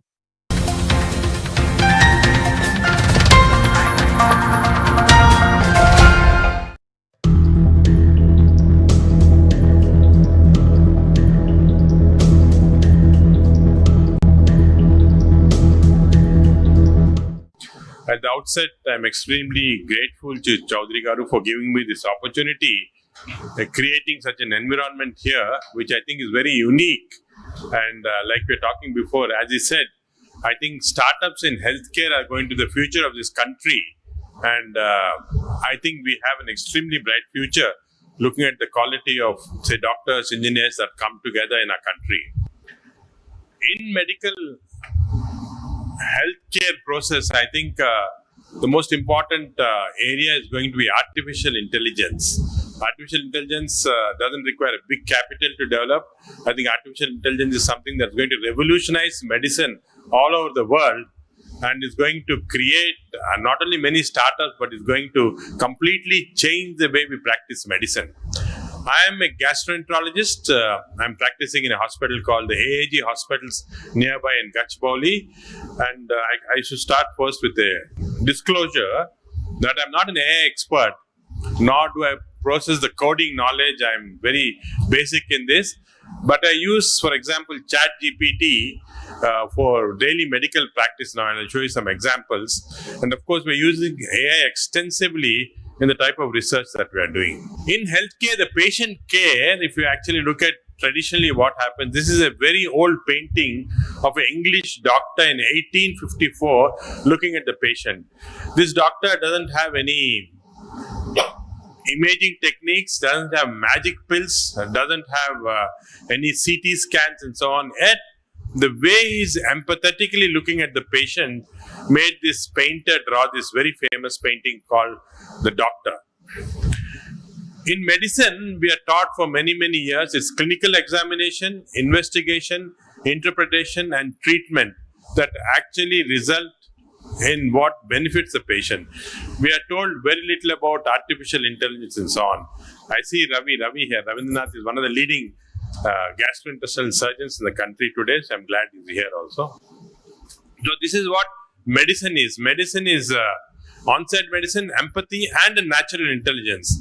Artificial intelligence has extremely small role to play as we used to think a few years back in this area. In fact, I was a total disbeliever in AI till recently, and I'm now a total convert, and I'll show you why. Again, this for the engineers is a very basic knowledge, how artificial intelligence, Alan Turing in UK during the World War developed this technique, which next for 20 years went into a hibernation, the winter of artificial intelligence. And 1970s came machine learning, and little later, of course, came the deep learning or the CNN technique that we use. So central to machine learning and deep learning, there's a periphery of several things that are happening for doctors. And again, for me and surgeons like Ravi, it's a computer vision, which is actually looking at the lesion, giving us the diagnosis, image recognition, saying the cancer, not a cancer, and so on. We also use natural language processing, and of course we have natural language generation, LLMs, and so on. All these are in the periphery. Put together, artificial intelligence is going to make a huge difference in how we are going to actually change. Again, in medicine, where all is artificial intelligence being used? And I actually went to ChatGPT yesterday and put this. Can you tell me where all AI can be used? Because I'm going to face a large group of very intelligent engineers. I have to know exactly. And it gave up these options. It's going to be diagnostic and image analysis, which is already being done. In drug discovery, where it's already being used. In personalized medicine, in predictive analysis. So you take a group of tests and say that this patient is likely to develop a cancer or this or that. So it's predictive. It's getting into robotics. We've already developed at AAG a virtual health assistant called Mira, which can answer questions of the patients, and so doctors don't get bugged by regular questions. And of course, it's playing a role in wearable health devices and in clinical decision support systems. So these are all the uses of artificial intelligence. So at present, most of the research is focused on radiology, on looking at the images and saying whether you're dealing with, say, cancer which can be missed by a natural eye. So basically in imaging, disease diagnosis and telehealth and so on. I'll show you some of the examples here. And it's believed that AI will have impact at 3 levels. For the clinician, as a doctor, I want rapid, accurate image interpretation and diagnosis. We want the health systems to improve efficacy. And of course, we want to promote personal health by a patient processes his own data. This I'll come to some of these that's happening here. So people, I think doctors at some stage are worried, will AI completely replace them so that they lose their jobs? The answer is no, AI won't replace the doctor, but it will definitely be somebody empowered with AI who will replace a normal doctor. So an AI empowered doctor in a few years is going to replace a normal doctor who doesn't know anything about AI. So let's look at these 4 areas where I believe AI is going to play a role. First is the health services management. This is an important area that AI is going to play a role. For example, again, this is something that Ravi knows. He's been running large hospitals. Organizational operational efficiency can be markedly increased. I'll tell you an example in a hospital what happened. Patients were coming for surgery, and when they're coming for surgery, the surgeon sees them and says, before surgery, we call what is called a PSC, preoperative checkup. You go to ECG, go to the cardiologist, go to the echo, go here and get all these tests done, get everything together to go to a physician who will certify it's safe to do surgery. When we did an AI calculation of patients who are coming to us for this, we found that they were taking approximately 17 stations, different stations. And our AI engineers drew what is called the spaghetti diagram of how these patients were touching different points. Because of this, many patients get discouraged, and we had a 20 to 30% dropout for surgeries. Patient will come, get everything done, and doesn't come for surgery because it's getting exhausted by the time all this is done. So we went into AI. So AI calculated this is the time, this is the number of areas that your patient is sending. So I went to ChatGPT for an answer, and the answer was simple. The answer was, get all these services into one area. So we created a single tower of PSE. So patient comes in the morning, in about 2-3 hours time, has a nice experience, sits and finishes all the tests, has a cup of coffee. We are going to introduce Araku coffee there now. Has a cup of coffee and then goes back. And now we found that the take-up for surgery is 99%. So from 80% it's come to 99%. So you see the simple way of how operations can be helped by AI. So this is, so many other things, supply chain optimization, integration of care across providers, all this can be done by AI. Yeah. Of course, our administrative decisions can be enhanced. And the other important thing we found is patient engagement. What happens is a busy doctor is seeing about, say, 50 to 100 patients a day. And sometimes the patients come up with very, questions which to the doctor look very silly, but for the patient is important. Now he comes after surgery and says, I'm passing 2 or 3 stools, what should I do? So what we have now created is an AI assistant. Actually, it's a bot assistant. We call it the Mira bot of AIG, who's on a big screen there looking very humanoid and answering questions. When the patient asks questions, it's fed with all the data and comes up with the answers. And the patients are extremely satisfied with this, that they don't actually have to every time catch a doctor to get an example. So I think this is another example of how in healthcare management. Now coming to predictive medicine, this is going to be the future of medicine, how AI is going to be used. In fact, this is an area where early disease diagnosis is going to become very important, and we can stratify the risk. We just actually went into an arrangement with Leroy Hood, one of the biggest predictive medicine expert in the world. In Seattle, along with Bill Gates, is established predictive medicine institute called System Biology Institute. So what we have done is we have taken serum samples, blood samples of patients coming with different diseases, a particular disease, for example, like hepatitis, analyzed what are the different parameters which suggest that this patient is going to have a recurrence of the disease, how frequently is going to get hospitalized, what is his chance of developing a liver cancer, and so on. We can now predict all these things because of the ability of AI to look at large amount of data and come to this conclusion. So this is another area where predictive medicine, in fact, we can actually look at the patient's genomics, estimation of all the genes the patient had, and genomic medicine and genetic risk prediction is the next big thing, because in about 48 hours, I can take your blood sample. In 48 hours, I can look at every gene in your body, tell you this is your genetic composition.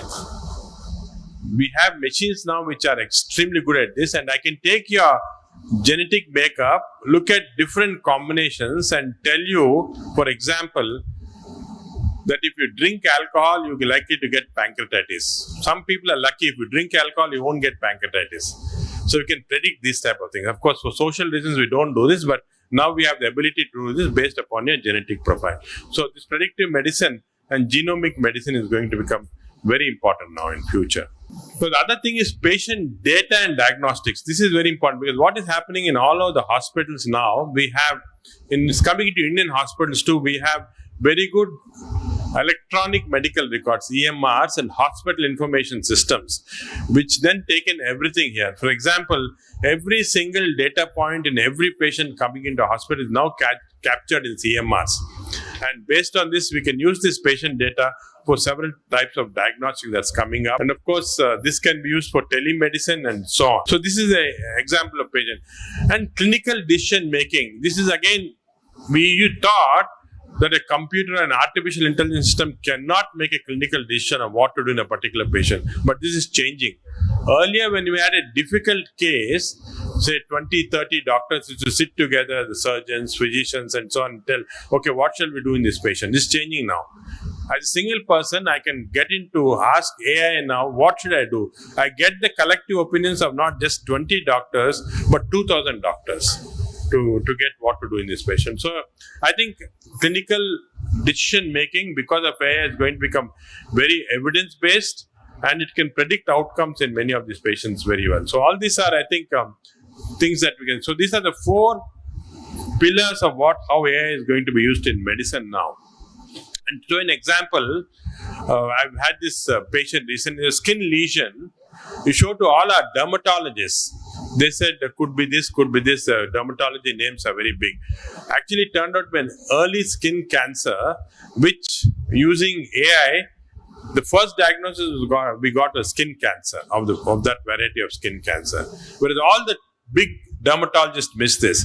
And this neural network identifying skin cancers has now become a part of routine diagnosis, and is believed that because of this, dermatology practice will disappear in a few years' time.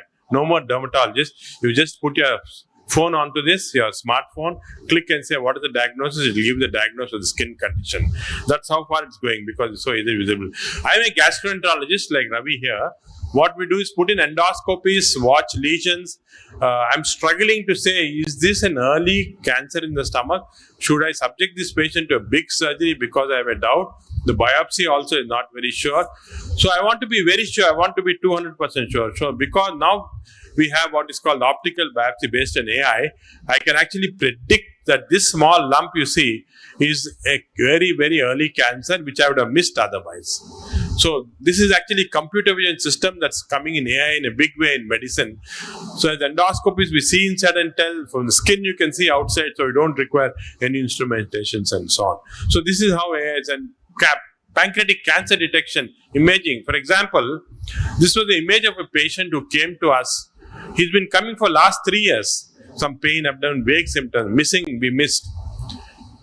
Now, when we did the CT scan, we found a lesion in the pancreas, cancer in the pancreas. Unfortunately, at this stage, it's not operable or not curable. We went back, he's getting CT scans done last 3 years in a hospital. We went back to the first scan 3 years back, which was done, put AI models on him, and found that AI actually got the cancer 3 years back. If we had used that, then we could have saved the patient's life.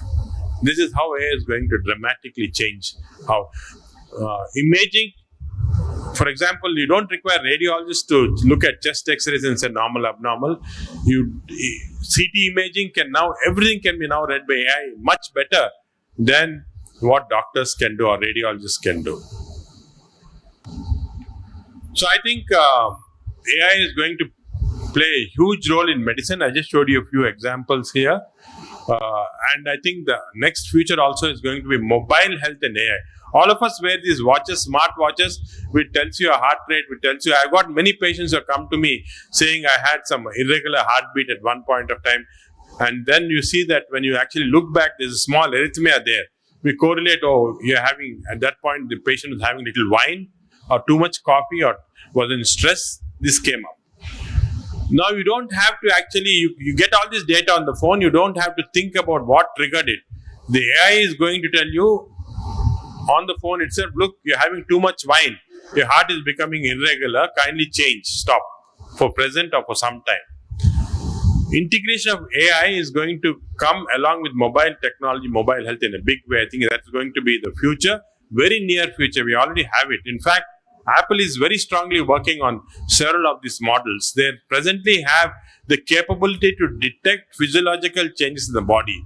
The next thing is to put AI. It is very easy to say why this is abnormal, what you should do to prevent, say, a potential heart attack and so on. And this is very, very near. Next 2-3 years are going to get this. In fact, we already have this now in some of the systems where we're using this. A patient in an intensive care unit is being monitored, cardiac monitoring done.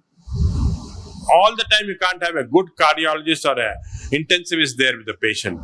So it develops a cardiac arrhythmia, which if it left alone for 3 minutes time, the patient can develop cerebral ischemia, brain death. But AI is detecting this, and the patient also has another syringe of medicine which actually blocks this arrhythmia, cardiac irregularity. AI instructs this syringe to be pushed into the patient, the drug goes into the patient, and it reverts back to normal rhythm. This is already happening. So this is something which is again going to come very next few years, and part of it we are already practicing in medicine also.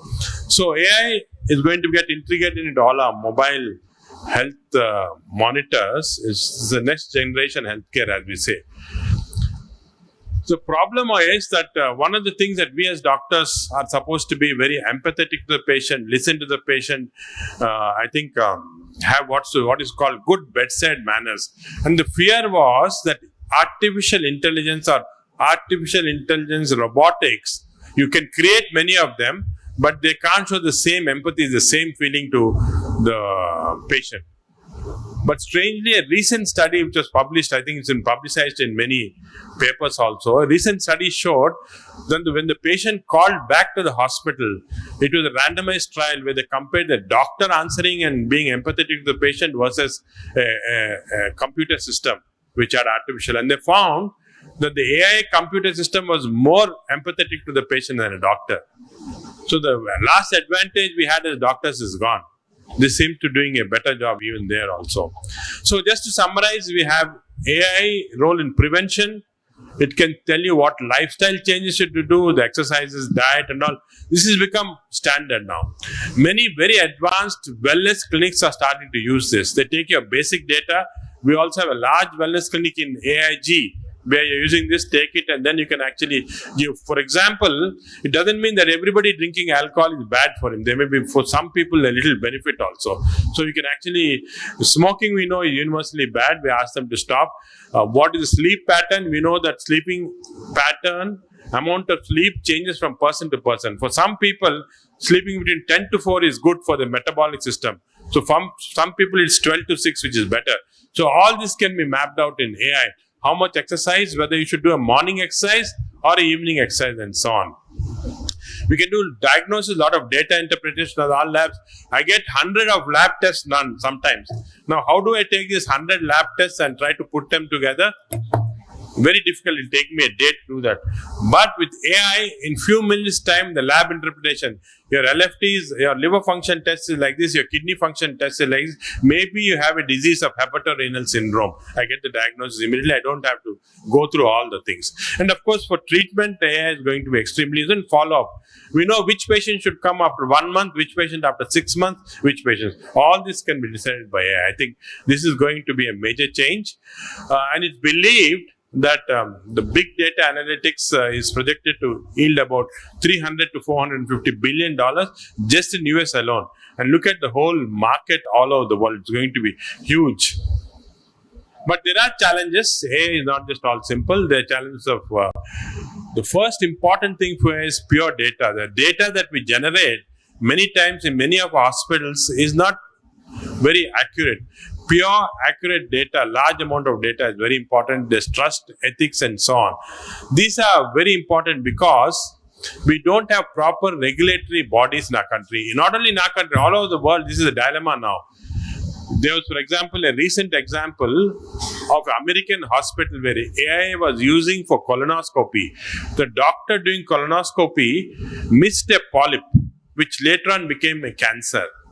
So the patient sued the hospital saying the doctor missed. The doctor said you can sue the AI company because artificial intelligence company actually missed it because it's in the system.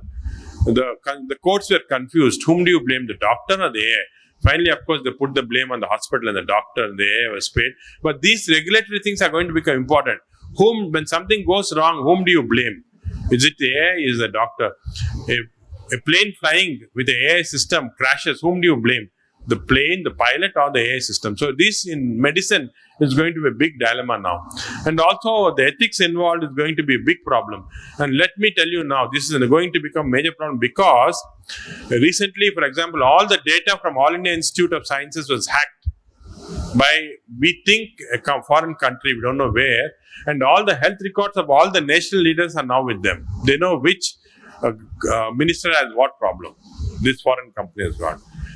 And what has happened is that we are now controlling, for example, this is another example that happened, that in Germany, there was a very important Russian leader who was put on a ventilator.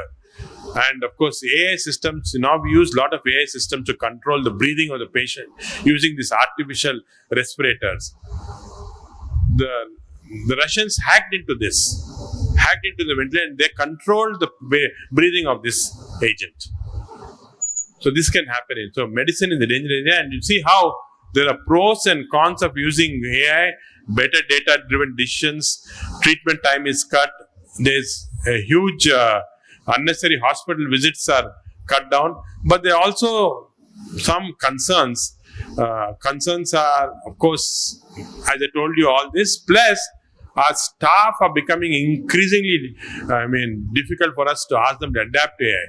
About 2 or 3 years back, if somebody came and told me, administrator, that you should use this AI methodology in the hospital, I would have been against it. Now I got convinced. To convince the senior doctors especially is very, very, very difficult. So this is also going to be another problem for adaptability. There's a concern that there'll be unemployment and doctors. That's not true. But I think one of the important things, and this was actually discussing with Chaudhary just recently, that for us, the major advantage we have in this country is the data, huge amount of data, 1.4 billion health point data. Can you imagine? No other country can have this except China probably. And this data is a strength. If it's a pure data, integrated, put into AI system, it's going to be a major help that's there for us. And I think this, of course, we are better at this, saying that the whole AI is going to add 15 trillion to the world economy. And the greatest impact is going to be in health field. AI in health is the future. I think for any startups, this is going to be. So the first century was steam power. The 19th century was mass production. 20th century was computing. And 21st century, I think, is the century of artificial intelligence. And of course, it's very important that we adapt. If we don't, like Charles Darwin said, it's not the strongest of the species that survives, but the most intelligent, the one most responsive to change. In fact, in 2009, if you look at how traffic was controlled in the United States and other places, they used to have these helicopters taking pictures, delaying back, telling you don't take NH19, it's packed now, take another road. And in 2019, it's been replaced by drones. As 10 years later, replaced by drones, as you can see, and now no pilot is there. In just 10 years, the cameraman and the pilot both lost their jobs. And this is going to happen to people who don't adapt to AI, especially in healthcare. So that's the reason why at the Asian Institute of Gastroenterology, we started this Institute of Artificial Intelligence, where we now have engineers from Google and other places, along with our doctors working together to create what we believe is the next step in medicine. In next 5 years, the practice of medicine is going to dramatically change. And the major part of this changes are because of artificial intelligence. Thank you once again for giving me this opportunity. To stay informed about the startup ecosystem, subscribe to MyStartupTV.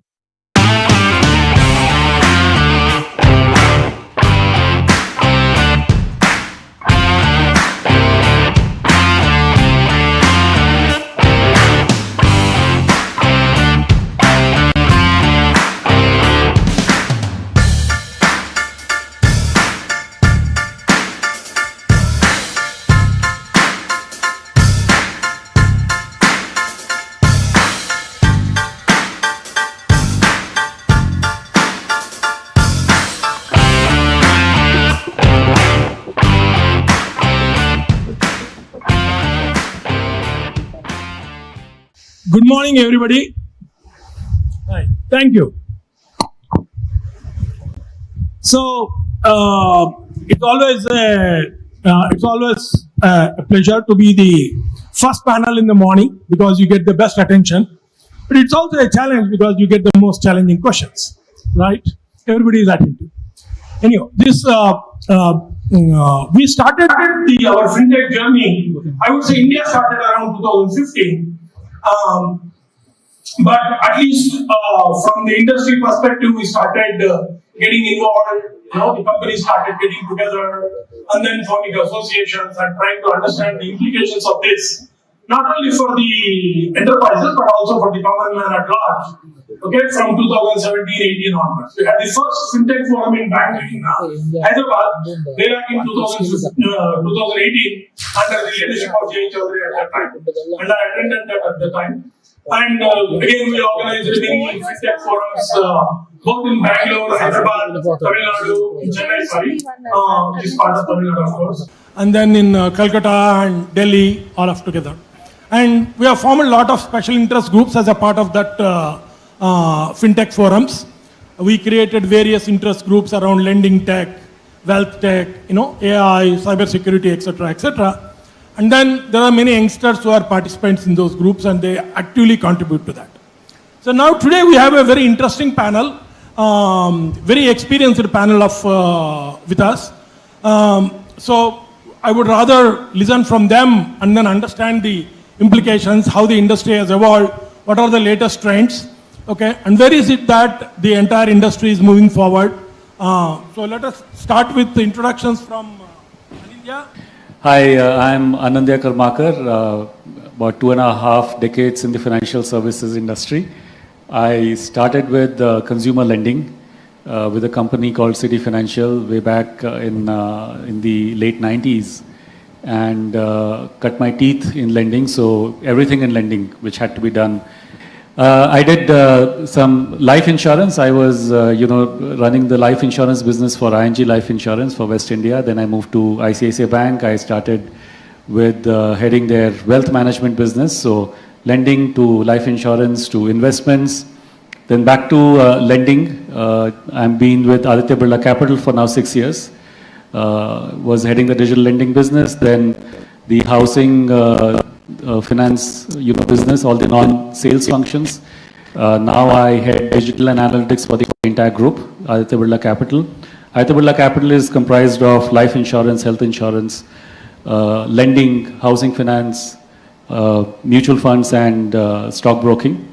So digital and analytics for the group, as well as I head digital for the mutual funds company. So that's about myself. I'm Ramesh Loganathan. I'm a faculty at IIT Hyderabad. I've been in the tech industry for a long time, and in US and in India. I moved to Hyderabad in 2000 to join a startup in the early days of Java. There was a Java app server startup based out of Hyderabad. So moved here, joined the startup, and then been here since. Part of the company got acquired by a Boston-based company and was running that lab for many years. In parallel, I was also started engaging with IIT as adjunct faculty from 2002. And then after 14 years, in 2016, I moved as regular faculty. I'm a faculty at IIT Hyderabad. And I involve a lot with startups. IIT Hyderabad has a lot of research and research-led innovation and research-led solutions. So I anchor some of those efforts. And IIT also is home to one of the largest incubators in the country, academic incubators, CIE, which is the reason T-Hub happened on our campus. Because of CIE, we helped structure and start T-Hub on our campus before they moved to their permanent building. And so I'm very involved with research. I'm involved with a few other academic institutions. I also teach at IIT Hyderabad. I've been involved with other incubators, BIT, IIT, IIT Delhi, and a few others. Trying to do something, I consider it to be a disastrous failure at JNTU. It just didn't work out, but spent almost 6 years trying to get some innovation programs at JNTU, university-wide programs. Anyway, so that's my world, industry, academics, and startups. So more later. Thank you, sir. Good morning to all of you. I'm Anil Philip. I'm the General Manager for OSB India. OSB stands for One Savings Bank. I've been in the financial industry for about 20 years, 2 years in insurance and 18 years in the banking sector. So the bank that I work with right now, we got about 35 billion in assets. We got about 2,000 employees, 1,000 in the UK, 1,000 in India. So we kind of manage the assets out here. So I've been into the UK, Europe almost every year for the last 18 years. And I can say that, fintech in India is far more advanced, far more ahead than most of the countries that we call as developed countries. So we are at a good place and people are coming right now out here looking out for solutions, and we are at the right place at the right time. Thank you. So, Namaste, I'm Vishnu Chundi. I've been a fintech employee now to a fintech founder.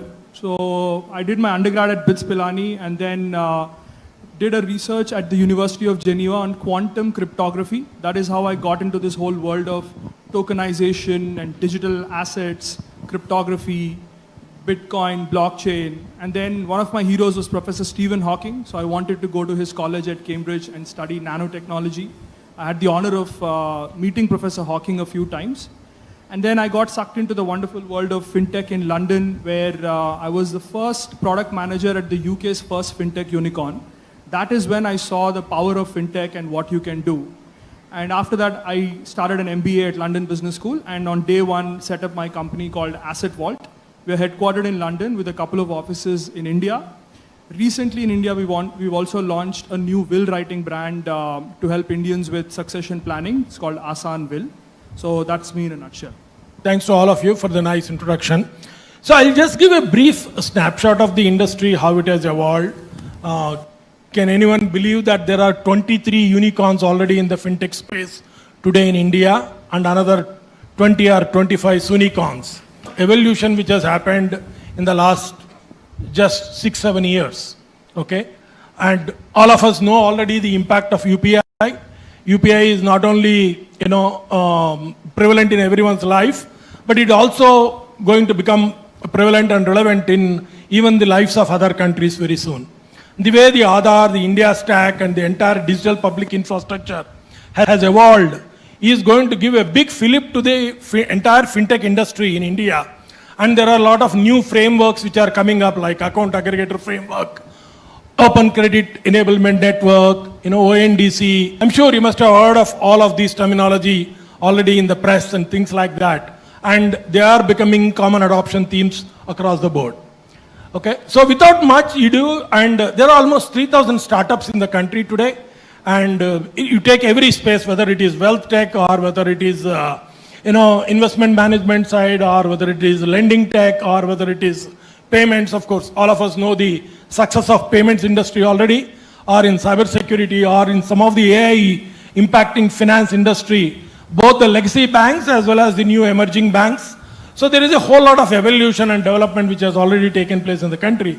We are soon going to see our own completely digital banks in the country, which is already happening. And RBI is also thinking of, CBDC, which is essentially a digital currency. Some of these we are going to see in our lifetimes becoming a commonplace within the next 5 to 8 years. So from that perspective, I think the way the entire industry is evolving is one of the fastest growing. It is almost growing at 25 to 30% every year. Okay, and some of the sectors like lending tech and wealth tech are growing even at a higher pace. Okay. So what we will do is we'll go around the panel, and we have got varied experience across various sectors. Would like to hear their views on how the space is evolving, what are the challenges, what are the policy guidelines. So government is doing a lot of stuff, not only central government, but even the state governments are doing a lot of stuff. So how the government policies are emerging and what are some of the challenges. Okay, we'd like to go around the table. So first let me start with Anindya. Anindya is a veteran in the entire fintech, in the financial services space. So Anindya, how do you see fintech emerging in the complete financial services space, whether it is wealth tech or insurance space, or what are some of the startups you see and how is the potential? And also opportunities for youngsters to look at new opportunity spaces. Thank you. Thank you. Thank you. There is a lot in that question. It's very difficult to figure out where to start and where to end, but let me attempt to give an answer which may resonate with all of you. I think first thing to understand and realize is that doing anything in the financial services space is does not lead to an overnight success. It takes time. And the best way I can explain that is to take the example of two institutions that all of you have heard about. One is HDFC Bank and the other one is Bajaj Finserv. And 15 years down the line. So for the first 10 years, so HDFC Bank was valued at $8 billion in 2008. 10 years down the line, 2018, it was valued at about $80 billion. So it has moved about 72 billions. And in the next 5 years, it moved to $165 billion. So it kind of added the same valuation in about 5 years. And same happened with Bajaj Finserv. It was about $2 billion in 2008. It moved to about $14 billion in 18 and 32 at 2023. So you can see there's a compounding which happens, but it takes time. When you look at the fintech industry, I think as Ram mentioned, 3,000 plus. Somewhere I heard about 10,000 plus startups are there, and 3,000 of them are fintechs. If you look at the fintechs, they're about $100 billion in valuation, $100 billion, and that has largely happened over the last 10 years because of multiple factors, and I'll touch upon that. Whereas the banks, the big banks, all the private and the public sector banks that if you put together is about $600 billion. So 100 billion fintechs, which has happened in 10 years, banks about 600 billion happened in 30 to 50 years. Why am I stating these numbers? Because now in the next 5 years for the fintechs, taken off, but it will take up. And why do we feel that it will take off in a much bigger way? Because there are certain tailwinds, which this country has created for the fintech space. Firstly, I think, this is something which is common for, every company, every industry in the digital space, which is your smartphone penetration. We all understand that is driving, pretty much everything today. Smartphone penetration in rural India, which is kind of, doubled in the last 3 years. And of course, the number of people who are using internet. So that's one part of it. The second part is this whole India stack story that, we have heard about, the digital public infrastructure. And I think 3 of them Ram mentioned, which is account aggregator ONDC OCIN. But of course, it started with your Aadhaar, then your UPI, and the entire India stack, which got built upon that. Now, this has created a foundation for a country of 1.4 billion people, where all innovations are happening. And of course, there are many more which are coming. There are almost 20 plus digital public infrastructure, which is there in India. Some of them are work in progress. And in the insurance side, on the lending side, on the wealth tech side, many of them, right? So this is the second, piece. The third piece, I think, which is going to be the story for India for the foreseeable future, is the penetration of financial services. And I think compared to some of the global advanced economies, you would find that penetration in India is very, very, small, in single digits in most of the cases. And that, of course, again, takes time to grow, simply because your financial service is actually a story of how much of disposable income you have, right? So insurance, investments, it comes from your disposable income. And your per capita income, till the time it does not grow and reach a threshold and then crosses that, the growth does not happen. And so we are at very close to the threshold of $5,000 of per capita income. And you would see, and typically this is what we have seen in China, when you start crossing a certain threshold, things start taking off again in a spectacular manner. And so we are very close to that. So the penetration is the story which is going to drive, some of these things. Right, so this is, where we are. And now when you talk about, so this is the opportunity at a very high level. When you talk about in every space, there is an opportunity for the fintechs. And let me give you one example each: in insurance, in lending, and in wealth. So in lending, we know that there is a large percentage of population, which is called NTC, new to credit. I think it is close to about 200 million, about 220 crores of people who are new to credit. It's a large opportunity again. And if we have the time, we can dive deeper into how this fintechs can enable that. But that's one clear area. think about D2C, but that's not really the story of fintechs. In fact, in India, a lot of the fintech success stories is in the B2B space, in the SaaS space, because companies need help in terms of leapfrogging, pole vaulting, whatever we may want to call it, and that's where a large play of fintechs is happening. So I just thought I'll mention that before I hand this over to Mr. Ram. That was a great overview of the entire financial services space, okay, and the new emerging spaces which are coming in that. Especially lending tech is taking off in a big way. It's supposed to be one of the biggest potential areas. There is almost close to $600 billion gap in terms of SME funding today, which can be bridged by all the HNIs who are all sitting there. Okay, and then now let us move on to the next question, next topic of discussion within the fintech space. There are a lot of technologies which are evolving and impacting the entire fintech space. Obviously, we have all heard of AML, cybersecurity.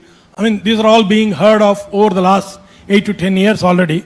But none other than our own professor can give a bigger glimpse into the emerging technologies like quantum computing and others, which are going to impact not only fintech, but in general, the other startups as well. But particularly with respect to fintech. Yeah. Thank you. Sure, Ram. Yeah, like you said, I mean, there's a lot of attention to AI in the last couple of years, especially with ChatGPT and LLMs and such. But like you rightly said, they didn't land from the skies overnight. Even the current technology that is so hot have been around for, right? Companies have been playing around with it. Just there's a huge hype around what's happening right now. And there's a lot of FOMO. And so everybody is clamoring to go do something. Nobody wants to be left behind. But thankfully, I think the hype is settling. There are reports already that says like less than 1 out of 10 enterprise projects have succeeded in their efforts to adopt LLMs and such. It's not that magical as people think, that you just take an LLM and like you can make it do anything you want, fire people, right? It's not. Like with any technology all through the years, it enables and it kind of automates some functions, but it's expensive. And so which means that the right problems where whether it is an optimization or improvement of efficiencies or accuracies or such, for the right problems, companies would invest and get them built because it is expensive to build. And expensive to run is a different problem, but it's expensive to build. So it means like, well, yes, in theory you can do anything, but in practice it's not going to happen like it didn't happen. Like we've had all the people talk about in the early days of BPM that like whole BPO industry will be fired. In the early days of RPM, we had the exact same predictions. Early days of AI, I mean like some top tier analyst firms that predicted that in India in 4 years we will lose 50% jobs. If anything in those 4 years we added 50% jobs, right? Forget losing 50% jobs. I don't think any job was lost. And quite to the contrary, we added 50% jobs in those 4 or 5 years. And so same thing. So all those are all on the other side, right? Those doomsday predictions don't happen. Value is possible. Not just LLMs is of course overrated, but there are all kinds of AI. It could be simple conversation, a lot of computer vision coming into play, a lot of just machine learning coming just from data. Organizations have tons of data. Traditionally, they've been using data warehouses and such to extract insights. Now they're replacing with machine learning techniques because with lots of data, with computing being available, now you can use other techniques. So you don't need to model, let the machine learn. Right? If you have enough data, like machine can learn the models and then whether it is identifying things, detecting, predicting, it could be fraud, it could be like an upsell opportunity, it could be any of those, right? And from being more rule-based and like kind of structured data analytics, insights-based models, which is how it used to be all these years, now there are also machine learning-based models possible, right? So what is this on quantum safe applications? Why are people talking about the applications have to be quantum safe? So we are one of the largest quantum software research groups in the country on the software side, not the physics side, on the computing side. Very quickly it turned out like when we had about 16, 17 people in the room, around 8 of them were from banks. I was very surprised because banks are not the ones that will go and jump at new technologies. And then it turned out it's not that they wanted to adopt, they didn't want to be blindsided, especially on the quantum crypto, right? So 2 years back, every bank and you was talking about it. Today, if you do the same round table, probably 1 or 2 will come. Reality has set in. Quantum is not going to be real. I mean, in actual computers coming and in use for not less than 10 years. So the hype is settled. I don't think there's any, yes, it's a worry. When those machines become real, it's a huge worry. So banks are all tracking it, but nobody's doing anything about it. As far as I know. At least I know all the major... My worry is if hackers get onto it faster than the providers, that is where the worry is. Yeah, but the machines are... I mean, it just takes one guy to invest that much and then hack into a bank. And if it is not a quantum safe application, then millions of depositors are at stake. They're tracking. I mean, like I said, I was surprised that banks were the front runners in quantum interest. That I would have expected a technology company like a Microsoft or a Google or such to be more interested. But banks are more interested and they continue to be interested. I'm saying the fear that they had 3 years back, that it could happen anytime in the next few years, has settled down because the reality is very, very clear. Like we have a national quantum mission. We are also part of that. So there was a consultation meeting where all the quantum research groups in the country were at that meeting. The mission, so the principal scientific advisor and the DSC secretary ran the meeting. There were about, I think, 80 research organizations and 300, 400 people in the room. Amazing, very, very good session. And they are talking about getting a basic machine in the country, maybe in next 5 to 7 years. A basic machine. They're not even seriously usable machines yet. I'm sorry, I'm extending this discussion a little bit more.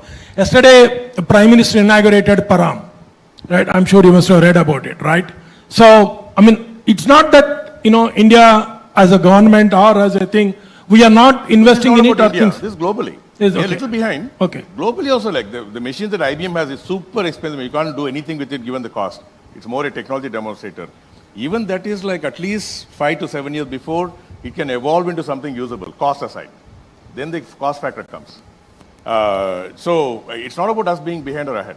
I was referring to it more as a state of the technology globally. We are probably a few years behind. Not that far behind. Thankfully, quantum mission is a good initiative. Like the same, like many other technologies, they have leapfrogged us before even we understood, like they went off to the next generation. So idea is like, let's not be the same with quantum. We may or may not get the machines ourselves, but let there be understanding, let us be in the front lines. Like 5G we have done, we're not in the front lines, but 5G we are not doing catch-up game. There's so much of investment. We've been a 5G hub for several years. IIT Hyderabad is a major hub. And like, so while we couldn't create the technology for 5G, we are early adopters of 5G. Today probably one of the largest rollouts in the world is in India. Not just application side. So the idea was that like, you can't just roll out the technology and not have anything using it. So they invested a lot of effort in trying to build solutions, how to use 5G. But the bigger mission was 6G. Now, the government's idea is that like, we should not be now even just catching up, we should be creating those technologies. So, quantum mission is similar. Maybe we can't create, all the others are much, much ahead of us, but we are not going to be left behind. Okay. We're going to have our own computers and like, even if it's behind, it's going to be only a few years behind, not that we're suddenly caught unawares when suddenly somebody says, embargo, we're not giving you the technology. We won't be caught completely unawares, so at least we'll have our own technology. Thank you. So let us move from, say, technology to a little bit of real world again. We have Anil from the OSB Bank. So Anil, can you please educate us on neo-banking a little bit? What are some of the emerging spaces?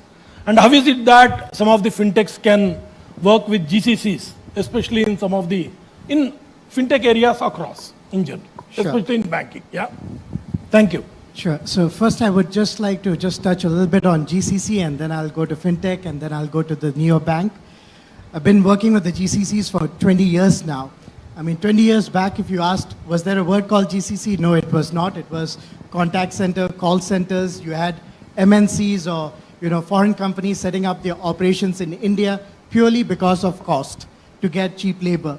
But gone ahead, we have seen that from there they started, investing in some niche roles, starting from processing and calls.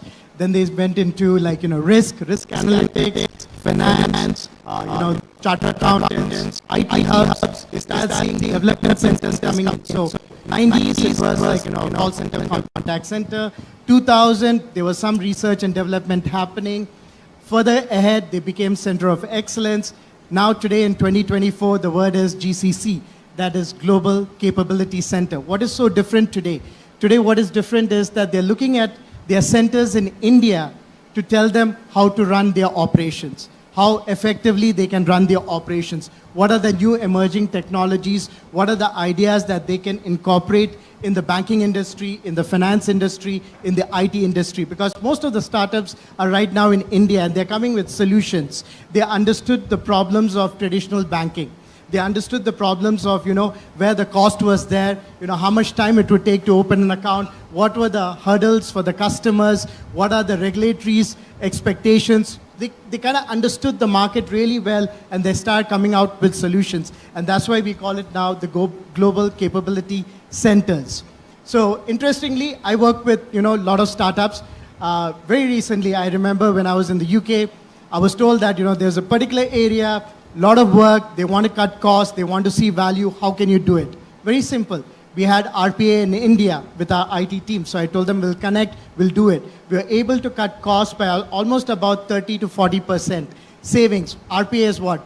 Robotics process automation. You have a bot that does all the work that, a manual person does. It does your calculations also. So a lot of banks have this requirement where you sit, do calculations all, but robotics does that for you. But now moving ahead, AI has come into the picture. What are the banks doing today? Now, when you talk about neobanks, what's the difference between a neobank and a traditional bank? A traditional bank always has a building. You go there, you do your work. I remember, say, 25 years ago, if my dad had to send me some money to college, he will go to a bank, take a draft, post it, it'll come to me, I will take it, I will go to the bank, give the draft, wait in the queue, get my money, happy with those days getting your allowance. But today you don't do any of those. Today you call your parents or you call somebody for money, it's instantly transferred in a matter of few seconds. That's how digital bank has come into the picture. Now, something interesting that has come up, is the neobanks. Neobanks don't have a physical center as such. But what they do is you have a, what you call a web space where you interact with, the virtual reality and you try to, tell them what is your requirement. And you will get a response, you will get transactions happening through that. And artificial intelligence plays a lot of role in this. It is evolving from traditional bank to digital bank, now to neobank. Neobank is mainly, I would say, the interest of millennials and Gen Zs, who don't like interacting very much with people. They just like taking their mobile and getting things done very quickly. They like to see everything happening, with the touch of a screen. That's what our new age generation is coming into, and that's what neobank is actually catering to. Where you want a loan, you don't want to talk to somebody, you don't want to do anything. These days, even loans. All of you, if you have a good credit note, you have been told time and again that you got 10 lakhs or 20 lakhs waiting. At a click of a button, the money is into your account. That means there is some kind of a data that they have analyzed you. They know your income, they know your assets, and they know what you're capable of paying, and they know what kind of loan they can give you, which you can repay back. They have all the data. So data has become very important. Now with that data, they know each individual what they can give to, how they can do things. Neobank has come with something more interesting right now, is that people travel a lot in the world. Indians are known to be big-time travelers, not like what you used to see maybe 15 years back. It was our first trip. Today is 100 trip you're going. People are traveling. The airports are filled with, students and people moving across. They all need foreign currencies. Some of us still rely on our traditional bank, pay a higher charge and get it done. Neobanks are coming specifically for people who are traveling, saying that, you can use this money, come back, we'll give you the same money back, balance, conversion charges, everything set and recorded. You're not going to have any problems with, the rates going up and down. So neobanks are coming up with too many ideas. One of the risk factors is basically knowing your customer. How do you know your customers? And neobanks are coming up with more digital technology. I moved to Hyderabad just about 3 years back, and I walked into HDFC saying that, just come over here. What is your process? They said, just sit here. They asked my Aadhaar card. They took my fingerprint. Done. My address has changed to Hyderabad. I said, my wife is there. She's a joint account holder. They said, don't worry, don't bring her to the bank. We'll do a video call and we'll do it for you. She just had to hold her PAN card, her Aadhaar card, everything done. Her account was open. We are generations ahead from what we used to do in banking. Now, the question is, where are the opportunities for fintech startups? Lot of opportunities. You just have to walk into the banks and understand where their pain process is, and you have to give them a solution. Yesterday I walked out in the counters. Counters were interesting. People asked me, what am I doing? What's my name? I told them, what am I doing? to the point. So we can offer you this technology which helps reduce, your transactions and all that stuff. So you are in the banking industry, you're a GM, so what about, in terms of tax? This is the opportunity. So specific to the point that gets my attention. Not that, that we have something to sell, maybe it might interest you, not interest you, but they knew exactly what I wanted. They were very quick in catching, the requirement or, what I work into. And I think that's where fintechs come into the picture. Even if you're looking at neobank support, they need big time support. They need support in terms of customers. We spoke about fraud. Today morning, few of us in the panel, we were talking about fraud. I've got a certification in anti-money laundering, a gold standard certification. So what I've been taught is 80% of the fraud happens inside the office. It's only 20% that you can expect it from outside happening, coming and hacking and all that stuff. But 80%, which does not go announced because it impacts your share value, prices and all that. It happens inside. What are the solutions to ensure that, it does not happen to the business? Where are your biggest risk? What is it, that value that you can reduce the time? If it takes me 10 minutes to open an account, can you make it to 1 minute? What are the technologies? Have you run through the whole process? What are you going to bring into the table? So that's where neo-banking is coming into the picture. And as I said, it will take a little more time. It is more for the younger crowd that's coming up who will not go and visit a branch, who does not want to, connect with people. They just like to do it on the touch of the screen. We'll go to the Vishnu. I had a very interesting conversation with him today morning. So on digital assets and Finternet, etc. So Vishnu, can you please throw light on the entire space of digital assets? The way they are emerging. What is this concept of Internet, which is emerging in a big way? And even Nandan spoke about it very recently, including his chief architect, Pramod Verma. Go ahead, yeah. So as a founder, I try to live in the future. So obviously, there are companies exist to solve solutions, make money, maybe improve convenience a little bit, and then there are companies that try to completely disrupt the way we look at the world. So let me paint a picture. Imagine a world where you don't have to carry your debit card, your credit card. You are just walking.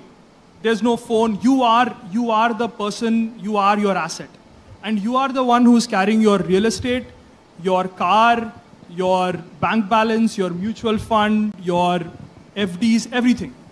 And imagine a world where you can borrow against it, not from a bank, but from other people using a technology that happens in the background.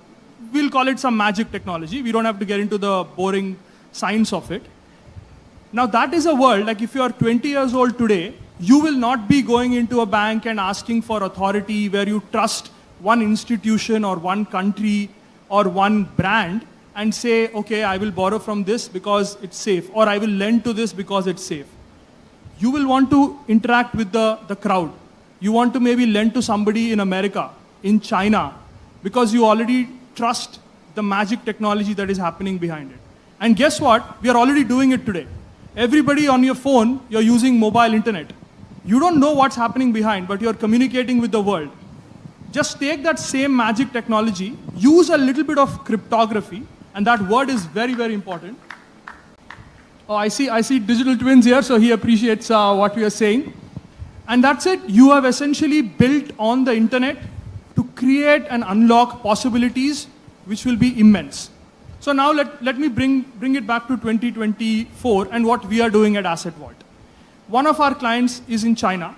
He wants to get an exposure to a $1 million apartment in Los Angeles. Unfortunately, he cannot afford $1 million, but there are 10 of his friends that can afford 1 million divided by 10. So what we've done is we've tokenized this real estate, this house for $1 million. We've broken it into million pieces using something called blockchain. And it's a good application because now suddenly somebody sitting in China can benefit from real estate growth in Los Angeles. They don't even have to go to Los Angeles. They don't even have to show KYC, nothing. We take care of it. When I say we, it's the blockchain. So my only word of advice to some of the young founders or possible founders here is try and become very multidisciplinary. Learn a little bit of physics. Learn a little bit of cryptography. Learn a little bit of mathematics. Learn some law. Because all of blockchain is law. Because how will you enforce, let's say I own a piece of property in Los Angeles. but I am not there. Who is the custodian? How do I trust that the custodian is not a bad actor? So all of this, the world is getting more and more multidisciplinary. So the more diverse points of view you have, you will be able to benefit from this futuristic world. So tokenization is another word that I want you guys to take away with you. Cryptography, tokenization, finternet. So what Nandan Nilekani was mentioning the other day is he's already thinking like 20 years ahead. Imagine the Aadhaar ID that we have. Similarly, there'll be another kind of an ID that you will have, which will be on the blockchain, protected by cryptography and hashing. And this is where, again, quantum computers come in. So let's say 30 years from now, somebody builds a super strong quantum computer, then the current mathematical protocols can be broken. I'll give you a very simple example. If I ask you, what is the product of 23 and 37, anybody here can take a piece of paper and do it. 23 and 37 are two prime numbers. It's 851. I just did the math. Imagine I gave you a product, the final answer, and then I asked you, now tell me the constituent primes. There is no algorithm for that in the world today. You will literally have to start at 3, 7, 11, 13, 17. And the larger the number I give you, computers will take age, the time will be like the age of the universe. This is the problem with classical computers.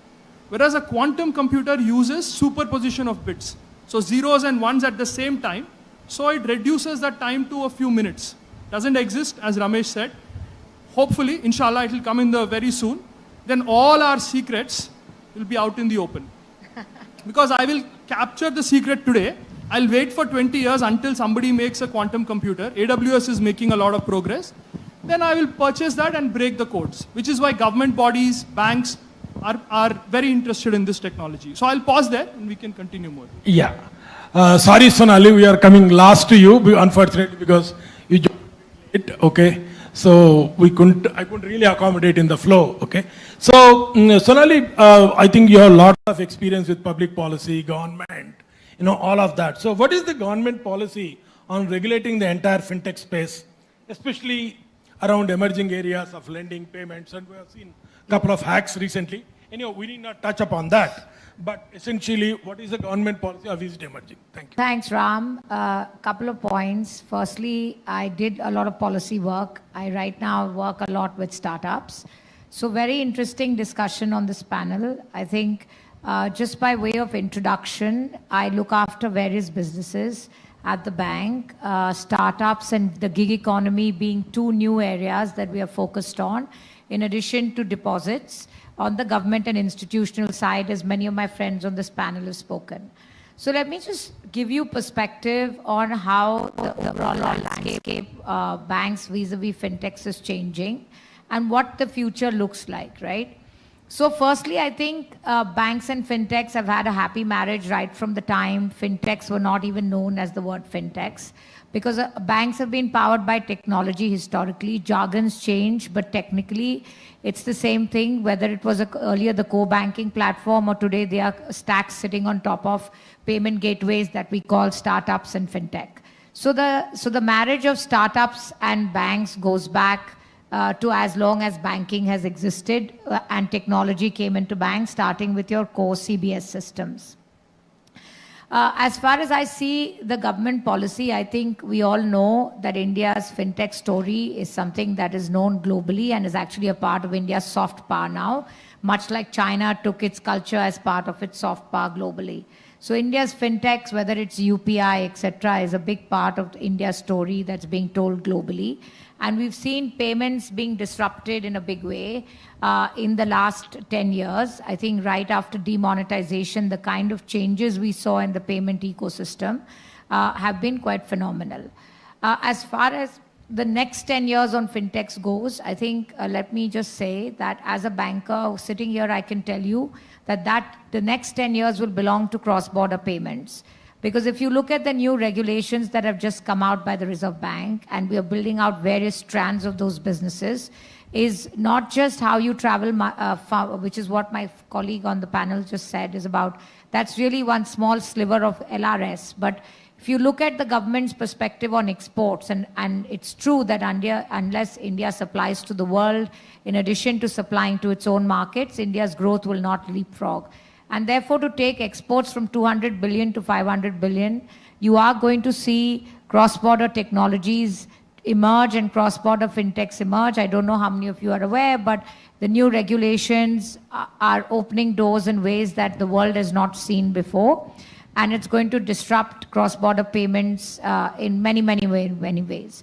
You're going to soon see Indian banks competing with global banks for large players across the world, and that's going to be a phenomenal opportunity that will unfold when you talk about global payment processing. So I think the next 10 years in fintech are clearly cross-border, in addition to, of course, a lot of work that is happening on blockchain and the digital currency. Coming to neobanks, as you spoke about, I think there are lots of neobanks in the country, and lots of banks themselves, as my colleagues on this panel have mentioned, are moving down the path of digitization at a pace that has been unprecedented in banking. So today, as HDFC, we've been the first bank to really focus on the gig economy, because if you look at the spectrum of gig, I mean, frankly, this is the whole self-employment space, right? Today, we use fancy jargon because there's a platform there which is around gig. And it's true that banks have looked at self-employed people opportunistically, but now at HDFC, we are taking a very systematic approach to the self-employed, because the future of India will be powered by self-employed, and small entrepreneurs have actually contributed to the nation's growth. And now it's the technology platforms that are aggregating work which are actually going to contribute to the future. So you will look at banks coming up with digitization when it comes to account opening, like you spoke about it, when it comes to lending, when it comes to new to credit. In fact, our whole gig program is designed to enable the new to credit people to participate in the economy fairly quickly, within just a few clicks. Like you mentioned, your wife got her account. So I think, lots of good things are happening, whether it's on insurance, whether it's on credit, whether it's on banks. And I think the banks and the fintechs will grow together. So whether the valuations will increase for banks or for fintechs, I think it's both one stacked up on the other. Because remember, at the end of the day, the money sits in a bank. How much ever digital currency might change, the banks continue to remain the backbone. The technology players build on top of that. And I think that's where there's a happy marriage.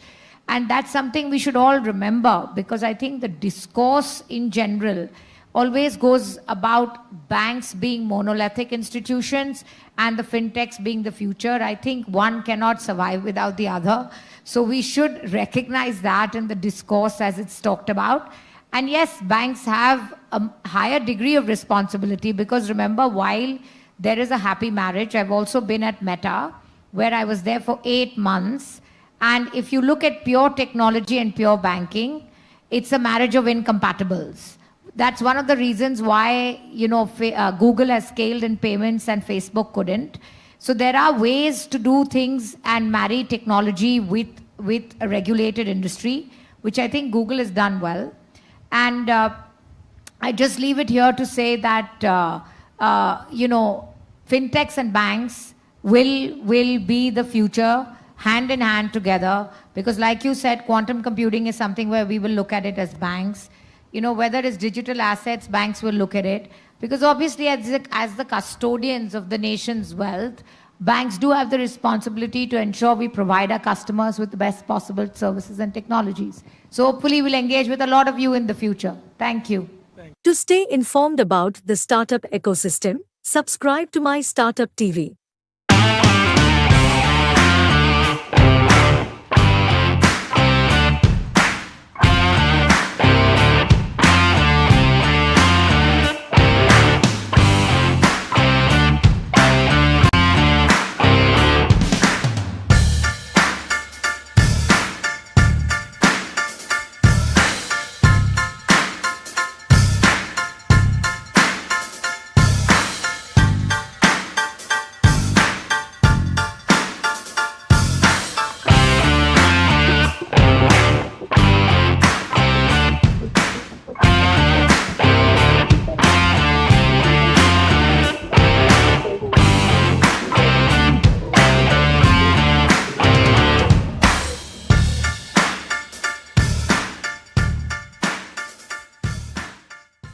One of the very senior people from Amazon was chatting with me, I said, you people are doing all these new things in AI, etc., etc. What's your problem? Is our single biggest problem is how do we ensure that the young people who are coming up are capable of understanding all of this? And I said, I'm going there in the afternoon and I'll ask that question too. So we'll find an answer for you. So, we have about an hour, and unlike the previous session where they didn't have, resources, I have a wealth of resources to start with. So what I'm going to do is to try and break this up into roughly 3 to 4 segments. I first want to start by asking ourselves, we are talking about unicorns, but what is actually happening? Is anything happening? Is anybody doing anything about it? Then we'll go to the most important core part, which is the education, and how can we change the education, what are some of the things. But having youth, having education, is not enough. There's an enormous support ecosystem that is required, and we also have some excellent technology and capability talent here, so we'll use that. So that's how we'll start. What I'm going to do is I'm going to start with Vamsi, who's come all the way from the US, and ask him that as a parent, how do you get kids involved into making sure that they actually follow? At one time, all that kids did was, how do I get into Harvard, and therefore how do I do Bharatanatyam and things like that. What do we do now? Basically, I thought of doing the other way around, but he's actually my son. Let me give a quick intro of him and then I'll talk. So back in 2019, I think 2018, he came to me and he said that he wants to start his own initiative and he wants to be a founder for his own initiative. I asked him I think he's like 9 years old at that time. So I asked him why did you ask me that question? So he saw my name as a founder for my own initiative and he asked me that question. So I told him that you are too young to actually think about all this and probably will revisit this idea when you are like 15, 16 or something. So he was persistent. He's continuously asking me the same question. He's pushing me. One day he came to me and he asked me what are you doing with your used batteries? Used batteries. We all get used batteries, right? So I told him that I'm just throwing in the trash. He showed me an article where in California, there was one lithium-ion battery caused a big damage and the whole recycling plant got burnt. So he showed me that one battery is causing this big issue and since you are throwing your used batteries in the trash, it is not good actually. So I told him that very good initiative that you are actually thinking. So before even doing that, I asked him to actually talk to few of his friends, and I also took about 20 different friends of mine. So he spoke to all of them. Everyone said that they are not doing anything. So I ended up saying that you can go ahead and you can start, and now tell me what you want me, where do you want me to help? So he said that I want a quick flyer where he can actually go and educate people. He started that way, and for the past 5 years, he now have a team of 850 kids in US.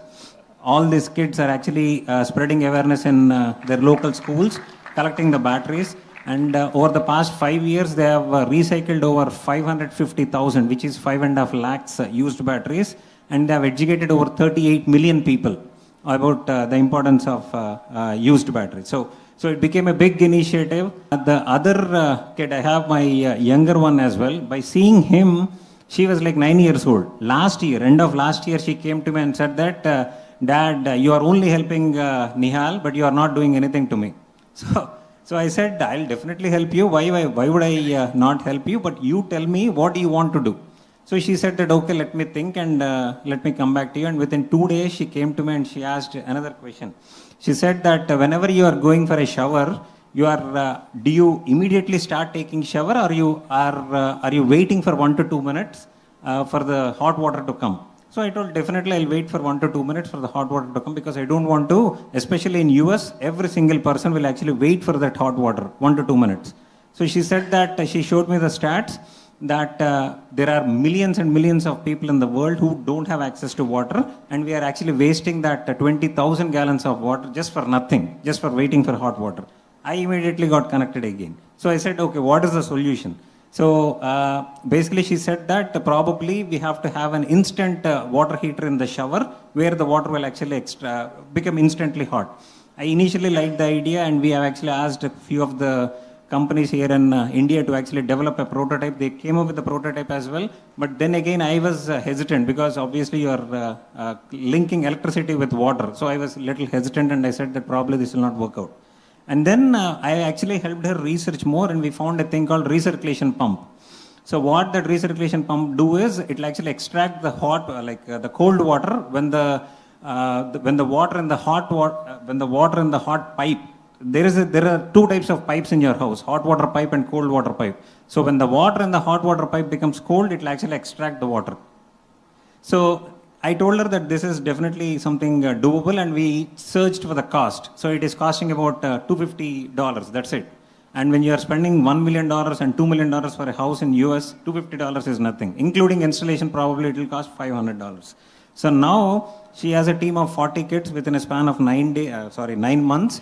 And then she created a petition asking the government to make recirculation pumps mandatory across all the households. Because like you are getting tax credits when you are buying electric vehicles, and also like you are getting tax credits when you are installing solar panels, she's requesting the government to give the tax credit when someone installs a recirculation pump. So basically, what the points that I thought of telling is, as a parent, what I normally do is I ask the kids to actually go out and actually observe. You have to observe, and you have to come back to me that there is a problem in your school, there is a problem in your house, there is a problem in the world, or something like that. But at the same time, I'll also tell them that they have to come up with a solution, because everyone can come up with problems. So I'll always tell both of them to actually observe outside, come up with the problems, and then come up with the solutions as well. That way, I'll actually help you out in case if that solution is workable, or if you need to do anything, and all that kind of a thing.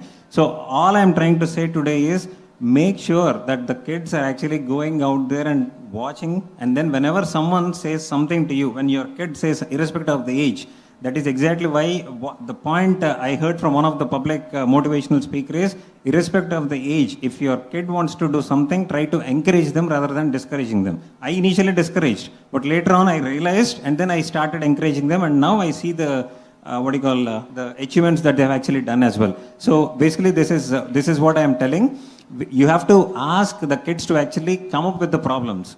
And like I said, both Nihal and Nitya have observed the problems out there, and then they came up with the solutions as well. So, and then the second thing is, provide them access to resources and knowledge. Like basically, you have to show them good books, give them good mentorship, show them good network. Like last time when I was in Hyderabad, Nihal came to Jay Garu, and he is the one who actually encouraged him a lot, and he is the one who asked me to come and participate in this panel as well. So that I'm telling you, the reason why I'm saying this is, all the young kids have to participate in such kind of a network and such kind of an event. Even though they don't do anything, they learn so much. We look outside of ourselves and say somebody else must do, government must do, JA must start ISF, etc., etc. But each one of us has a responsibility, and I think that is where the point where I wanted to start, that if we want the next generation to be the kind of people we want them to be, each one of us is responsible for making it. So now that's fine, you live in the US, all of us come from fairly good backgrounds and therefore have access. What about children who don't have that access? So even there are people like Anil who do some amazing work. There is another, okay, why don't you, Anil, I'll let you take over and tell us what work you are doing. Thank you so much, sir. And namaste, everyone. So let me break the ice.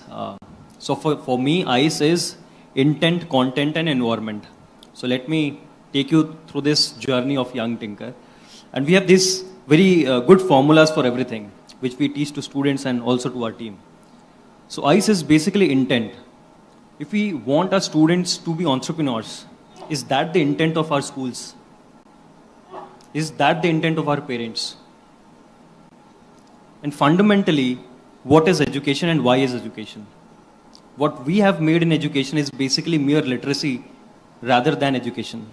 If you are a PhD or anything like that, you are literate, yes, but are you educated? Is the question. When I talk about intent, I talk about creating the mindset in students. Do our students have the right mindset? Intent is also focused on how do we do that? How do we create that intent? If students can believe, then they can do it. So creating role models is very important. When we see in villages, a lot of people told कि यार role model Anil बनाओगे कैसे? And I always focus on unthinkable. भाई क्यों नहीं बना सकते हैं? When we talk about city kids, we talk about entrepreneurship. When we talk about village, we talk about why they can't be entrepreneurs, why only livelihoods. So when I started in 2015, I started from an island village in Odisha. And basically, when I was a kid, I have to go to Bhopal. My father was in CRPF. I got good education. But when I came back to my village, I saw these kind of challenges there. And at that moment, I told, yaar, kuch to karna hai yahan pe. When I was in college, we made Asia's first student rocket. 3 baar fail ho gaye. Nobody wanted to invest. Nobody wanted to give funds. I went to the VC, told we want to make a rocket. He asked, हमारे college में we don't have aeronautical branch. From which branch you are? Are you from mechanical, electrical, electronics, सारे guesses हो गए. Can you tell me my branch? Civil. And he started laughing like anything. I told Kiar, engineering is mere common sense and why can't we do it? 3 failure launches. Went to everyone, just like these shameless guys. Went to everyone. Emailed to a lot of LinkedIn people. भाई NASA से हो, ISRO से है. Who wants to help us? वो बोला कि आपके पास तो लैब नहीं है, क्या है? We went to a garage, we built it there. 3 failures के बाद fourth one was a success. We finally launched it. Limca Book of World Record में we got the name. So when people told me कि you are not from IIT, you are not from NIT, तुम लोग लगे यार किसी college से तो हैं, गवर्नमेंट कॉलेज से हैं उड़ीसा के, कर तो सकते हैं यार, कुछ तो हैं. And at that point of time, then I believe कि यार, if we can't do it, if we can do it, then why can't students in these villages can do it? Went to my village with a tin shed, some scholarship, started with 3 students and build over it. Eventually what happened in 2021, we told कि why can't students, ऐसा क्या Olympics में, we have for sports, we have Olympics. For students, those who can build something, जो innovation में, उनके लिए वैसा क्या है? सबसे बड़ा चीज़ क्या है? We told कि NASA does something which is known as NASA Rover Challenge, where they build this rover. और इंडिया में से under 19 टीम में there is no representation there. Can we build a rover? This was the second unthinkable. Then people laughed. अरे यार तुम गांव के बच्चों को लेके जाओगे, कहाँ से जाएंगे? They can't do it. क्यों नहीं कर सकते? Selected 10 students. One of them is Rishi. Rishi is here. Rishi, can you just raise your hand? जो बच्चा वहाँ पे मड हाउस में रहता था, वो भी गया है वहाँ पे. They were a part of that team. That was unthinkable because at that point of time, हमारे पास भी laboratories. We don't have laboratories. We got some funding. We got machines from Finland. वहाँ पे setup किया. Within 1 year, the students went through the CAD designing, ideation, prototype किया, build the rover, took it to NASA. अब यकीन नहीं करेंगे, हम सिर्फ participate नहीं करने गए थे वहाँ पे, जीत के आए हैं, world rank 3. So, the thing that I was talking about intent, ये role models create हो गए. Now, if you go to these villages, the students are like, वो तो कर रहा था, मैं तो उसके घर पे गया था, वो भी तो मड हाउस में रहता है, वो तो मेरे जैसे झोपड़ी पट्टी में रहता है, तो मैं क्यों नहीं कर सकता? That is where we started. Second, जब मैं बात करता हूँ content का, content में first thing is, if you have read the stories, our stories are very biased. Once there lived a poor farmer in a village. What is the meaning of that? If you are poor, you are a farmer. And if you are a farmer, you are poor and you are in a village, और तो village में रहोगे मतलब poor हो और farmer हो आप. तो US वाला जो farmer है, वो कहाँ रहता है भाई? And that narration is something we have to change. To change the narration is very important in our books. नहीं तो everyone in the village will go out. That's in the mindset. No one will stay. Everyone will go to US. In content, we need to have the relatable content. A lot of people told me that science is very costly. Science is not very costly. With the right intent, we can create the right content. We have a vehicle here. I invite you to come there and see with just ₹1, what kind of experiment you can teach to students. ₹1 ka product, you can give it to everyone. How do we provide the right content to student? And third one is environment. ICE, I was talking about breaking the ice. IC ho gaya, this is E, environment. The environment mein sabse pehla cheez is, when you go to schools, I've seen schools everywhere in India, government schools if you go, there are students, those who sit in verandas. We don't have the right infrastructure.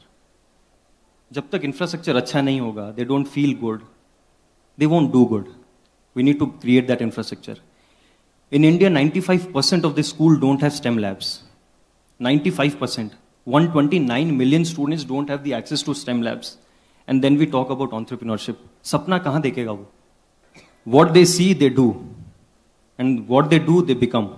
तो ये 129 million बच्चों के पास पहुंचेंगे कैसे?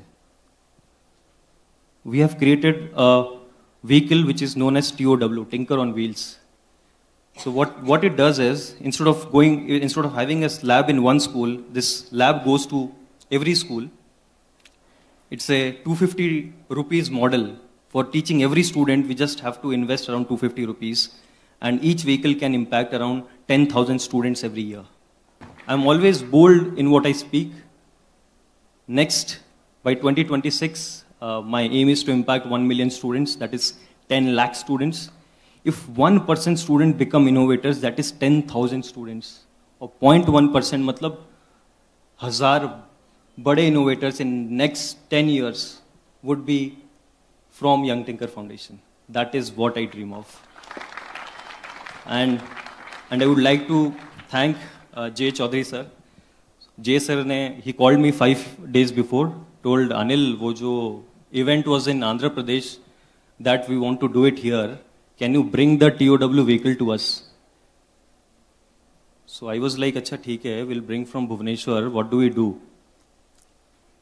That night I thought I'll go to Hyderabad. Next morning, sir, we bought a vehicle. 4 days I was here. In 4 days, ne bola ki yaar ye to naya unthinkable hai. That's a challenge. We have to do it. We partnered with ISF, build that vehicle here. The vehicle is live now here. So thank you so much, everyone.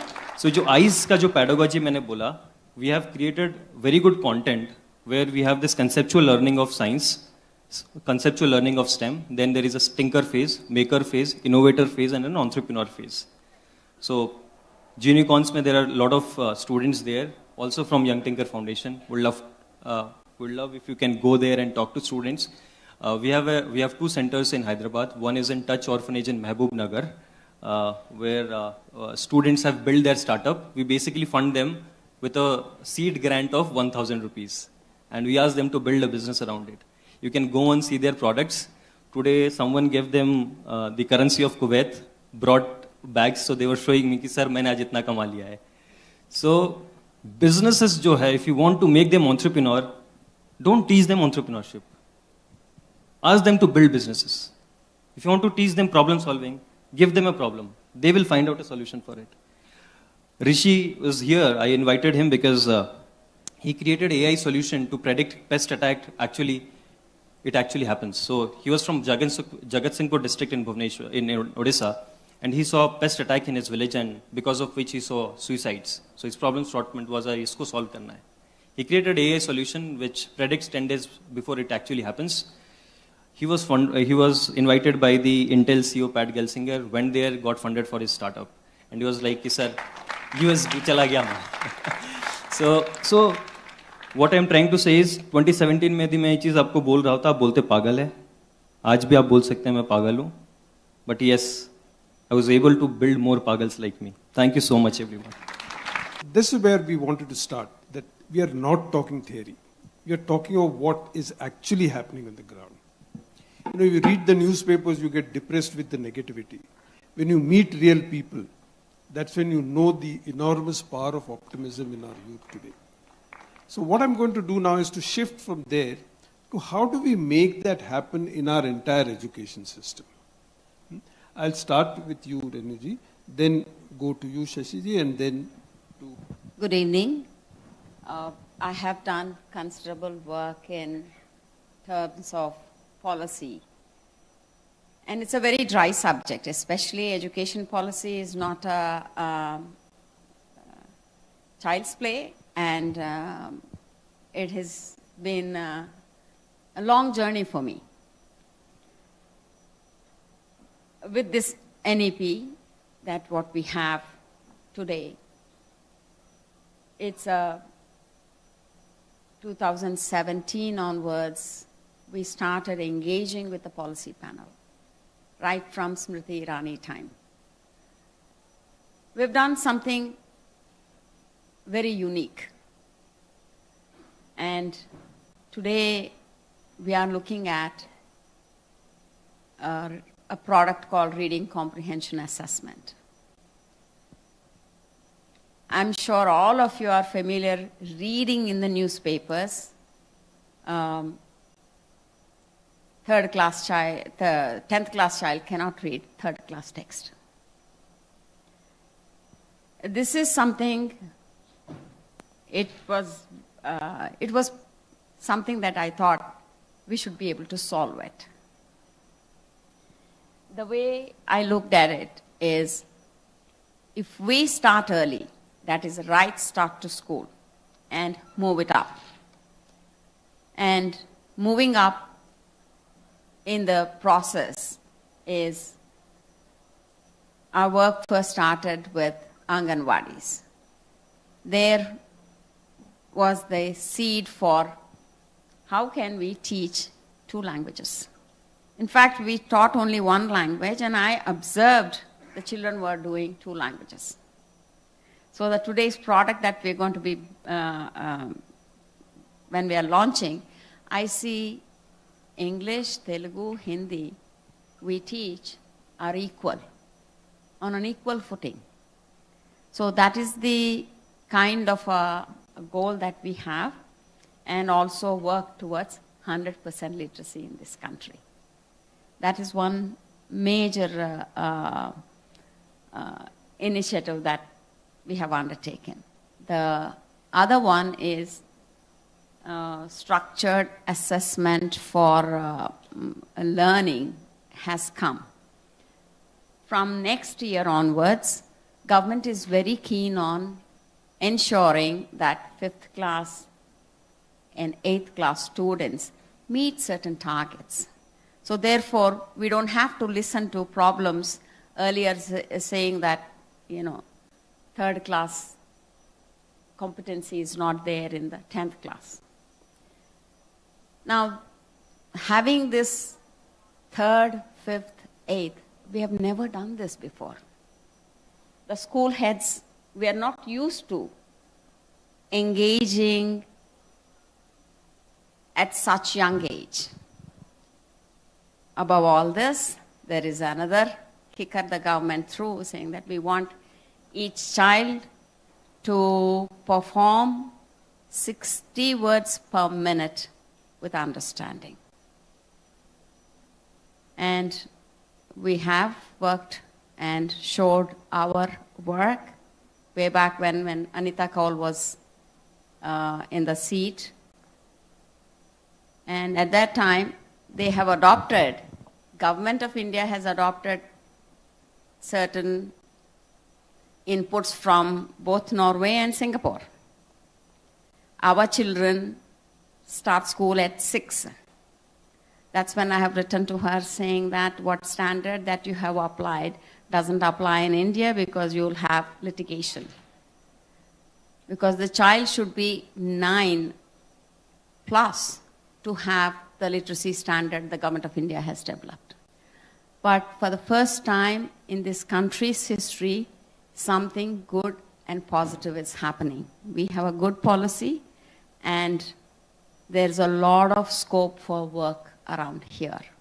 See, the 3rd class, 5th class, 8th class, when we start implementing that, you will see a crop of students who are far more competent. And this competency will take India forward towards totally developed India. See, this is a long-term goal for the country. So you can't achieve certain things overnight. And 100% literacy in the country should be made possible. Not necessarily teach English, but also teach Telugu and Hindi with an equal rigor and relevance. Because both the languages have makes the child more resilient. Okay, next slide, please. And there's one thing that I advocate strongly is using unseen text to teach and assess reading. Seen text is absolutely false, and I speak against it. This is something that is not a reading assessment and reporting, that you have shortchanged the child. You have to put unseen text, and the child should navigate it and produce the result. Then we can actually support the child to go to the level of perfection and proficiency the child can achieve. Last 3 years, we have seen the scores, especially in 9 and 10, 11 and 12, have fallen down, especially in science and maths.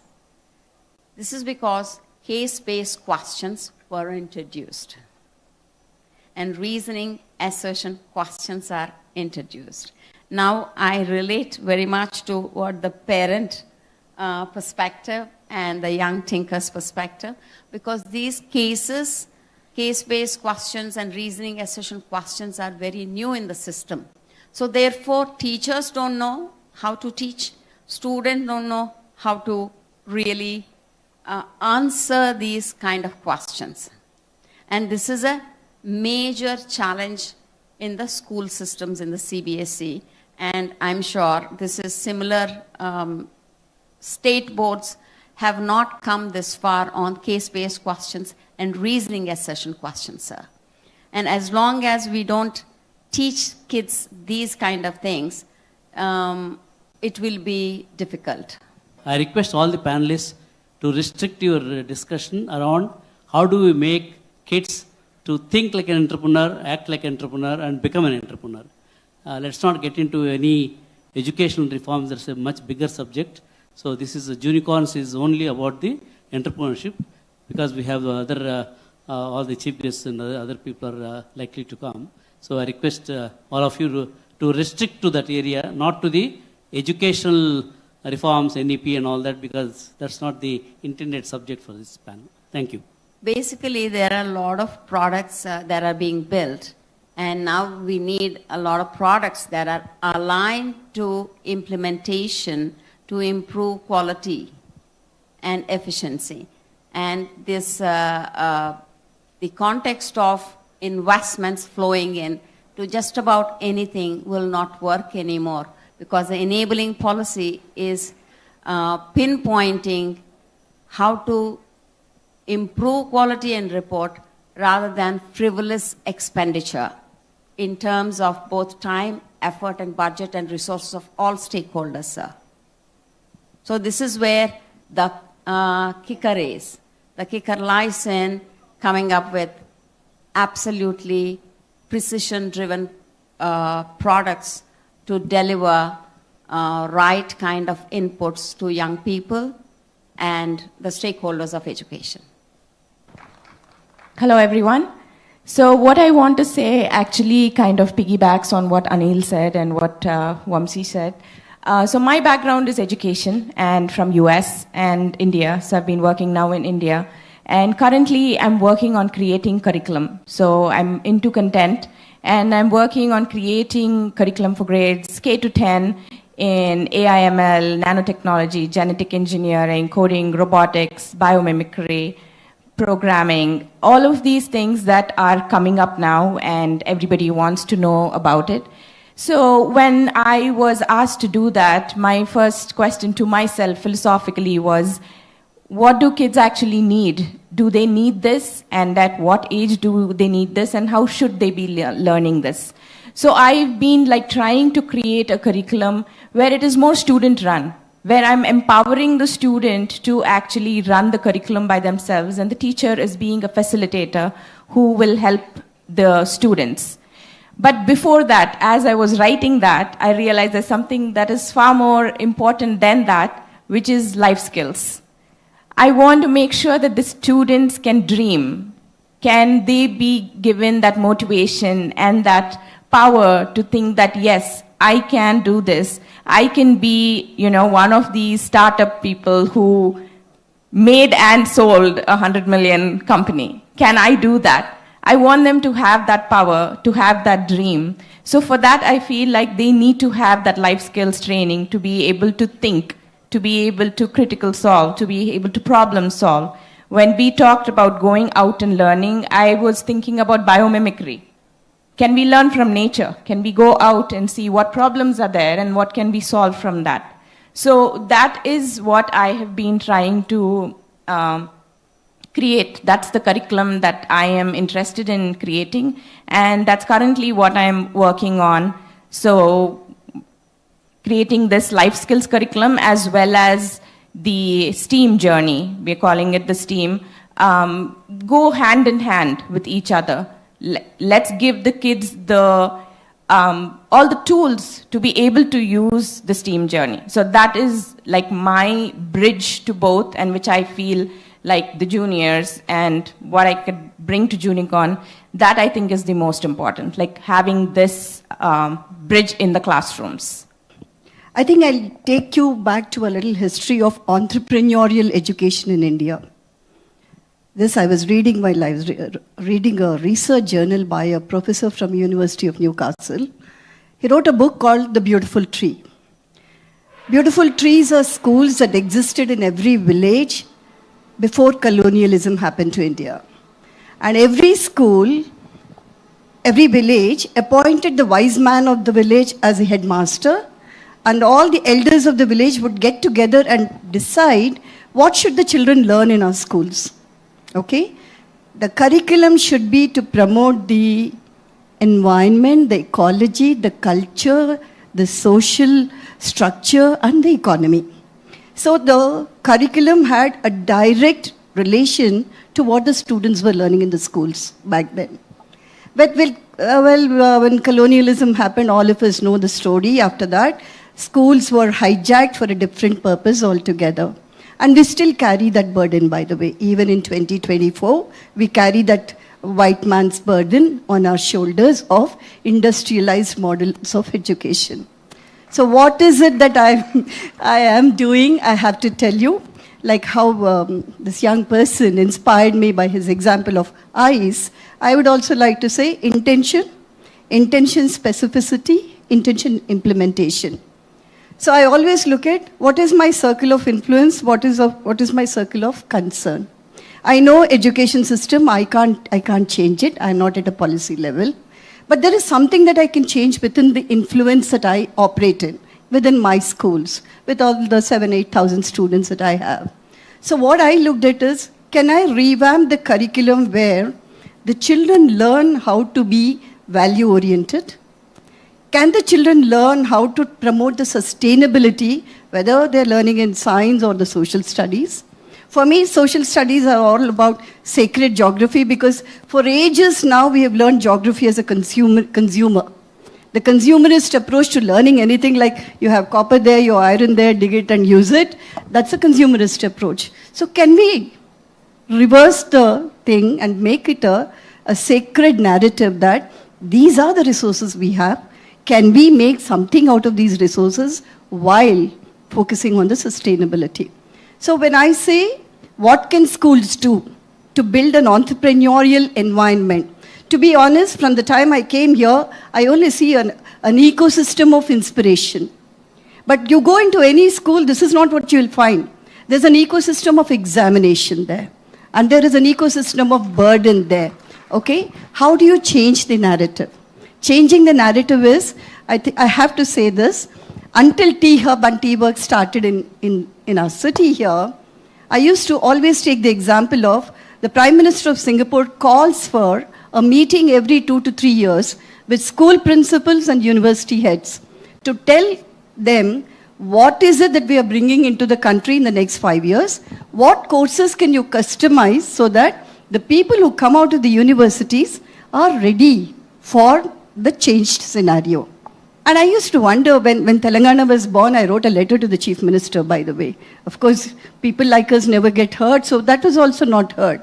But still, when T-Hub came, I thought, wow, the mountain has come to the Muhammad now.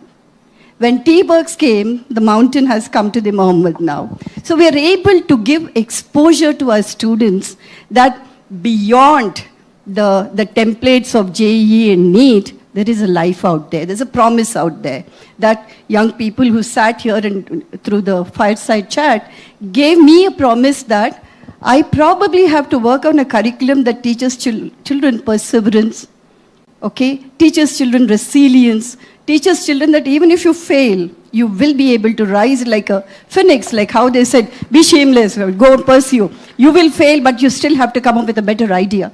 I think I need to add that also into the curriculum. Only then the narrative will change in our country. Only then there is a promise that I can show to my young people, because I work with different generation. It's a K-12 school. One thing I have to say, and I'll conclude on that. 2 of my students are sitting here. One of them is actually showcasing something here. She's working with an entrepreneurial. Tanisha, wave your hand. Okay. And one of them is a volunteer here. 10 of them are presenting their innovative ideas in the Junicons, thanks to Rumana, who's been mentoring them.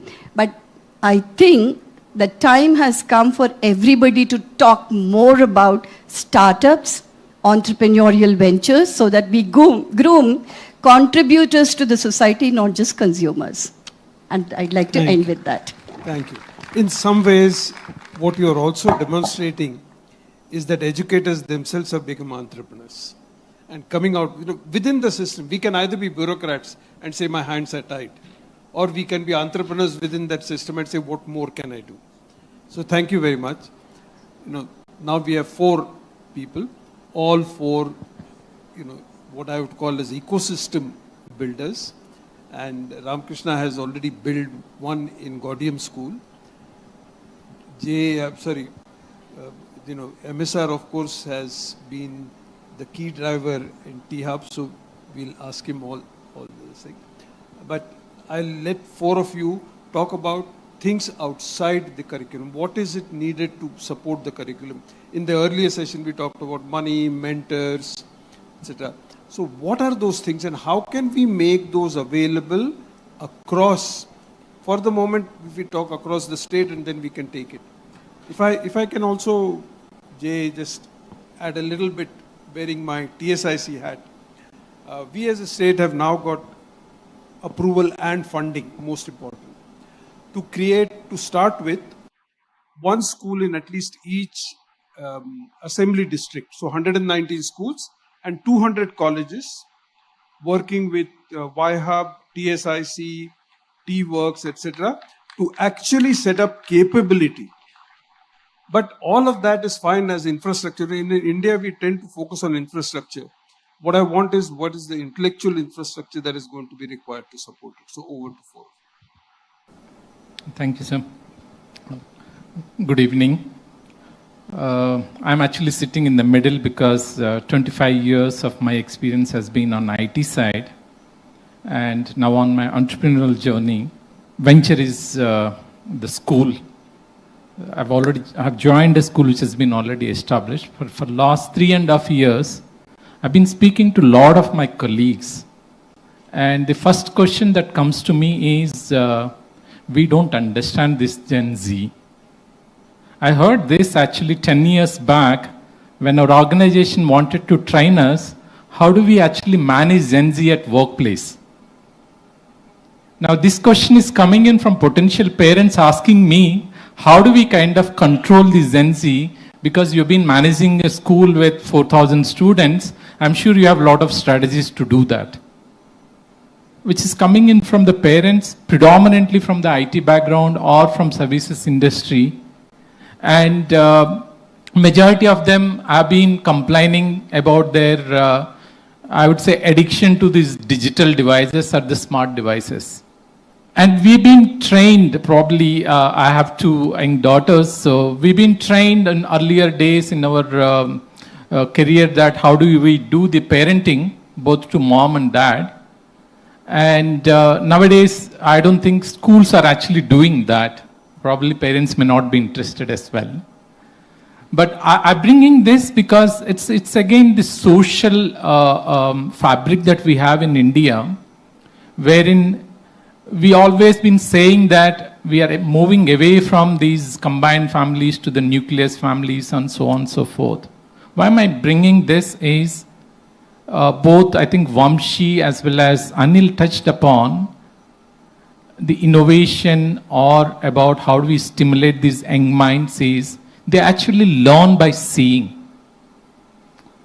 And when we do this, we look at all these software engineers, because I'm from that industry.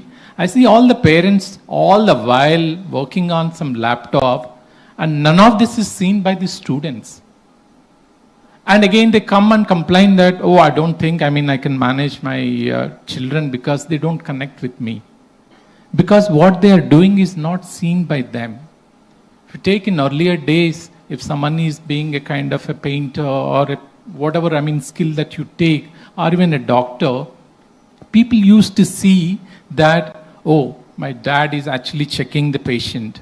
He's asking these questions. In a while, the student just like that picks up and will gain that knowledge. Where is this environment that is available now for the children to see and do it? I would say it's an opportunity now in the era of AI, wherein students can do a lot of independent research. Only that's required is just guiding them in the right path, how to kind of get into it.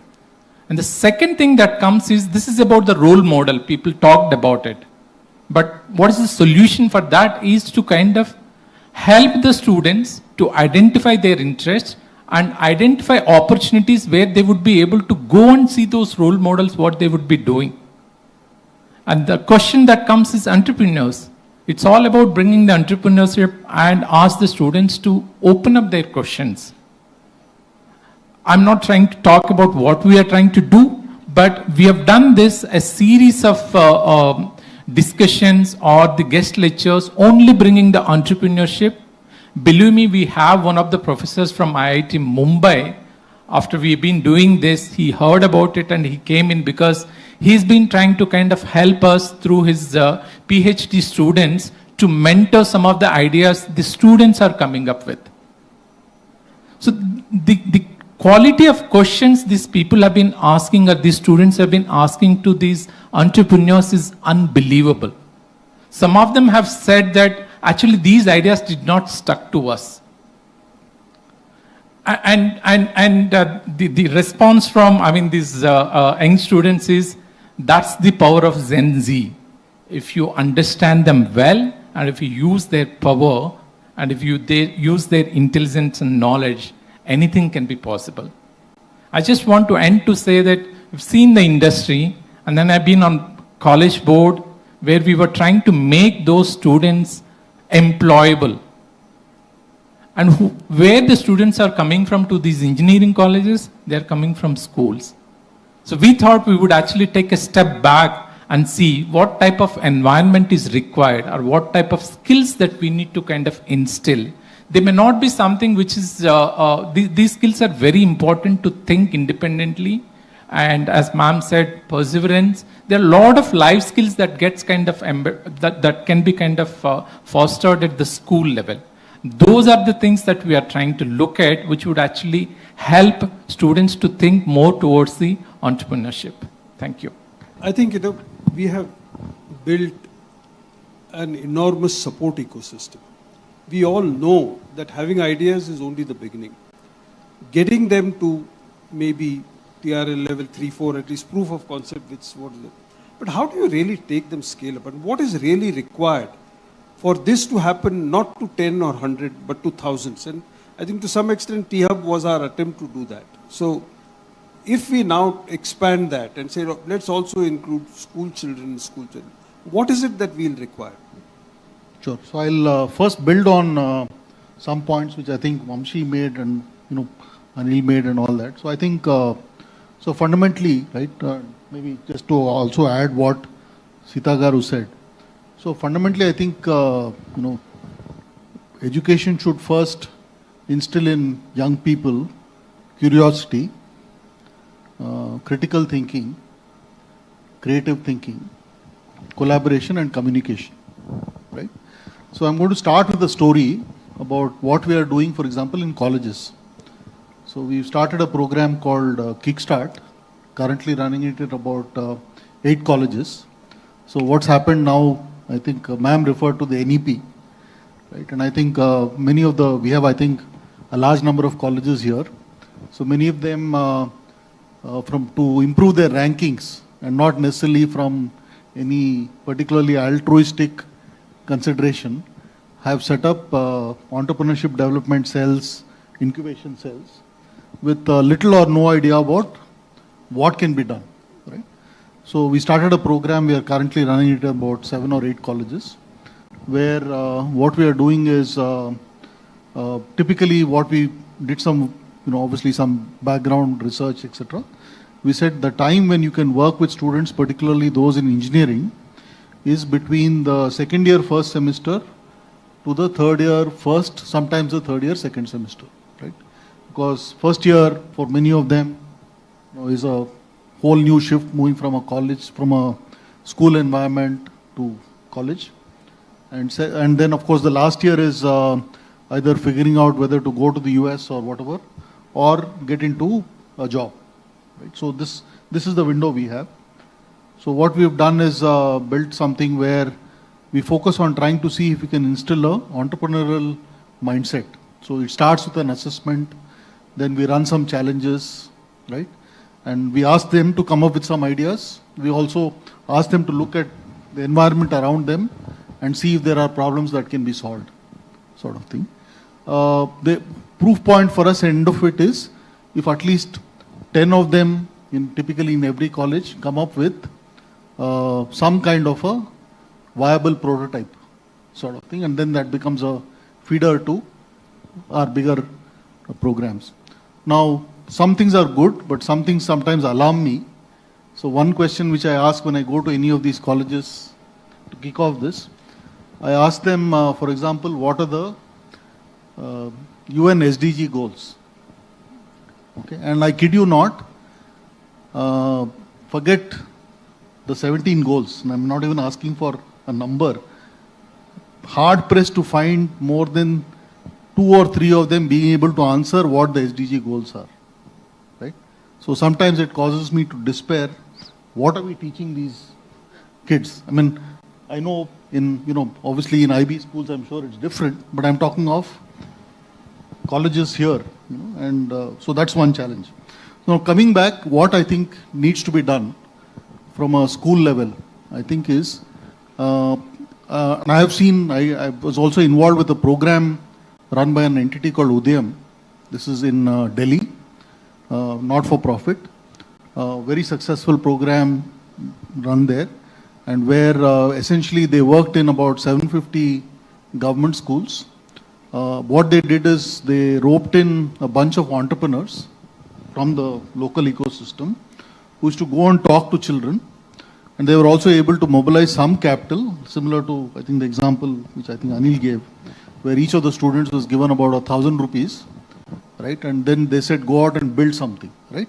And the sense of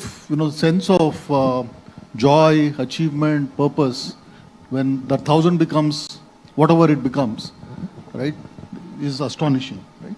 So I think what we need to do, in my view, and we are now trying to see how we can do this at the college level, we haven't yet gone down into the school level, is to figure out how we can create, throw challenges at young students to look at the environment around them and figure out how they can solve. And obviously it requires the entire ecosystem to come together. One last point I wanted to make, maybe some people in the audience may not be familiar with this, is all of us know about this 2% CSR, the 2% which you can spend of profits you can spend on CSR. A lot of that effort has been directed towards education, healthcare and so on. But about 18 months ago, there was an amendment in the Companies Act where this funding can actually be used for technical incubation. Right. So to answer that point you made about STEM labs, etc., and that's something which we are actively pushing. So currently, for example, with 2 large corporates, we are now running a program using their CSR to run these incubation programs in colleges. Thank you. So before I go to the last two, Shashank and Deepu, I just wanted to, something that I was itching, but I chose not to be. By the way, in way back in 2012, when, if you recollect, there was criticism that we are not producing engineers who are good for the industry, we started, from ISB, we had created a technology entrepreneurship program. And many of those, and Kaundinya of this thing is a product of that thing. So I think, at the college level, we have this thing, how do we take it? So for example, one of our startups, a company called Metamorphosis, which was subsequently acquired by Bright Champs, they were actually trying to see how they could do this in schools. But of course, the target audience for them was obviously the more affluent schools, but Yeah, they are. So, the thing is, the reason I was bringing it up is that I think even at college level, there is a philosophical question that, and I didn't want to bring it up because we could only end up discussing. What are we trying to create? Are we trying to create unicorns, or are we trying to change mindsets of young people so that going forward they will be able to, because expecting school children to be able to create unicorns is probably not a right approach. What we are saying is you need an ability to think, you need an ability to identify problem, you need an ability to understand how to solve it, you need to know how to go about it. So I think we should also be reasonable in our expectations. All of us, or many of us here know Mirage. And what Mirage created in the old city of all places, working with 200 colleges and a large number of entrepreneurs from women in the minority community is an incredible thing. So we have something in the college and that caring. The challenge for us, of course, is how do we take it? Yeah, so I just want to add 2 points. One is regarding the infrastructure part, and then second one is what the students have to do, like as a key takeaway from this discussion. Okay, so infrastructure part, like we are spending a lot in building up buildings and a lot of spending on equipments and all those things. But what is missing here is human infrastructure. That is a volunteer-driven network that we have for ISF, for entrepreneurs. Similarly, we should have it for skilling, because we are living in a world which unprecedentedly change is happening, and next 2 years what these students are going to get exposed to has not been invented yet. And they will be working on problems that are not problems today. Okay. So what we have to prepare them is for that future, not the world that we have seen. Okay. And the potential that the students have is immense. Only thing that we have to do is to give them some time to prepare and have a mindset to work on solving the problems that they have seen, and have a right network to access. Like as he rightly said, they have to find the right interest group, whichever they belong to, and learn how to learn new things by themselves. And it is not a world of memory. We need more GPUs, more processing power. So our education system has built long before when that memory was so important. Okay. And the assembly line model was created for factories or industry to build clerks or somebody who takes a job and retire in that job. The shelf life of skills is shrinking, right?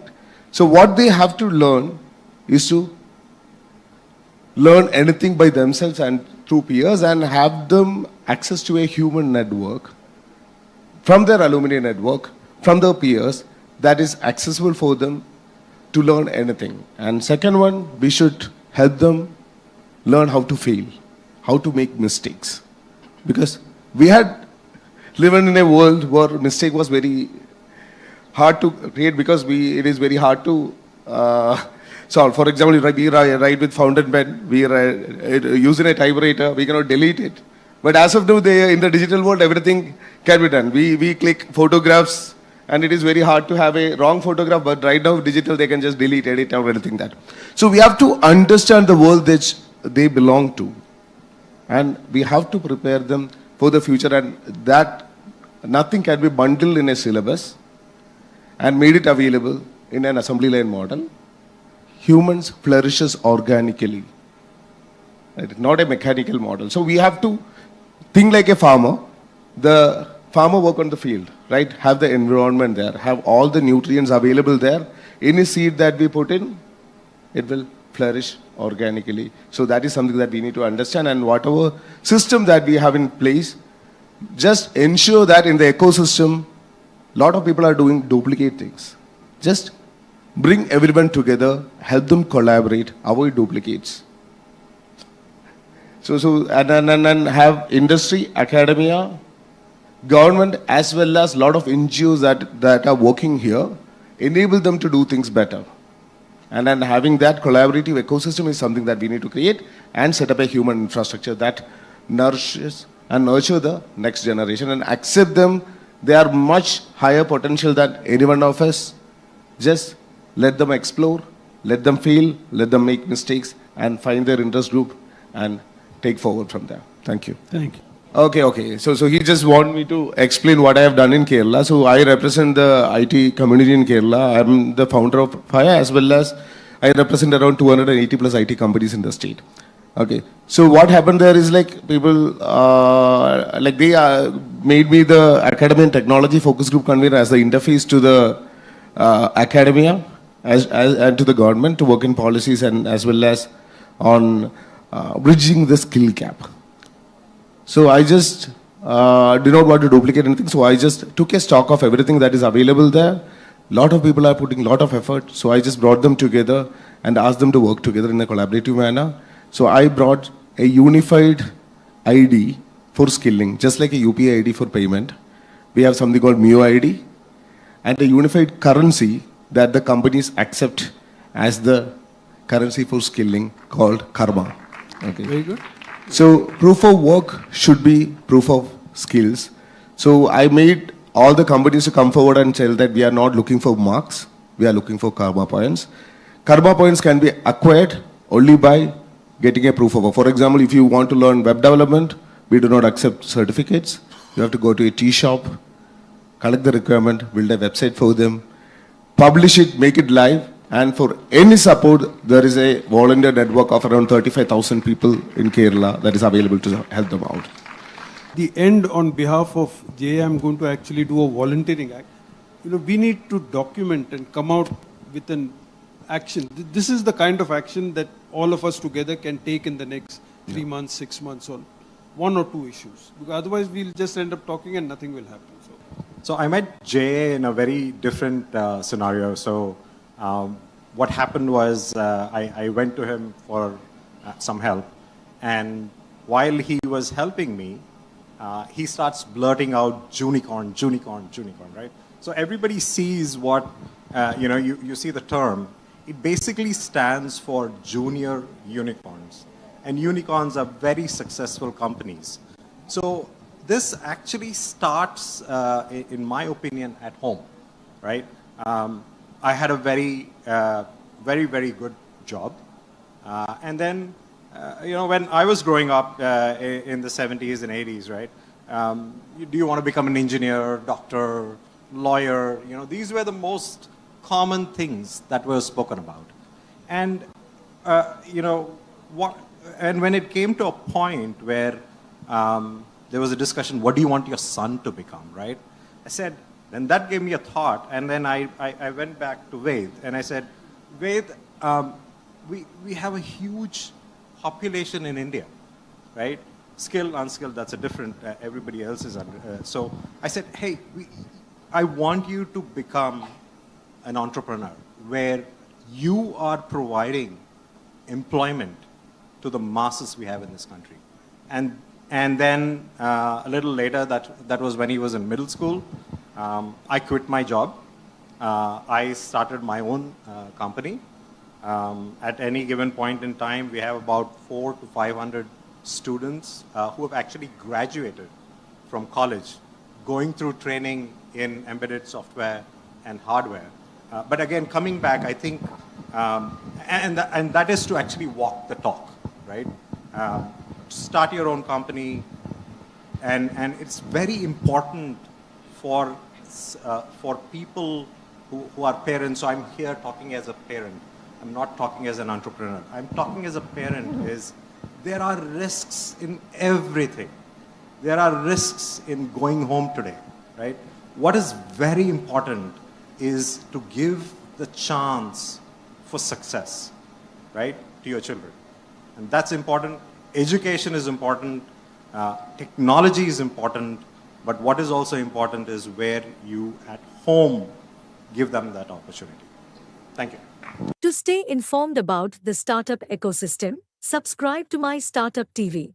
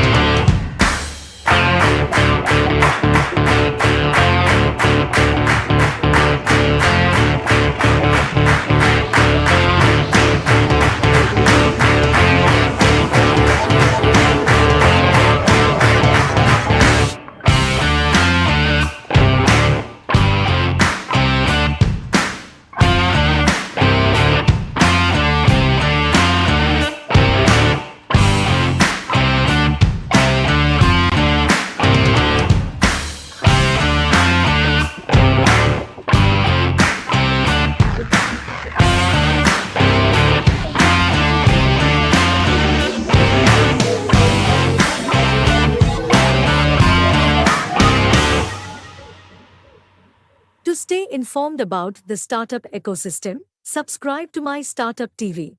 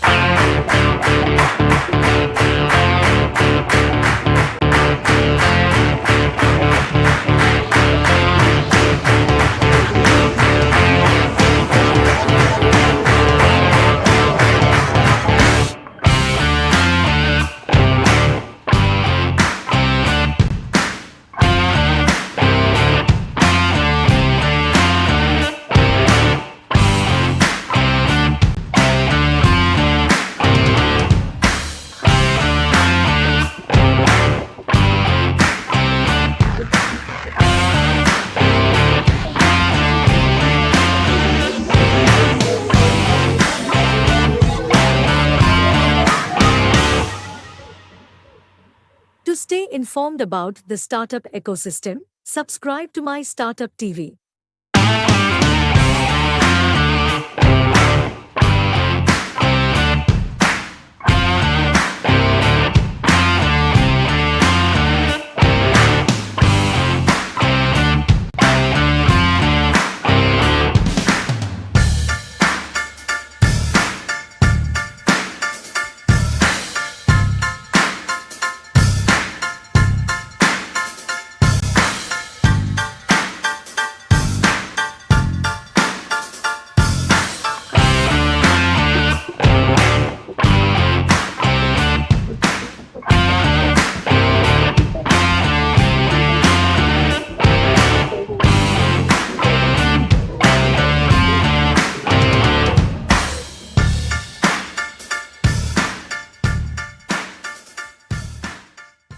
One of the very senior people from Amazon was chatting with me. I said, you people are doing all these new things in AI, etc., etc. What's your problem? Our single biggest problem is, how do we ensure that the young people who are coming up are capable of understanding all of this? And I said, I'm going there in the afternoon and I'll ask that question too. So we'll find an answer for you. So, we have about an hour, and unlike the previous session where they didn't have, resources, I have a wealth of resources to start with. So what I'm going to do is to try and break this up into roughly 3 to 4 segments. I first want to start by asking ourselves, we are talking about unicorns, but what is actually happening? Is anything happening? Is anybody doing anything about it? Then we'll go to the most important core part, which is the education, and how can we change the education, what are some of the things. But having youth, having education, is not enough. There's an enormous support ecosystem that is required, and we also have some excellent technology and capability talent here, so we'll use that. So that's how we'll start. What I'm going to do is I'm going to start with Vamsi, who's come all the way from the US, and ask him that as a parent, how do you get kids involved into making sure that they actually follow? At one time, all that kids did was, how do I get into Harvard, and therefore how do I do Bharatanatyam and things like that. What do we do now? Basically, I thought of doing the other way around, but he's actually my son. Let me give a quick intro of him and then I'll talk. So back in 2019, I think 2018, he came to me and he said that he wants to start his own initiative and he wants to be a founder for his own initiative. I asked him I think he's like 9 years old at that time. So I asked him why did you ask me that question? So he saw my name as a founder for my own initiative and he asked me that question.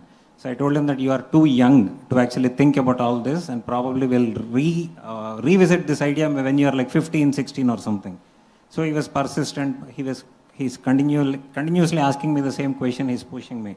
One day he came to me and he asked me what are you doing with your used batteries? Used batteries. We all get used batteries, right? So I told him that I'm just throwing in the trash. He showed me an article where in California there was one lithium-ion battery caused a big damage and the whole recycling plant got burnt. So he showed me that one battery is causing this big issue and since you are throwing your used batteries in the trash, it is not good actually. So I told him that very good initiative that you are actually thinking. So before even doing that, I asked him to actually talk to few of his friends, and I also took about 20 different friends of mine. So he spoke to all of them. Everyone said that they are not doing anything. So I ended up saying that you can go ahead and you can start, and now tell me what you want me, where do you want me to help? So he said that I want a quick flyer where he can actually go and educate people. He started that way, and for the past 5 years, he now have a team of 850 kids in US. All these kids are actually spreading awareness in their local schools, collecting the batteries. And over the past 5 years, they have recycled over 550,000, which is 5.5 lakhs used batteries. And they have educated over 38 million people about the importance of used batteries. So it became a big initiative. The other kid, I have my younger one as well. By seeing him She was like 9 years old. Last year, end of last year, she came to me and said that, Dad, you are only helping Nihal, but you are not doing anything to me. So I said, I'll definitely help you. Why would I not help you? But you tell me, what do you want to do? So she said that, okay, let me think and let me come back to you. And within 2 days, she came to me and she asked another question. She said that whenever you are going for a shower, do you immediately start taking shower, or are you waiting for 1 to 2 minutes for the hot water to come? So I told, definitely I'll wait for 1 to 2 minutes for the hot water to come, because I don't want to, especially in US, every single person will actually wait for that hot water, 1 to 2 minutes. So she said that, she showed me the stats, that there are millions and millions of people in the world who don't have access to water, and we are actually wasting that 20,000 gallons of water just for nothing, just for waiting for hot water. I immediately got connected again. So I said, okay, what is the solution? So basically she said that probably we have to have an instant water heater in the shower where the water will actually become instantly hot. I initially liked the idea, and we have actually asked a few of the companies here in India to actually develop a prototype. They came up with the prototype as well. But then again, I was hesitant, because obviously you are